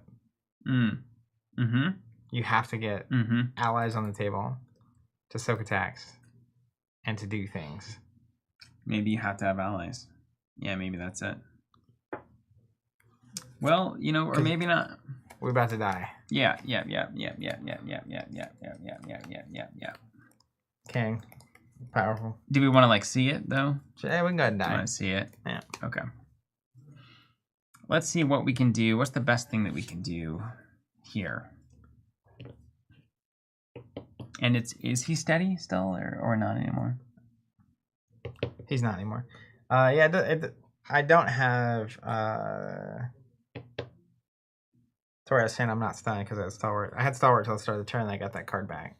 The stun, it doesn't matter if I have Stalwart or not because I'm not going to do anything anyway. Dylan, so why are we killing ourselves today? All right, let's play Professor X. How about that? Hey, there's hope yet. Let's not build for the future of that helicarrier. Let's play Honorary X-Men here. Okay. Do I have the X-Men tree? Oh, no, I don't. I'll play this first, then I'll roll down. And then I'll do all this. Okay. And then after I come into play, I'm going to confuse or stun. You need to not die, right? But I can block for you here. There it is. So I'll confuse the minion. Yeah. The villain, I got you. Yeah, the villain. And then I'll thwart 3 here. It's got to be here or that thing. Here or that thing. It's just not enough, is it? Let's just do this thing. What about this thing, then? We'll eventually get it. We got to get this because next turn we're going to have to get that. But, you know, That's up right. to you. That's right. Okay. And then we'll stand up. Cool with that?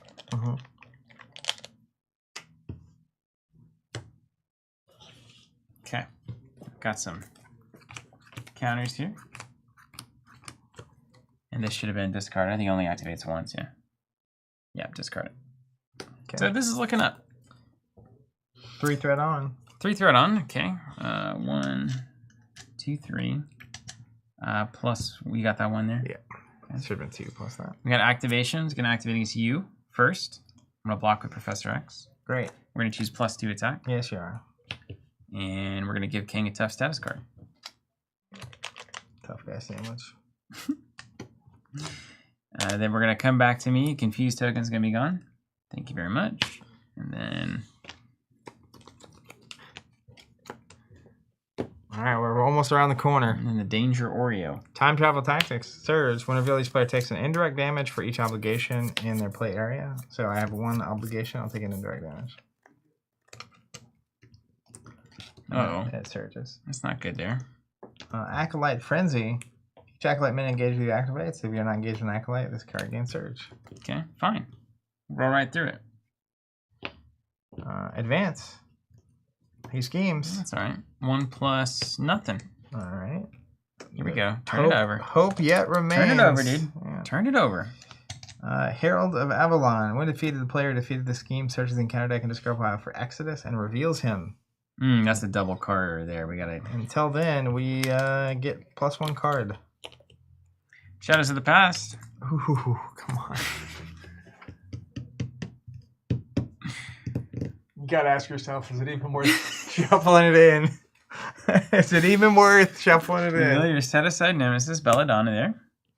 And put it into play, engage. Reveal your set-aside Nemesis side scheme, put it into play. Shuffle the rest of them. I'll just hold these. I can't. I'll hold these for I a can't second. believe we played Heroic as much as we did. This I'll is hold these for a oppressive. second. We were in the middle of a pandemic, though, so everything felt like it was less oppressive in a game than it was because life was just so It was all better. heavy. It was all better. It's like I need to prove that I can get through something crazy. Quick Strike. Oh, Quick Strike. That's a problem. It doesn't do it, though, because I'm an alter ego. Isn't that how that works? Yeah, you can't get punched when you're a normal person. That never happens. I thought that was wrong, though. I thought they actually did Quick Strike. I think it can only attack a hero. Okay. Reasonable.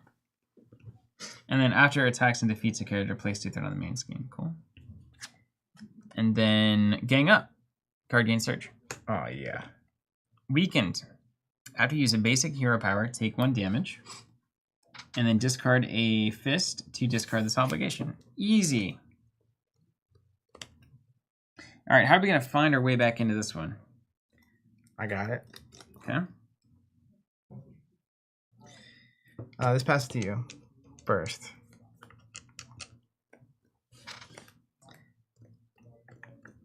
Let me just think.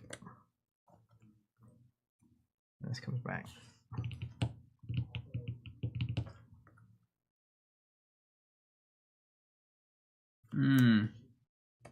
Okay, I see how this is supposed to work. Defend, place a charge on the... There's no way this Avengers Mansion's happening, bud. It ain't gonna work. Oh. Stalwart, when you have the keyword, ignores stun tokens. So you don't even have one. I don't even get the stun Cool, token. good, good. Helps. Holy macaroni. Okay, we got some cleanup to do. Yeah, so I've got 3, 4, 5 threat removal. Potentially. All right, hold on a second. Hold on a second. All right, I've got some options here. Am I going first? I'm going first. Okay. So the first thing we're going to do, there's no thwarting events. These don't matter. So we're going to have to speak for these cards. So we've got, we're going to have 2 in hand. Sometimes we can technically play a 0. Ooh. Anything else we can spend money on the table? Yes, the fist icon, which I don't have. Ah! Nailed it. Do you have a lighting icon? Or move up. Yes. Can I get rid of You can something? get rid of this obligation. Okay. I'm an alter ego too. Yep. So I will do that. So I'll discard an agility to get rid of your obligation. That'll help. Then I'll pay 2 for Quake. See you, Wad Tom. I'm not going to trigger Sky Destroyer. Then I'll play Homeland Intervention. Actually, I don't want to do that quite yet. Let's go here. I'm going to use Thief Extraordinaire, exhausting the top 2 cards of the encounter deck. Remove threat equal to the business.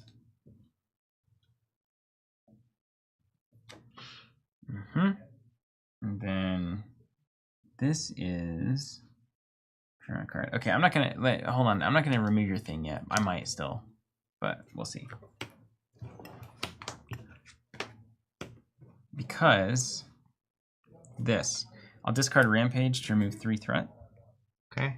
From here. And then I'll trigger the Thieves Guild after I resolve Extraordinary, remove a threat from a scheme. If it's the last one, draw a card. What was the text on that thing?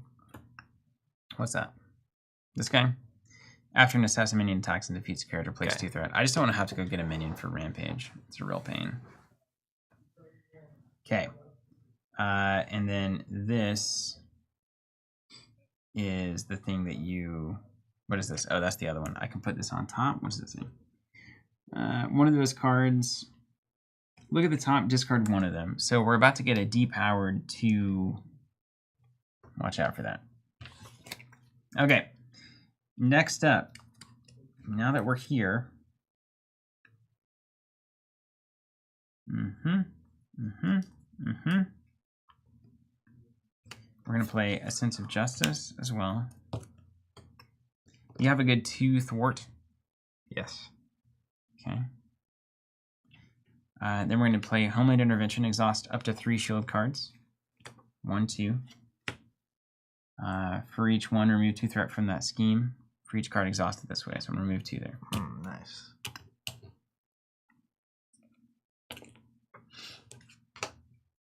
Okay.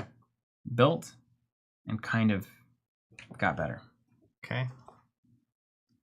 I will do the following. I'll remove 2 from here. Searching card. Can you find me an Exodus? Exodus. Movement. Okay. Exodus. Is it kids from the discard pile as well? Yeah. Counter deck and discard pile. Okay.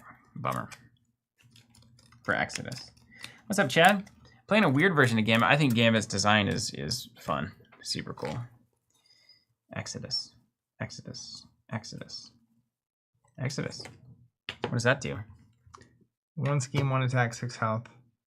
Retaliate Villainous. When revealed, search the encounter deck and discard power for the Psionic Shield attachment. Attach it to Exodus. This is not revealed though, right? No, it's not revealed. What does your card say? Does it say put into play? Oh gosh. Reveals him. Oh, sweet. And what do we do? Psionic Shield? Yep. Bring in the heat. His flavor text says, I serve proudly in the house and name of Magneto. +1/+1. When attached minion would lead play instead, heal damage from that minion, put it back into play, then discard this attachment. Okay. I will. This is a problem. Wait, you got to kill that thing twice? Yeah. Oh gosh.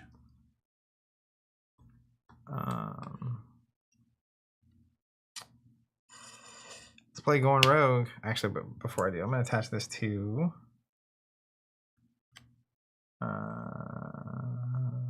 here. So I'll remove 3 from the main scheme, and I will confuse Kang. Love it. And then I'm going to go... I don't think I can go. Because of this thing. You scared, man? You scared? I mean, I can block it with Quake. Well, it's a... If I go down, it's scheming for 2 with Villainous, so it gets a card. Yeah. Yeah. So, but if you're not, then you just die, yeah? From a... Well, that's only 2, so you can do a clean block there, and then it's 3 plus rando. we're going down. We just got to get 0 bumps, don't we? I'm going to play an X-Dream, which I can only play in this form.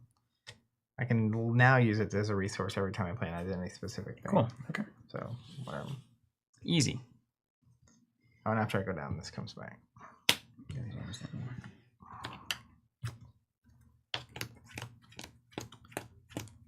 Okay, 6. Cool. Cool, cool, cool, cool, cool, cool, cool, cool. Oh, well, these would have been helpful. Yeah, for copy this register by placement. Okay. Now we do the bad stuff. So we've got 3 coming on. Uh-huh. Easy. And then we have a activation against me. Yeah. Confused. Oh, you're an alter ego. We Yeah. just lose. I have to stay, and then I die. Well, we might not lose. Who knows what could happen? All right. Schemes against me for 1 plus card. 1 plus 0. Attach your identity. Frozen in time. And then this thing schemes against me, so that's 2 more. Yeah, that's what I said we're dead. Yeah, Access well, then you know. schemes with the card. But I can Quake deal 2. How about that? Does do damage? Yeah. All right. 2 plus a card? Not a minus boost on there, is there? No. We die. Okay. All right. So let's tweak it down a little bit. Let's just tweak it down to non-heroic. How about that? All right, let's do it. Let's just try that out. Dude, maybe that'll be okay. I've heard that that's an okay way to play. I see what my deck's trying to do. So there's this crazy new card. Let me just show it to you in case it never happens. Called No Quarter. That's not new. I'm pretty sure it's That's pretty new. old. Is it? It's old. I think I played that in Thor. I tried to. 4 damage, free Texas point damage. You deal to an enemy, discard the top card of my deck, add each aggression card to my hand. Mm-hmm. And it's got a bunch of ways to boost it and make it overkill so that you do like 4 extra damage. Overkills into the thing. You discard 4 and probably draw 2 or 3 cards. Easy. All right, let's see what normal's about. Let's see what these heroes can do. Yeah. So first off, where's the normal thing? He's got David Blaine. There's that, and then I've got all the normal versions as well. So he's got 24 health. That's better already. His stats are worse. He is tough. Okay. Yeah. The main thing is not getting 2 cards. Yeah. We start with a card this time. Yeah. We'll have 1 round of heroic, and we've got to be okay. Yeah. And then we will be okay. I'm certain of it. 2 cards is just about 1 too many. It feels like in the balance of the game. Yeah, 100% leap is a lot. Yeah, that's quite a lot of cards, I would say. All right, everybody. You know what? We tried heroic standard 2, expert 2. We tried heroic standard 1, expert 1. Now we're trying to stand. Now we're trying standard 1, expert 1. Probably still gonna lose. We'll see. But I kind of like seeing the cascaded difficulty. It's also getting warm in here. Oh yeah, I don't. It's not getting warm for me. It's like an oven. I You got think- flannel on. You sick? I think that's the inside of your rage machine. Oh man. Here we go. Alright. Shuffle them up. Let's I play. also had a notably just dismal opening hand last time. Look at that. What are the odds? That can't be. You must not have shuffled long enough. I That's shuffled not a random. lot. That's not That's random. crazy.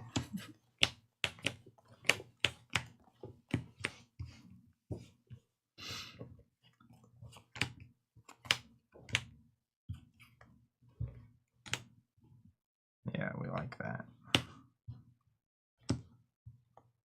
All right. Cool. Thanks, Rogue. Appreciate you being here. I'm gonna give you a card. Really? Yep. I guess I wouldn't know that yet. Let's get rid of the things that I don't necessarily. All right. You technically wouldn't know that. Excuse me. All right, fine. Recanted Fortress. The designers got better at scaling difficulty in later sets. Expert 1 feels good for avoiding crazy RNG. Here's a bad card for both of us. Courtesy of Kang, Kang's arrival. It just gets worse for us. He's here. Don't you mean Kang? Let me see a time machine. All right, here we go. Music video. Here we go.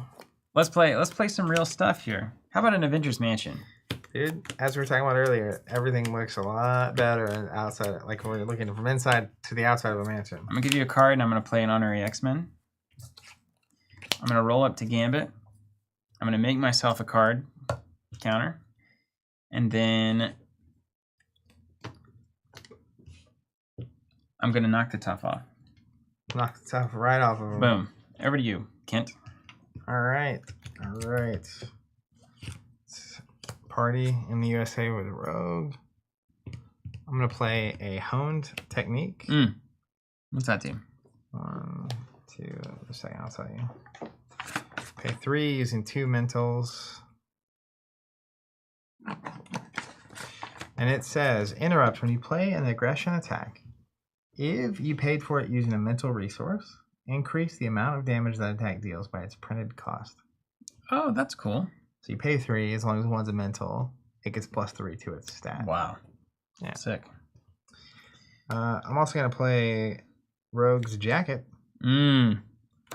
So when touch is attached to a friendly character, +1 thwart. When it's attached to an enemy character, she gets +1 attack. So I'll attach it here. She gets +1 attack. I'll attack for 3. I start retaliate while this is attached. Are you going to have a card wasted? It's not wasted. I wasted the mansion on you? Well, I drew a card that I played that I wouldn't have been able to play otherwise. All right, fine, fine. I basically have an attack that I want to use with this. That's going to be really good. Okay. Yes. Okay. Exhaust, heal. Any player who's, yeah. Okay. I get it. I get the deck. All right, all right, all right. All right, bad stuff happening. 2 threat on. 2 threat on. He's attacking you. Activating as me. My choice is +2 attack or 1 threat on the main. I'm going to do 1 threat. I'm going to take a 2+. 2 + 2 is 4. I take 4 damage. I'm going to go ahead and add another threat. Deal me a card. Threat coming up. Boost. Yeah. 1. Take 3. Journeyman Kang has his health. He was at 24. Yeah, the non-expert version is worse. Future weapon attached to Kang. Don't let him hit you. Oh, and I have retaliate. Nice. Acolyte Frenzy. When revealed, each Acolyte minion engage. If you're not, it gains Surge. Yeah. Energy Blast. Kang attacks me. He attacks me. I'm going to add 1 threat. I'm going to decide if I have to boost or not. 2 + 3 is a kill. Oh. Yeah. He's at 4. I need to just defend this for 3. Then, I put the threat on. Yeah.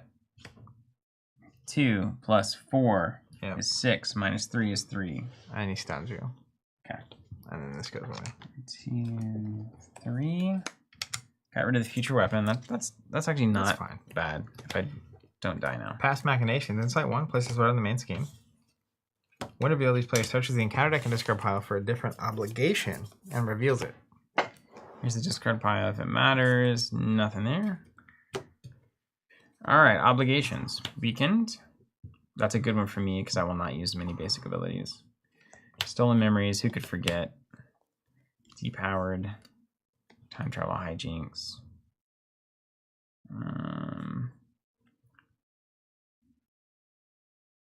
That is all of them. Okay, choose your favorite. I'm going to choose Weekend.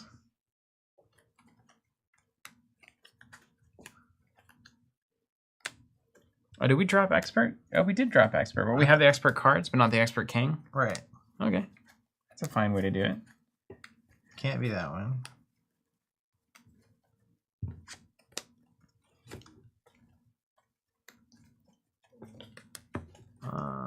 Let's do this. Depowered. I cannot play hero-specific cards. Oof. What's this? I could probably hit that for you. And Alter Ego. I'm about to go down Alter Ego, yeah. Teamwork makes the dream work. What do I have to do? Discard a hero specific? Yep. Okay, I can probably figure that out. Then we're getting assaulted. Oof. Wow, we both got double attacks. Very cool, King. Yeah. Another threat? Yeah, you got it. Yeah. And then 2 + whatever. 2 + whatever. Here's your whatever. 2. 2. So 4, and I retaliate 1. So he's going down to 19. Okay. Reasonable. And Kang is coconuts. This guy's crazy. He's just slapping around, man. He's slapping, man. We made it through the heroic phase, though. We got the He's- 2 cards up front. He's slapping. And now it's time for sweet, sweet justice. It's time for first, justice. I'm first player this time? You're the first player. Yeah. This comes back to me.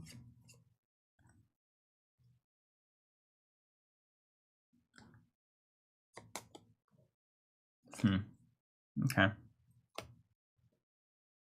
Okay. Do you need a card? Power up. A card could make a lot of difference. All right, go for it.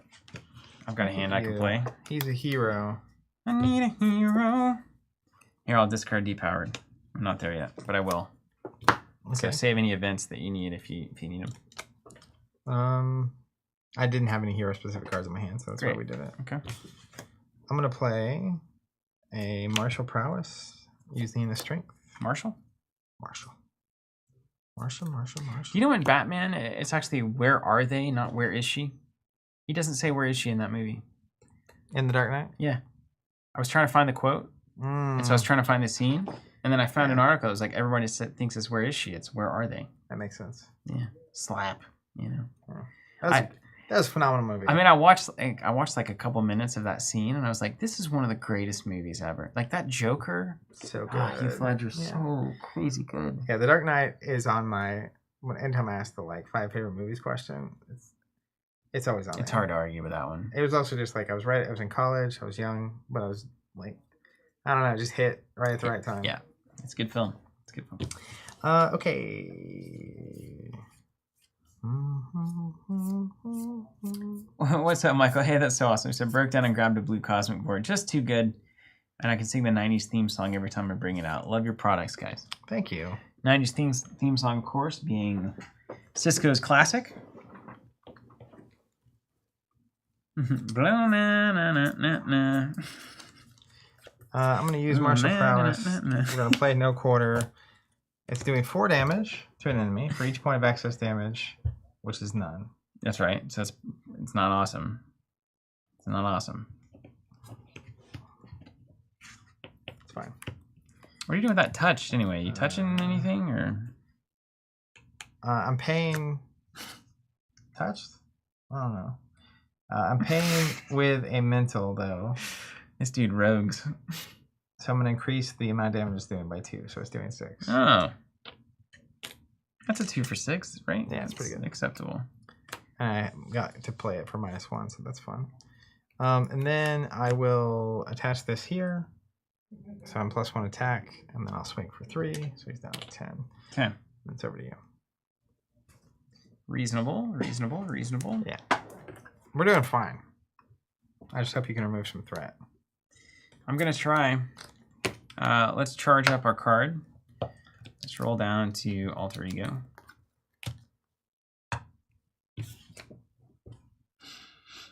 Okay.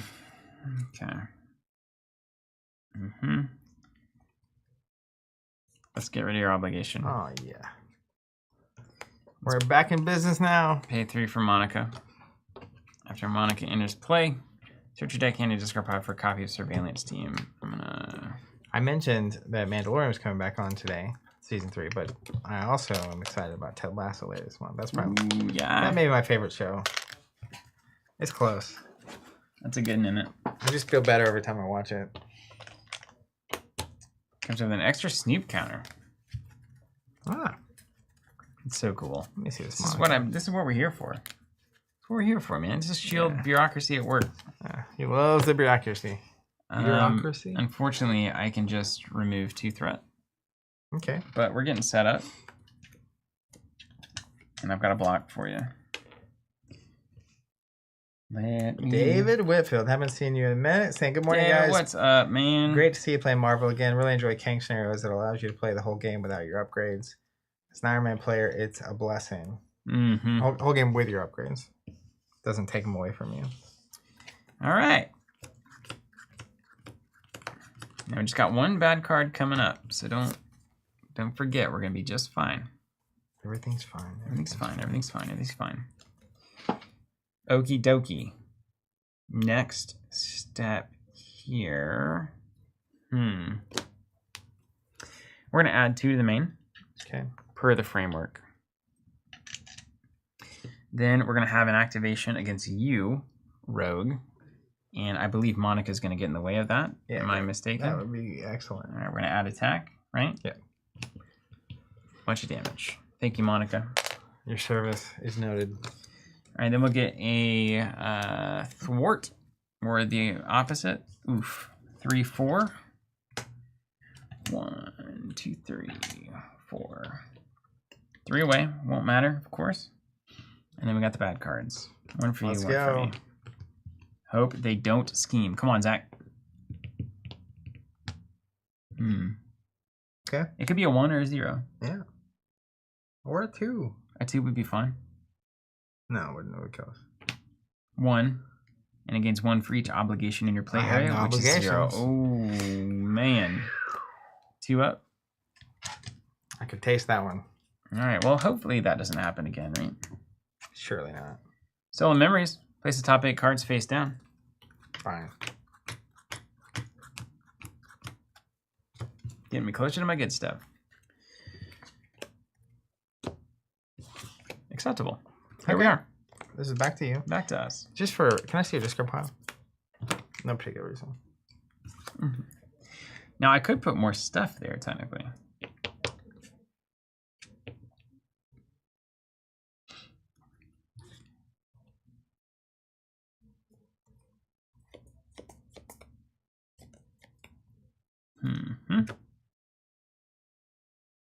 Okay.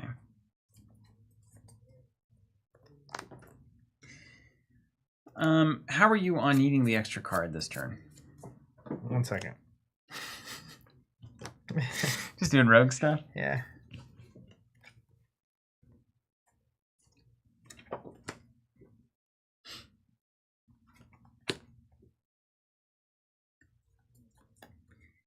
Yeah, dude, I think I'm going to take that card. Is there Fine. anything you need in particular? Because I've got Stolen Memories that I could send 8 more to the discard. I have no idea what's in your deck. Yeah, I mean, you and me You both, know, man. Something that's kind of interesting. I could get this Gambit's Guild Armor, Yeah, and then I can play it on me. yeah. And it says after Gambit defends an attack and takes no damage, exhaust Gambit's Guild Armor, ready Gambit. So if I were ever planning on defending, that would be awesome. Yeah. I really don't want to be, though. It's kind of useless. Okay, go ahead. Okay. Yeah, I don't need anything. There's really nothing great for you here, is there? Okay, I'm gonna mansion as long as you can play your hand. You feel good about your hand? Let's wait. Let me make sure. I don't feel good about my hand now. Do you feel good about anything on this side of the table? I just don't have any attacks in my hand, which is a bummer. So you want to try to YOLO into one I don't attack? think it's worth it. Okay. Just do your thing. I'm taking my card.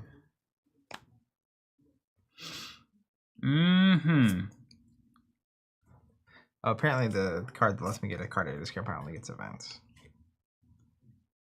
So I couldn't have gotten your item anyway. Very good. One there. One there. Okay. So basically what we're saying is 3 shield cards I control. Well, that's not enough. I think I'm going to go with my original plan, which I'm not supposed to do, but I'm playing these surveillance teams. It's equal to 2, and then that plays that, and then we play this, and that's another.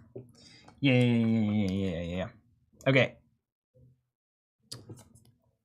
Let's go Thieves Guild, courtesy of my breaking and entering.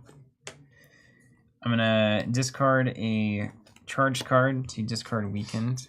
I think having obligations is bad. I'm gonna discard a mental to discard stolen memories. Let me see those. Yeah. More options for Zaki. Unfortunately, a lot of your events are not good for me. Play a surveillance team with a genius. Genius.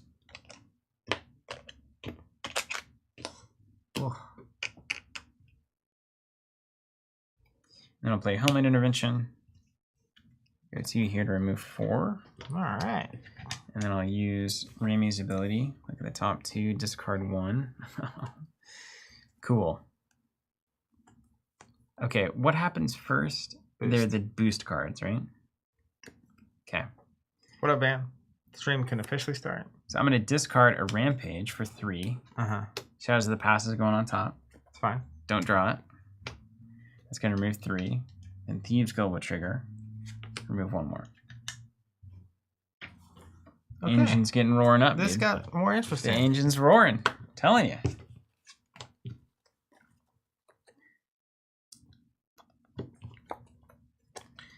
Okay. Mine? Yeah. I'm going to attach touch to you. Oh, thanks, man. I'm going to play Superpower Adaptation. And there's a 2-cost event in the top, towards the top of your discard pile. I'm going to put that in my hand. Is it the Creole Charmer? Yeah, that's it. Oh, it's an alter ego action. Dang it. You have also just a breaking and entering. Are you a spy or a... Do you have my traits? You do. So this I is a do 2 for have 3. traits, yeah. Let's grab that. I need something to do with this hand. So you take my powers and learn how to break and enter? That's pretty cool. Right. We're going to play Depth Focus. Discarding here. Then I'm going to spend 2 to break and enter. Or move 3 here. Nice. And then I will thwart 2 and remove 2 more here. Now wait a minute. Are you gonna die to that attack? Do you have any outs there or anything you have to go to alter ego? I should go to alter ego. Probably. And then we just let him scheme twice. He's only a 1 schemer though. Yeah. We just gotta believe. And this comes back to me when I go down. We know one of them's gonna be a 2, so he's gonna get 3 up. I think that's fair. I think that's okay. If we make it through this one, the game's over. That's right. We just have full hands. I have a board. My board's actually really good. Good. This is good. We like these cards. Yeah, the gang's getting back together here. Okay, 2 on the thing. Then we got 1 plus 2 here for shadows, so we got 3 more. And then 1 plus whatever the next one is. 1 plus 2 is 3 more. Yeah, that's fine. Then bad cards. You first. Caught off guard. Discard an upgrade I control. Okay, plenty of options here. Oh, yeah. Well, this one. Yep, the 0 card. Rampage. When defeated, discard cards on the top of the deck Cool. until a menu is discarded. Cool. That's a perfectly fine one. Easy. All right. You think Mike's still beating the game? Or is that Steve? Steve beat the I game? think Steve is still beating the game. Is he beating the game? Yeah. Mr. Kimmel. Sometimes I think about that. It's like, I wonder if, because that was like a whole That. vibe back in the day. I took this first player token. Thanks. Yeah, thanks for letting me know that, actually. All right, let's flip to. Oh, you know what? What's my recovery? 3? I should probably heal. I'm going to heal 3. Yeah, we're looking good. I'm going to flip. And then. You need a mansion, call for it. I don't think I do. Oh, Brahma said he's played a game now. Play the game. Yeah, he had the revelation we had back in the day. Yeah, it's not all about beating the game. The Star Wars Destiny Masters went to the Star Wars Destiny Hangout and play for participation prizes. It did. It really, really did, though. Didn't it, though? Didn't it? So I think might end up. If you don't have a great use for a card, I might have one. We'll see what happens. Hold on. I can get by without it. Oh, this is pretty good.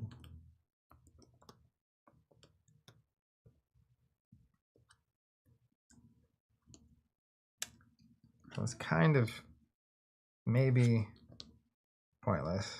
Oh, yeah? Well, that's not ideal, I guess. So I think there's a point to it. yeah, and I'm gonna attach touched to you. Oh, thanks. Yeah, then I'm gonna play my exhaust this to play a Southern Cross for 2. Can you do martial prowess, or is that just That's just for attack events. It's that. Southern Cross and attack, man. Well, I have to use the Smarty Pants thing. Do you have any other superpowers or attacks? I do have another superpower, so let's flip. That's what I meant to do. Nice. So it's gonna do 6 damage. So he's gonna go down to 4. We're about to enter on multiverse. And then I have Stalwart because of the Soul Draw card. And then I also pitched a mental, so I'll increase this by 3. So it's gonna go down to 1. Woo! And then we'll see what I drew. Oh, that's pretty good. Pretty good, ladies and gentlemen. Wow. I have an interesting situation. Don't kill King. I'm not planning on doing that.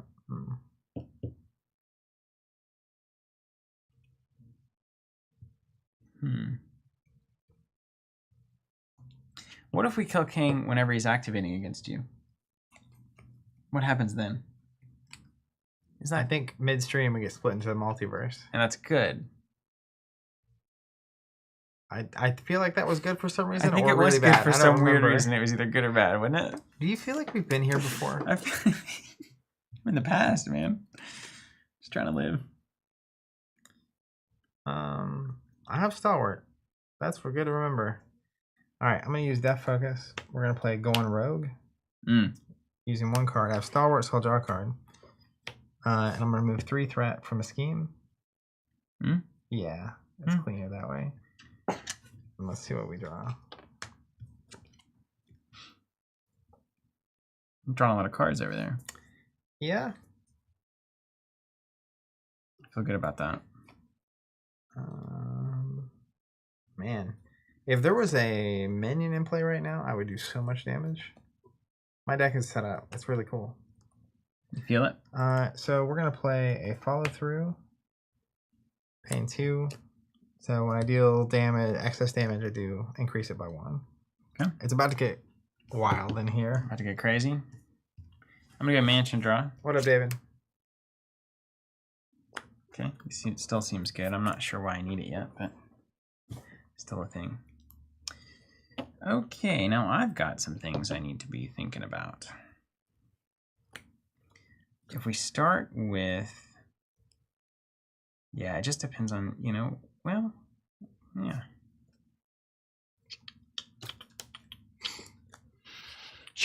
We shouldn't do it now. When should we send Kang?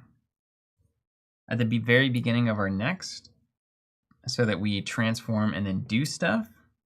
Because doesn't he call in? Wasn't that? I don't remember what was good. It was one of those, either mid-turn or at the start of the turn. Should we look at what happens when we kill him? Cold Pizza says it's good to take out King on his turn because you start your turn in stage 2. That's right. So if it's our turn and we hit him, our turn ends. That's what it was. So you want to do everything you're going to do and then go. But if you start there, you get a full turn into him on the first thing. Got it. Okay. Then this is going to be easier. Okay. Which is a problem. Sky Destroyer, not getting max value here is obviously always a problem for me. Just drives you crazy. Gambit staff coming in. I'll buy the popcorn says, hey everyone, did you see that everyone's favorite theater, AMC, officially is selling popcorn?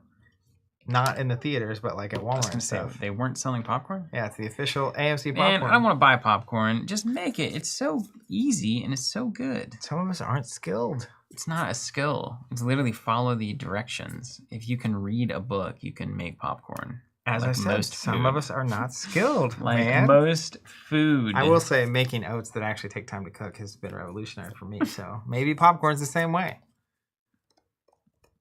There is something about movie theater popcorn, though. Yeah, but it ain't going to be movie theater popcorn. Play Creole. Perhaps we should buy a bag and try out. Creole Charmer, remove We can't just make assumptions. We have to actually test our theories. Let's not do this yet. Let's get value out of that, shall we? All right, let's get Remy. Has anyone out there had the popcorn? Use Remy's ability here. Remy LeBeau. I'm gonna use both these surveillance teams first. Sure. Okay, here. Okay. David says, "Oh hey, I just noticed a new camera angle set up behind y'all. Looks good. I think we've been doing this for Champions for a long time, and cooperative. It is a little more zoomed out than normal, right? Yeah. So you can see more of what's going on. I'll discard a future weapon, remove 2. Also, if you're just not tuning in and you're watching this not super long after it was posted, Thieves go. we currently have these special edition, limited edition boards that we're using. These are prototypes, but whatever we have left is what is in stock, and we're not planning on making them again. So, PSA. Oh, right. I shouldn't use that. I should use this. Dysphoria says he would watch videos that are TC reviews theater versus homemade popcorn. we gotta be careful. Before long, we will become the meme. Nobody wants that. Nobody wants and not in a funny Bo Burnham way. Just takes one of those videos getting a couple million views before you start being like, maybe we should be doing this more often. Gang. The stream of thoughts in my head is just when we aren't streaming 4 or 5 days a week. 2 things have happened to me. One is I have way more energy in general, but also each time we stream. Right. And 2, I also remember how insane it is to be live. It is wild, isn't it? But it was fun. We're having a good time. Yeah, but like it's like this sub-existence. Like you're on this other timeline, you know? You're inside the stream moment. I don't know anything about that. And it's very contained. I'm going to use molecular acceleration and let's do a Creole Charmer. Yeah, let's do that. Scott Crazy says, I'd click a popcorn review from TC so fast. Let's do it like this. Man. Bryce laying down $1 million ideas here. I know you're out there listening. Huh, we've got ourselves a big question mark here. No. Okay, we'll do it like this. This is the right answer. Okay, surveillance team with the regeneration. Boom. Then, use 1. Dude, you're surveillanced out. Threat. Then we go Nobody getting anything by you. Creole Charmer. Remove 3 if it's the last threat. Confuse the villain. What's that thing on? I'm gonna have to go get it. And then we go get a discard cards from the top until a minion is discarded. Back robots. Guard Retaliate 1. I'm not complaining. It's about to be swept away though. Exactly. And then time and I'm an honorary space. X-Man. Okay. How are we defeating him on his turn? I'm gonna go up to hero mode. And I'm gonna use Gambit Staff. When he attacks, exhaust, deal damage to an enemy. Ooh, delightful.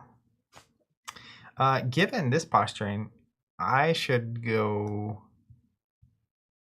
Did I start on Alter Ego this turn? Start one. The turn in Alter Ego. One of us being me being Alter Ego would be very good right now.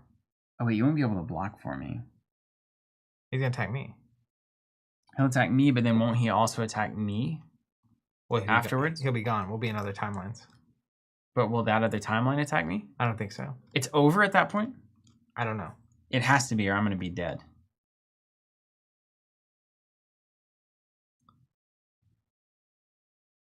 This is the question we have to ask ourselves.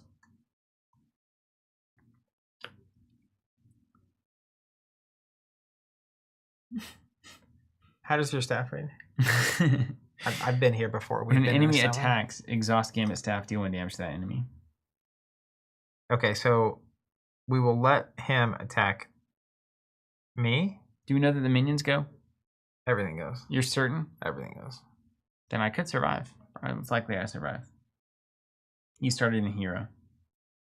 I started in hero. Jeremy, I like Creole because you do get the thing. But I couldn't play honorary X-Men if I do that. So I'm gonna at the end of my turn go down to Alter Ego. That is right. Okay, I forgot that the professor confuses as well. Oh, and he stays. Yeah, but I lose the honorary X-Men. Okay. So reasonable. I will go to alter ego knowing what you're doing. Okay. So then on our turn, well, let's draw back up. I think it'll be fine. I got the professor now. It'll be fine. It'll be fine. It'll be fine. I get an extra card. Okay. And then this comes to me. And then we go to the main scheming. Okay, so he attempts to scheme against me, he loses his confused. Well, hold on, we can do this. Oh, yeah. He schemes against you. Then he attacks me. I respond with the staff, doing 1 damage. And he says, when defeated, advance the main scheme to stage 2 at the end of the phase. It's fine. It's fine. Can you live through this? Yes, I got the professor now. It's fine. And this guy? Yeah. So he's just going to do 2. I mean, I could technically just take 2, or I could defend it. Oh, gotcha. Yeah, you're fine. But the professor probably is the right answer here. Well, he's attacking. Oh, he doesn't like reset. Yeah. Oh, I see. Okay. Maybe he does. If he's defeated, does he still attack you? Wouldn't that stop the attack, right? How can you be? I mean, he is defeated after all. He's defeated. I feel like sometimes when we're on the edge of these rules, it's like playing the torchbearer session. Yeah. Where you're trying to convince the GM, the DM. It's like, no, this is definitely that he's defeated. It cancels the attack if you're defeated, right? You can't keep attacking through being defeated. Kang dies. Cold Pizza says Kang dies. He's out. He's not attacking at all. Attack, right. Then you're meant to attack. When Kang attacks you, this interrupt though, I think okay, hold on, back up. I'll go +2. Yeah. Scott lied. He went back and watched the tape. I was started in alter ego and flipped the hero. So I have to stay here. He still got the confused token. Boom. He's actually attacking me. Boom. So I will. Well, I can just interrupt it. And they won't attack anybody. Yeah. Won't attack anybody. Well, boom. How about that? And then go to the bad cards. Yeah. So he switches the end of the phase. So then we proceed with normal phases. So if we defeat him in our phase, he does it, switches to the other stage, and gets to go. This one, we get the first action. That's right. We're the. So before this happens, the phase happens. Isn't the phase at the end of the enemy phase? It's not during, like, it's not broken down further than that. I don't think so. I think you have the hero phase and the enemy phase, the villain phase. I'm gonna be honest. Last time I looked at the rulebook for champions, it was it's hero phase. We do all of our stuff. Villain phase, they do all their stuff. End of the round. Okay, I buy it. I think that's right. Yeah. All right, I get only 5 macrobots. Okay, easy. These guys would still attack, so we'll throw the professor at those guys. Yeah, because he's gone anyway. Ding. I'll get another macrobot and Herald of Avalon. When defeated, get Exodus. Oof. It's gonna go away. It's gonna go away. It's gonna go away. In the time warp. Okay, double macrobots. Good. All right, end of the phase. Yeah. Advance the main scheme to stage 2. You got stage 2 somewhere? I do. Are we doing like the normal phase? Yeah. Or the expert stuff? Well, we need the scheme, not the. You got it.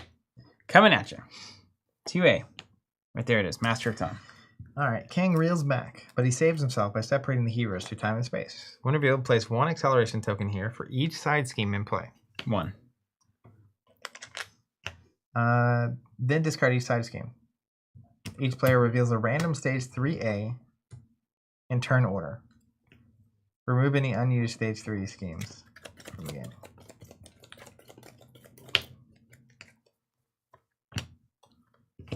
I got the present future war. Come back to that in a second. Force center, put an acceleration token will be placed on another scheme. Place it here instead. Players cannot join this game area unless there are no other game areas remaining when all players have joined the game area at advanced stage 4. So basically this goes here, and this is here. Add Kang and deal yourself an encounter card. Did you get the same thing? Well, there's a special kind. All right. Are you looking at A? 3A? Or 2A? Okay. So add Kang Scarlet Centurion to your game area and deal yourself an encounter card. Then it comes in with 2 threat. And +1 a turn. 4 spots after it's completed. Place a set aside Kang as a minion. So don't let it get completed. And my Kang has 18 health. He's tough. He has piercing and remove the future, present, or from the game when he's defeated. At the end of the phase, join the other player. So now we're playing our own game. All right, the villain gets +1 attack for each obligation in play. Currently 0. Remove the realm of Ramatut from the game. At the end of the phase, join another game area. Okay, so just kill the things. I'm gonna get through these macro bots, and I have everything set up to not do damage. We love it. Great. Okay.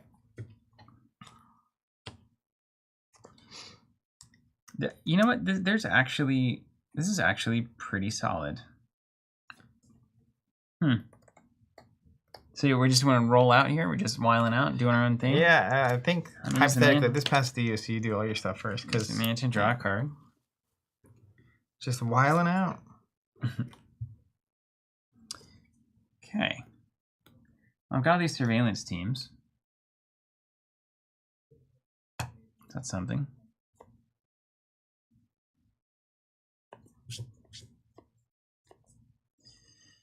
Ooh.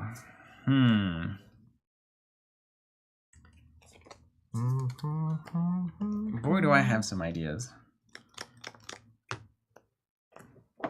I believe. Okay, let me make sure these ideas are sound. And I'm gonna get wrecked every which way. I'm gonna do 4. Oh. Wait, how many charge counters can I have?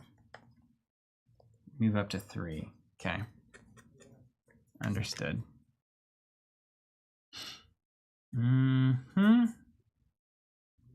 Boy, man, do you know how close we are to greatness? We were this close. All right. Boris asking, we've seen Ant-Man 3. I have. I thought it was pretty good. Enjoyed it. But I also go into Marvel movies with a bucket of popcorn and looking for a good time. Hard to go wrong. Is there any way to get another card? Well, I'm going to use this place a charge counter here. I've got charge counters in different area don't they have a limit of 3 or something? The ability I can only use up to 3, but I can nice. have You it can just charge up, dude. Yeah.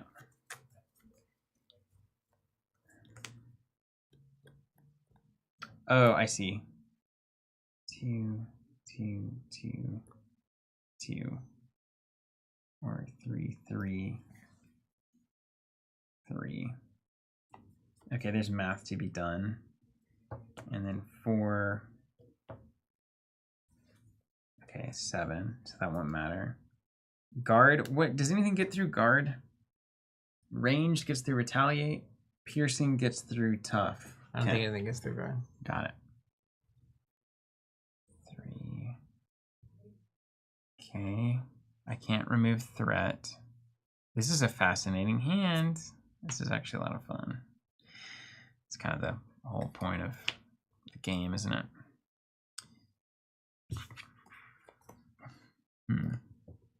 Okay. Non-attack damage apparently ignores guard. Non-attack damage. Like you had a card Like that was this just thing? dealing damage, yeah. Sky Destroyer, staff. Okay. Gambit is going to swing into Kang. Remove the tough status token. Then I'm going to play this card. Yeah, that's it. That's it.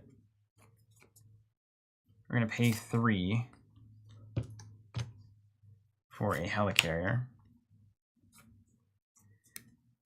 No. Wrong. Can't do that. We're going to pay 3 for this. And then we got to waste 2 cards. Oof. Anything I can do with 2 cards? Anything you got in your hand? Anything that you're thinking about? Value. I can't even interact with you because of value. the way it functions.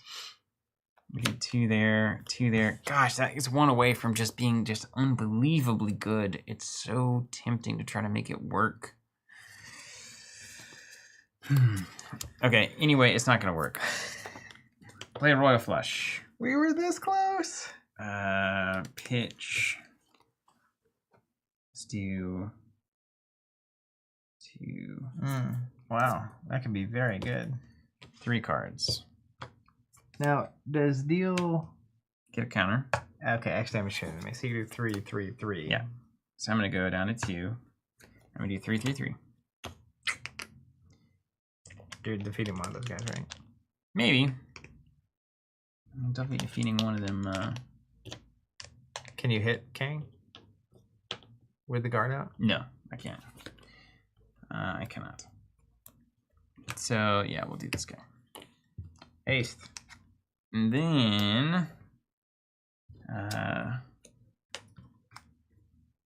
we're going to save this for that. And then I'm going to go to Alter Ego. Because I want them to thwart or threat out.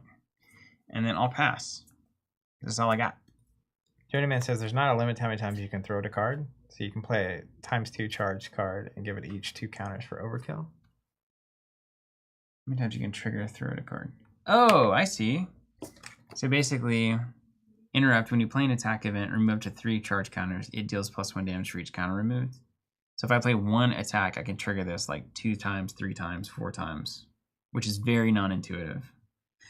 All right, so watch this. I'll show you what he's talking about.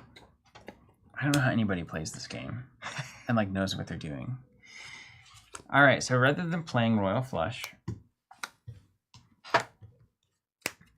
you can play charged card. I've got 4 counters. And pay, let's say pay, in fact, the way that you would do this one is you would go Helicarrier for 3. And you would play charged card for 1 and a Helicarrier. So then it says 2 counters, it gains piercing, 3 counters, it gains overkill, 1 counter, it gains ranged. So it says deal 4 damage to an enemy. For this attack, if Gambit's throw a card ability removed at least 1 counter, it gains ranged, 2 counters, it gains piercing, 3 counters, it gains overkill. So like I could play this for 2, and then I could trigger this twice at +2, +2. When you play an attack event, remove up to 3 charge counters from here. That event does +1 damage for each counter removed. Now I can only do that once, right? When you play an attack event, remove up to 3 charge counters from here. So I'll remove 2. And then I can interrupt again, remove 2. So we get +2 and then +2. But it doesn't have overkill, does it? And piercing, and the overkill doesn't even matter. So I don't like that play at all. I'll do the flush play. And then I'll hold these 2 cards. Journeyman was saying he thought you had 2 charge cards you played, so you could buff each one, basically. Oh, So right. Okay, no. Yeah. So everything works as intended. We got 2 counters there. Macrobot's dead, and Macrobot's on 3. Right. I'm glad it does not work like that. Yeah, when you said that, I was like, wait a second. Okay, mine? Yeah. Rogue is going to... Does that matter?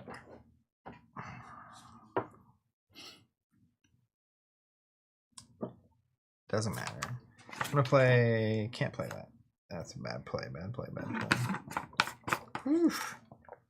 Okay. I'm gonna pay 2 for an energy transfer, which I'm gonna attach here, and that's gonna gain me overkill while it's there. Nice. I then deal 2 damage to it, and this is not an attack. Do you get retaliated? Or do I get retaliated? I technically targeted them, yes. So this is not an attack, so the retaliate doesn't do anything. Wait, would that hit me all the time? Oh, and before I do this, I'm going to sword it for 2. That's what it is. So then I attach it, I deal 2, and I ready, and I heal 2. Permitted transfer. You're right over there. I just don't know how Retaliate interacts with Royal Flush. Deal damage to an enemy, deal damage to an enemy, deal damage to an enemy. It would trigger Retaliate 3 times, right? Wouldn't it? Except the time he died. So I take 2. I think damage is separate, but it's still just a singular attack card. Is it a single event of an attack? I think the retaliate is after an attack. So you'd wait till the card is resolved and you've been attacked once. Okay. I'll believe it. I mean, it was kind of... If it worked that way, then if you were stunned, it would cancel the first, but not the second and third, if they're all separate attacks. Mm-hmm. But I don't know. That might be it. So I took 1 from the retaliate from the thing that's alive at least. Rogue is now going to punch. Well, before I do, I'm going to move this here with her actual ability. I'm going to punch here for 2. Doesn't retaliate because I defeat it. Because you defeat it, yeah.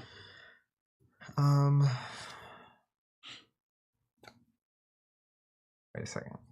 Something's wrong. Something's very wrong. Oh, I moved. I had +1 attack. So the overkill. Wait, I only have overkill when it's attached. Bring it back. Bring it back. The game is so hard. Bring it back. It really is.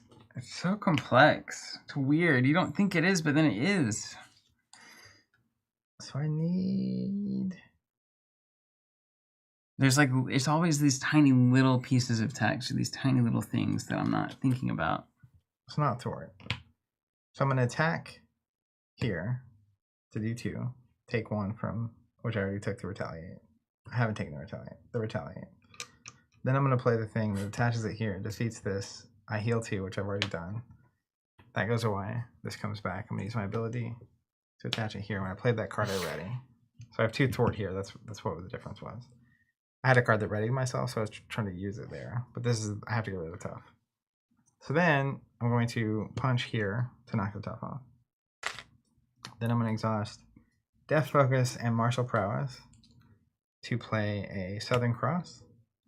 And discard a card. So 6 damage, and the mode I currently have is Retaliate 1. So I'm going to stun the enemy. So I'm doing 6 plus a stun. You get to stun King? Mm-hmm. Dang, that's good. And then I'm going to trigger this because I pay with a mental to give Southern Cross +3 because it costs 3. So I'm going to actually do 3 more. Nice. Nice. And then that's it. I think we got through a turn there. All right, everything stands up. And oh, I was supposed to be an alter ego. And then we draw up to 6, or at least I do. 3, 4, 5. 1, 2, 3, 4, 5, 6. Okay, great. Next up, we got standard stuff. So 1 goes here. You put your little thing on your thing. Comes in with 1 and it gets 1 extra. What's yours? You got it comes in with 2, gets 1 extra, so you go to 3. Then Kang activates against me, and it's going to be 1 scheme plus 1. So that's 3 on. 1, 2, 3. And then Macrobots activates. Oh, it's not going to attack. No.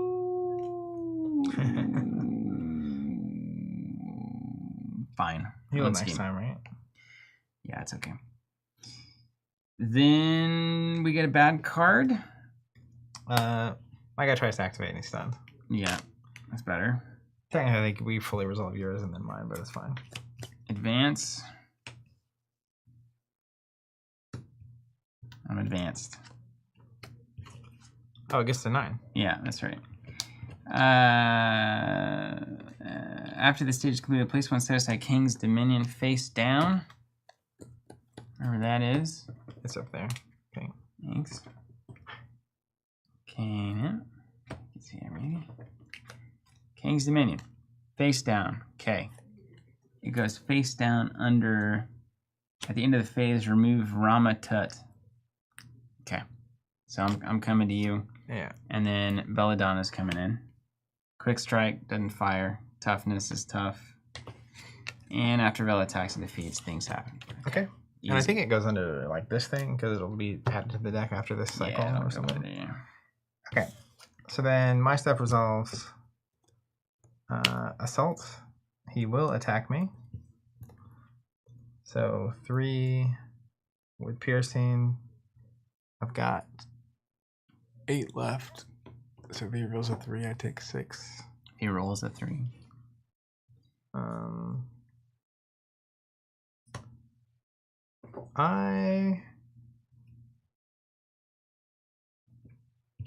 just take it. 2. I'll take 5. Coming at you. Bless you. 2, 3, 4, 5. At the end of the phase, remove Kang from the game and combine myself with another game area. I'm in your game area. So here's the scheme. Here's the Kang.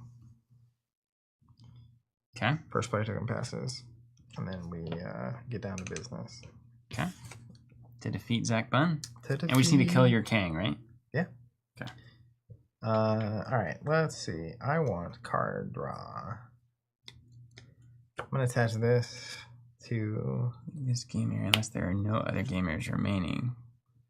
Advance to stage 4A.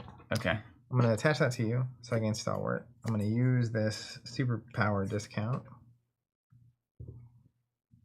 to play. Actually, I'm not. I'm going to save that. I'm going to play Going Rogue. I'm going to remove 3 threat from a scheme. And then stalwart, so I draw a card. Alright, great. Well, problem is I need to draw attacks. I can give you a mansion if you want. Okay, let's do that. Sure. I got resources for days. Okay, yes. We did it. Wow. We did it. Wowie. This is disgusting, actually. So,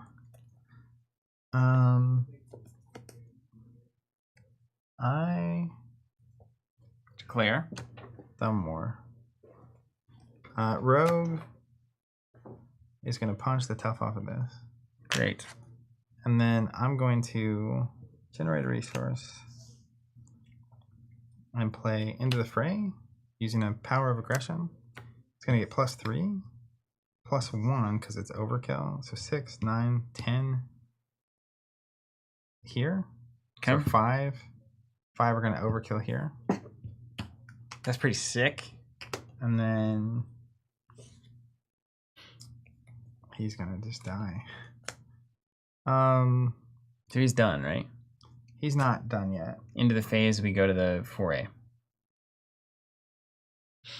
He has a couple more health left. He's got 18. Oh, he's not dead yet. He's not dead yet, but he will be. I'm gonna use. I'm gonna play. I swear, it's like watching a control player just like combo out on you, just like staring at your friend. I'm gonna play. Luckily, it's to my benefit now, though. Beauty and the Thief.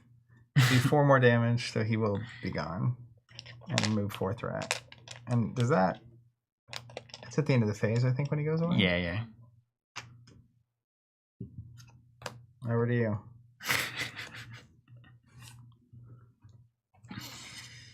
Okay. I'm almost dead. Are you cool if I go to Alter Ego? Surely we're okay. I'm okay with it.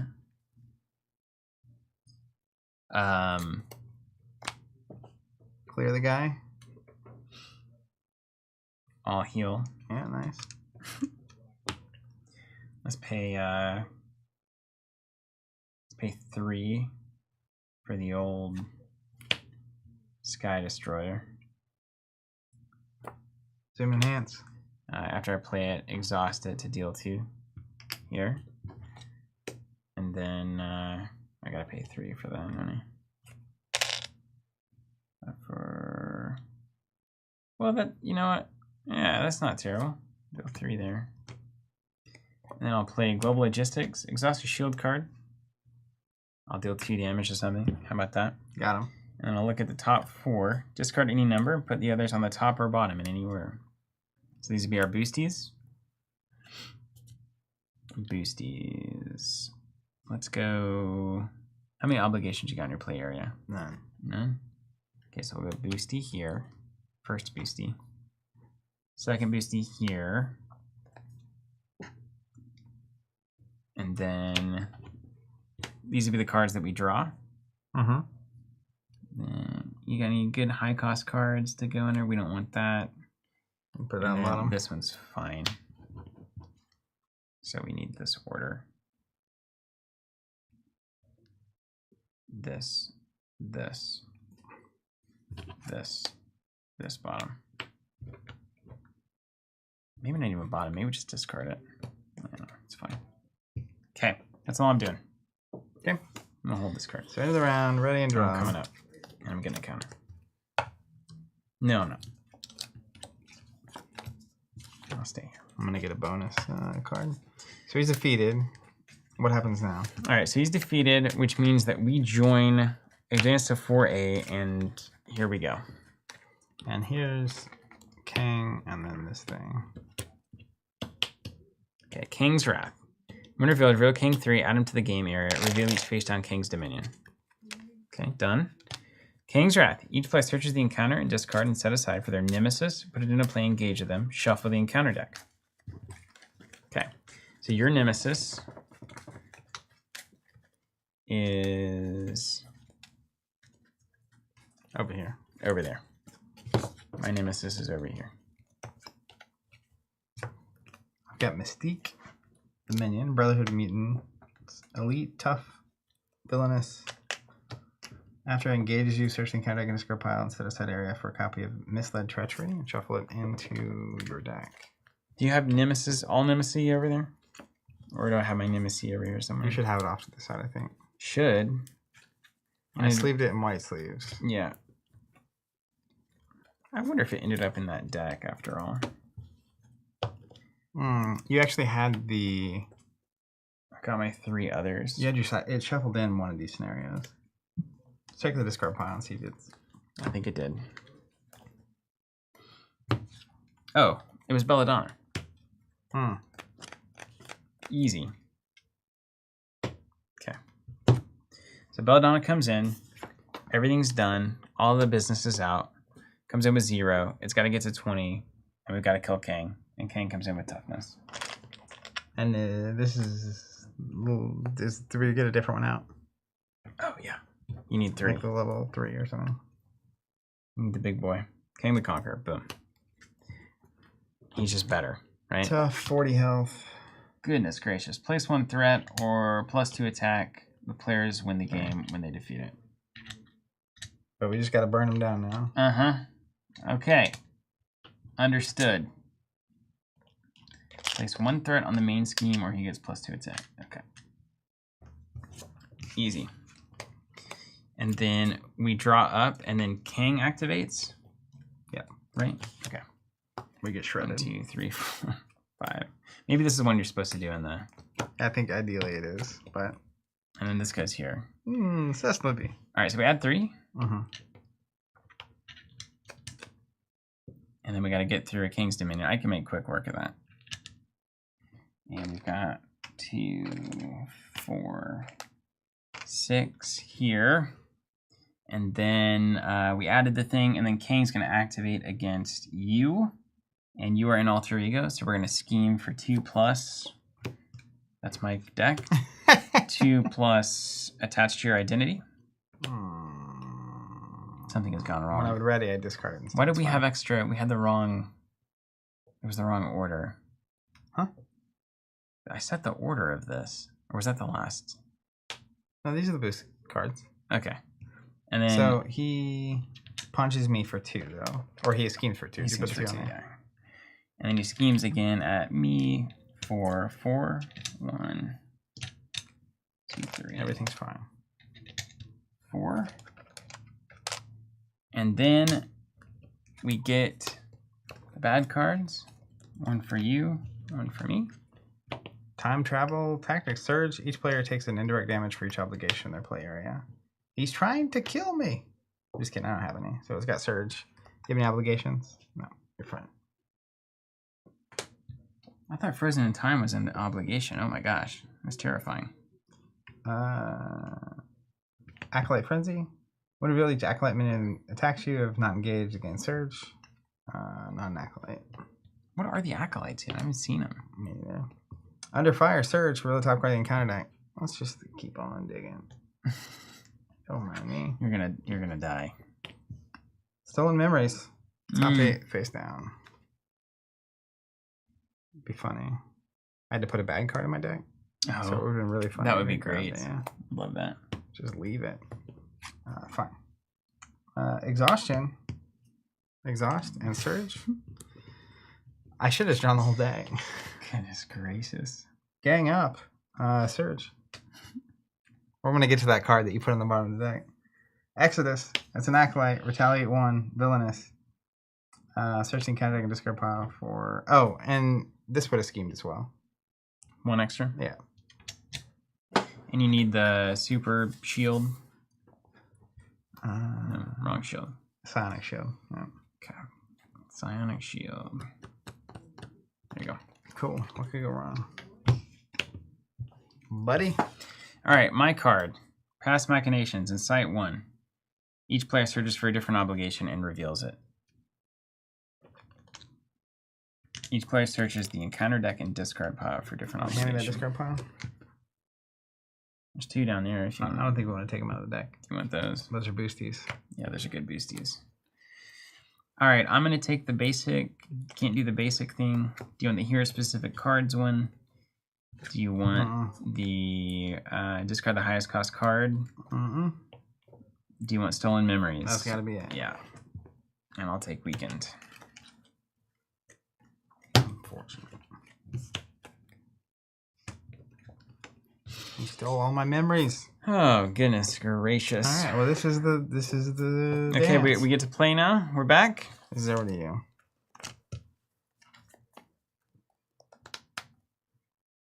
Well. How the turntables have. Here we are, man. Here we are.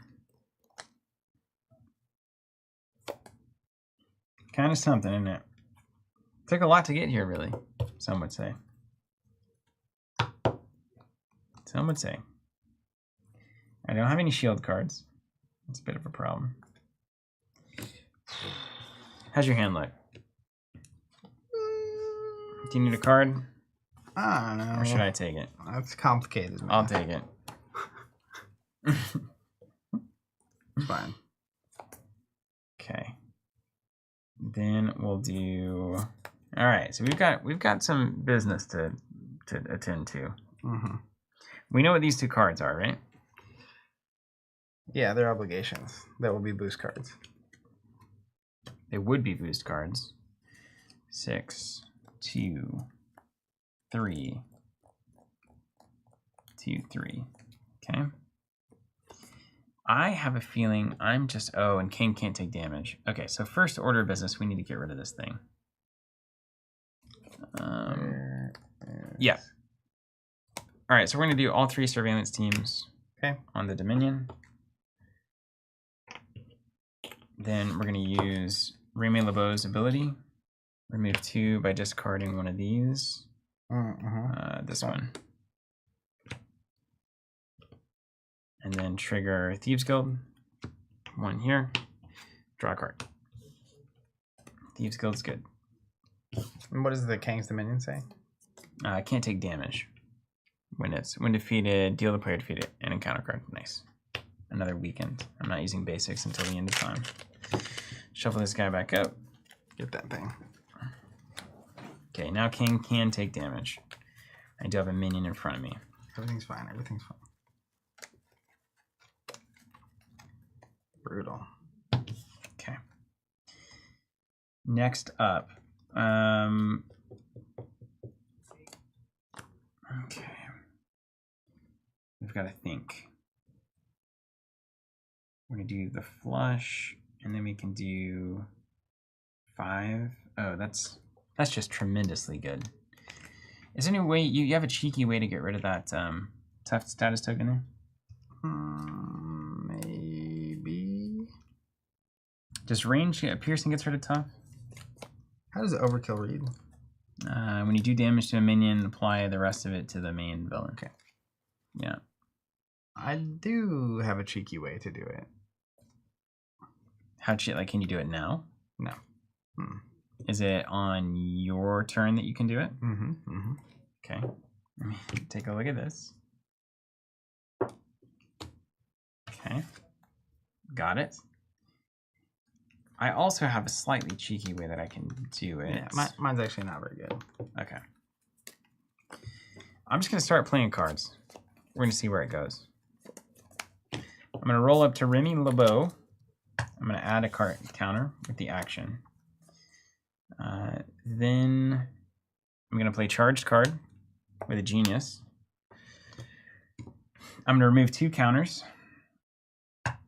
So that's going to do 4 damage plus 2 for the 2 counters and also give it piercing. So I'm going to remove tough. Yep, nice. And do 6 damage. That seems like what that's for, right? And did you give her a tough token? You knocked it off a while ago. Did you not? I did the first time she was out. It's different. Yeah, Okay, it's a different one. I sure did. Tough. It's like they keep coming back. Mm-hmm. Okay, next up. We need a way we can do 3 here. How are you doing on threat there? How do you feel about the threat situation? I don't have a lot of great tools for the threat this here turn. I'm tapped, and I don't have any cards in my hand that remove threat. But I am probably going to be in hero mode. Yeah, me too. I mean, I don't know if I am though, because I can't take a swing. Yeah, we're in the problem territory. Nobody wants that. And can you kill this? Mm-mm. No kill? What are you doing then? I mean, I can kill a certain amount of things, but I've got problems. Got my own problems. This guy's villainous. Oh, So is boy. she. Oh, boy, oh, boy, oh, boy. Okay, so hold on a second. This one... I can kill this one. You have to kill him Cleanly. twice. I can kill her once at least, for sure. What are they doing with this game? Yeah. Why is this game like this? And you've got Mystique over there too? What is wrong with you? Yeah. I can't just die, and this deck has no allies here. Alright, so this has got to it's just not Not it. to play. Yeah. It's not it. That's wrong. Yeah, so basically, here's what I intend to do. I'm going to play a thing that attaches this and does 2 damage to clear this tough. And it's going to attempt to ready me, which will get rid of this. And I'll heal 2. Step 1. Good. Step 2 is I'm going to use these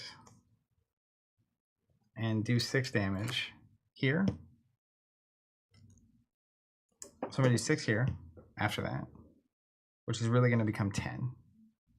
So there's going to be 6 here, and 4 of it is going to go over here. So there's not a tough. That would be very great.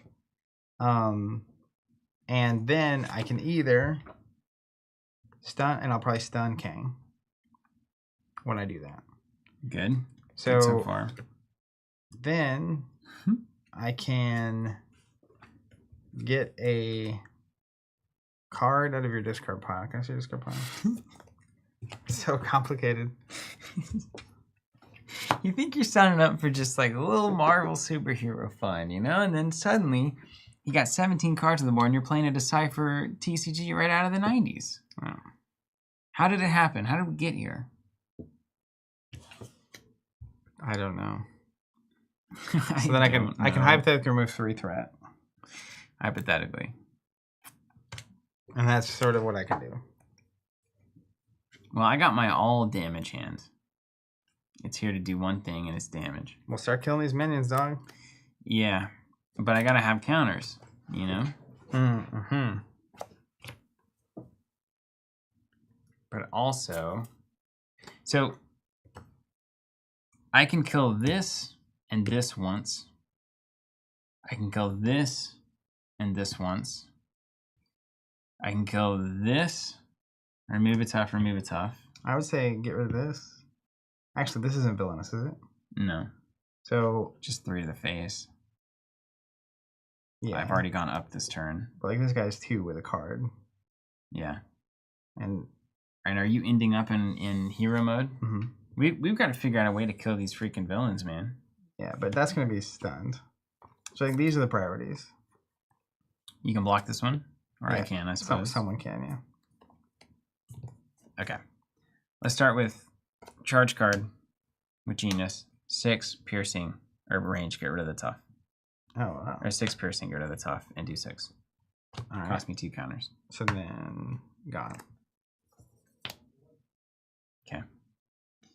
Then It's a good start. we still have piercing, and then everything's got tough. Everything's got tough. Mm-hmm. Okay. So then we do. I'll tell you what we can do. What does range do? It gets rid of retaliate. Mm-hmm. Avoids retaliate. I can do 5 to something. Is that helpful? If we knock this tough off, it is. It is if we knock that tough off. Yeah. So I can knock the tough off potentially.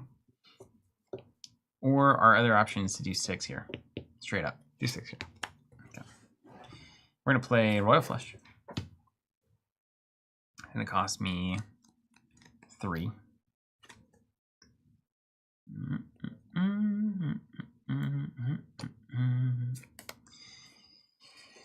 And then we're going to gain a counter and then remove 2 counters to do 2 damage, 2 damage, 2 damage to Exodus.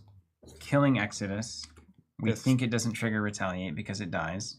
Well, this goes away and doesn't die. Does it actually die though? When it would leave play, it said heal all damage. So do I take 1 retaliate from that? I have no idea. I don't either, man. That's above my pay grade. We could also do like 2/2 and then knock the tough off, or 2/2 knock the tough off. You got a preference there. Why don't you hand me that card back? So you can do. I could get rid of the tough and do 4 here. And then I can kill it with Gambit Staff. Anything with 1 on it, of course, we can wreck with the staff, including Kang. Knock the tough.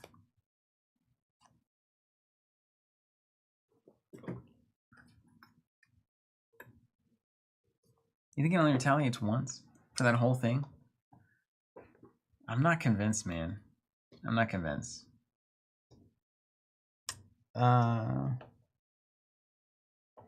Cannon says if it would leave playing anyway, it stops the retaliate. Really? So why don't you just... Alright, we'll just call that good. Yeah, fine. Yeah, 6 there. Okay, it would leave play. And then that's it. And then... Oh, wrong card.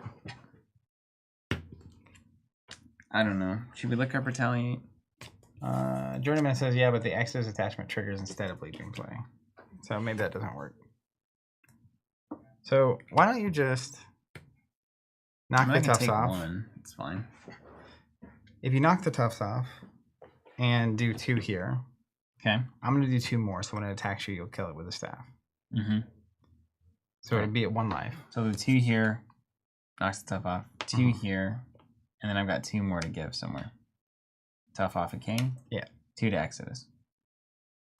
Or 2 to Belladonna, and then I can just do 1 with the staff. It's all the same, really, damage-wise. We need allies. You notice how hard the game is without allies? Mm-hmm. It's crazy. And Journey was saying if you attacked multiple... Okay, hold on, here we go. Royal Flush is 1 attack with 3 instances of damage. If you hit something with retaliate, it will retaliate only once. You only did 1 attack, not once per damage. But if you hit 3 different things with it and they all have retaliate, they would all retaliate. Fair. 2 damage, gotta go somewhere. This thing had to... You could have just done 6 here. Yes. And taken 1. I'm taking 1. Can we just do that? Yep. I think that's the better play. And then I'm gonna pay with this card, and so I'm gonna keep a charge card around. Yeah, done. Okay. Did it. So on my turn, let's go here. I'm gonna play an energy transfer. And we're going to attach this here. When I do, I'm going to attempt to ready, which will get rid of this. I heal 2. I do 2 damage to Kang. He drops the tough. And then when it's attached to Kang, I have retaliate 1. So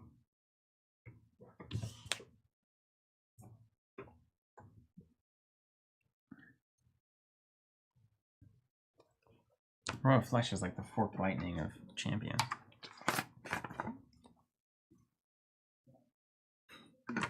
I'll spend 2. Here's a question for you. I'm going to pay 1. Oh gosh. So it's 6 plus 3 is 9 plus 1 is 10. So he's going to go away. I'm going to do 4 here. But it says deal 6 to an enemy. If Rogue has retaliate, which she does. Actually, even better. I'm going to use her ability and actually attach this to the minion. So then I have overkill for 10. That's what is going to do the 4 over there. That's what it is. Now it has overkill. So nothing else triggers. Sounds good so far. Did you remove 4 from the thing? Okay. And then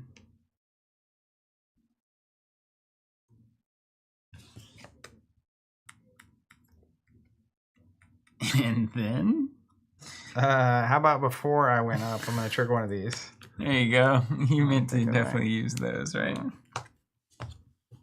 And then pass. Woo.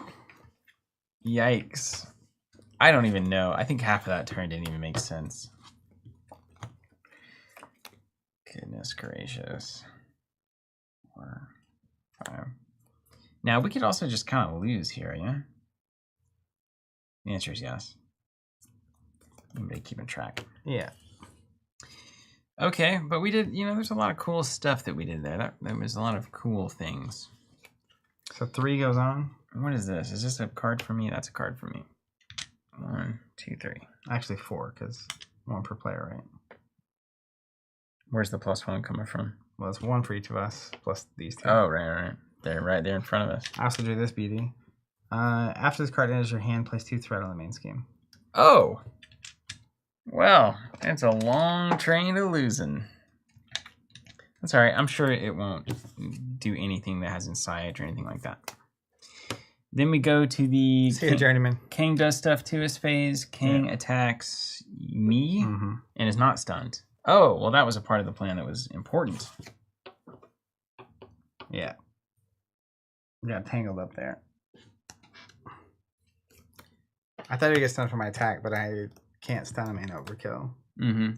Can you survive and or block any of these attacks?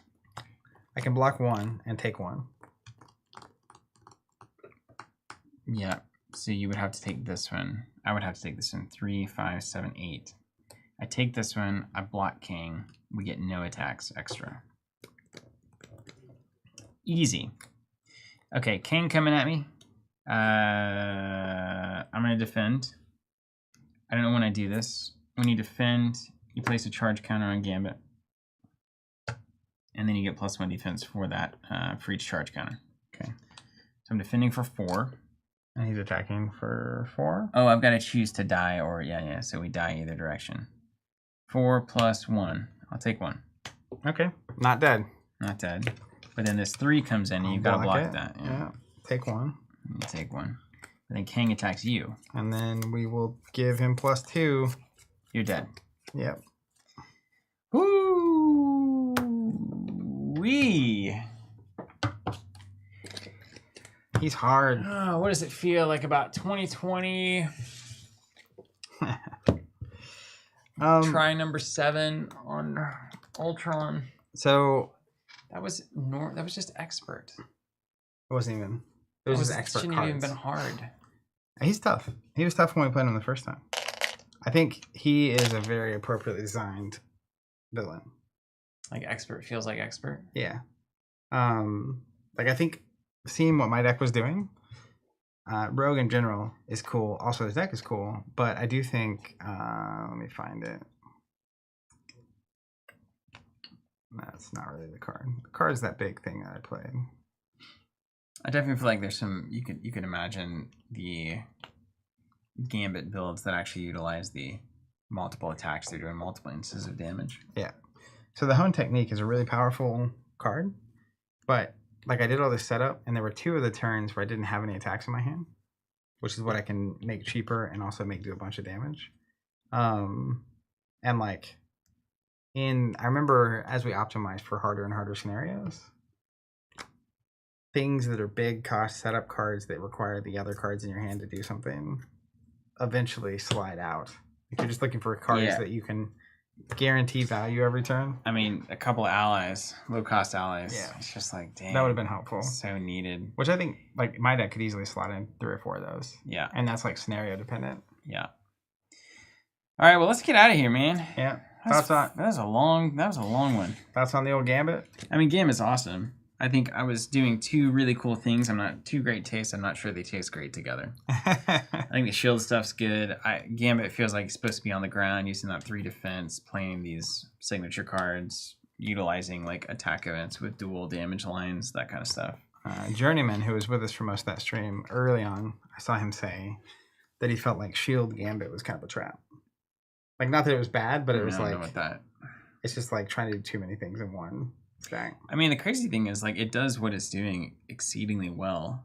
It's basically you do all the shield stuff, and then you get an extra, like, 4 thwart every turn from Gambit and Alter Ego.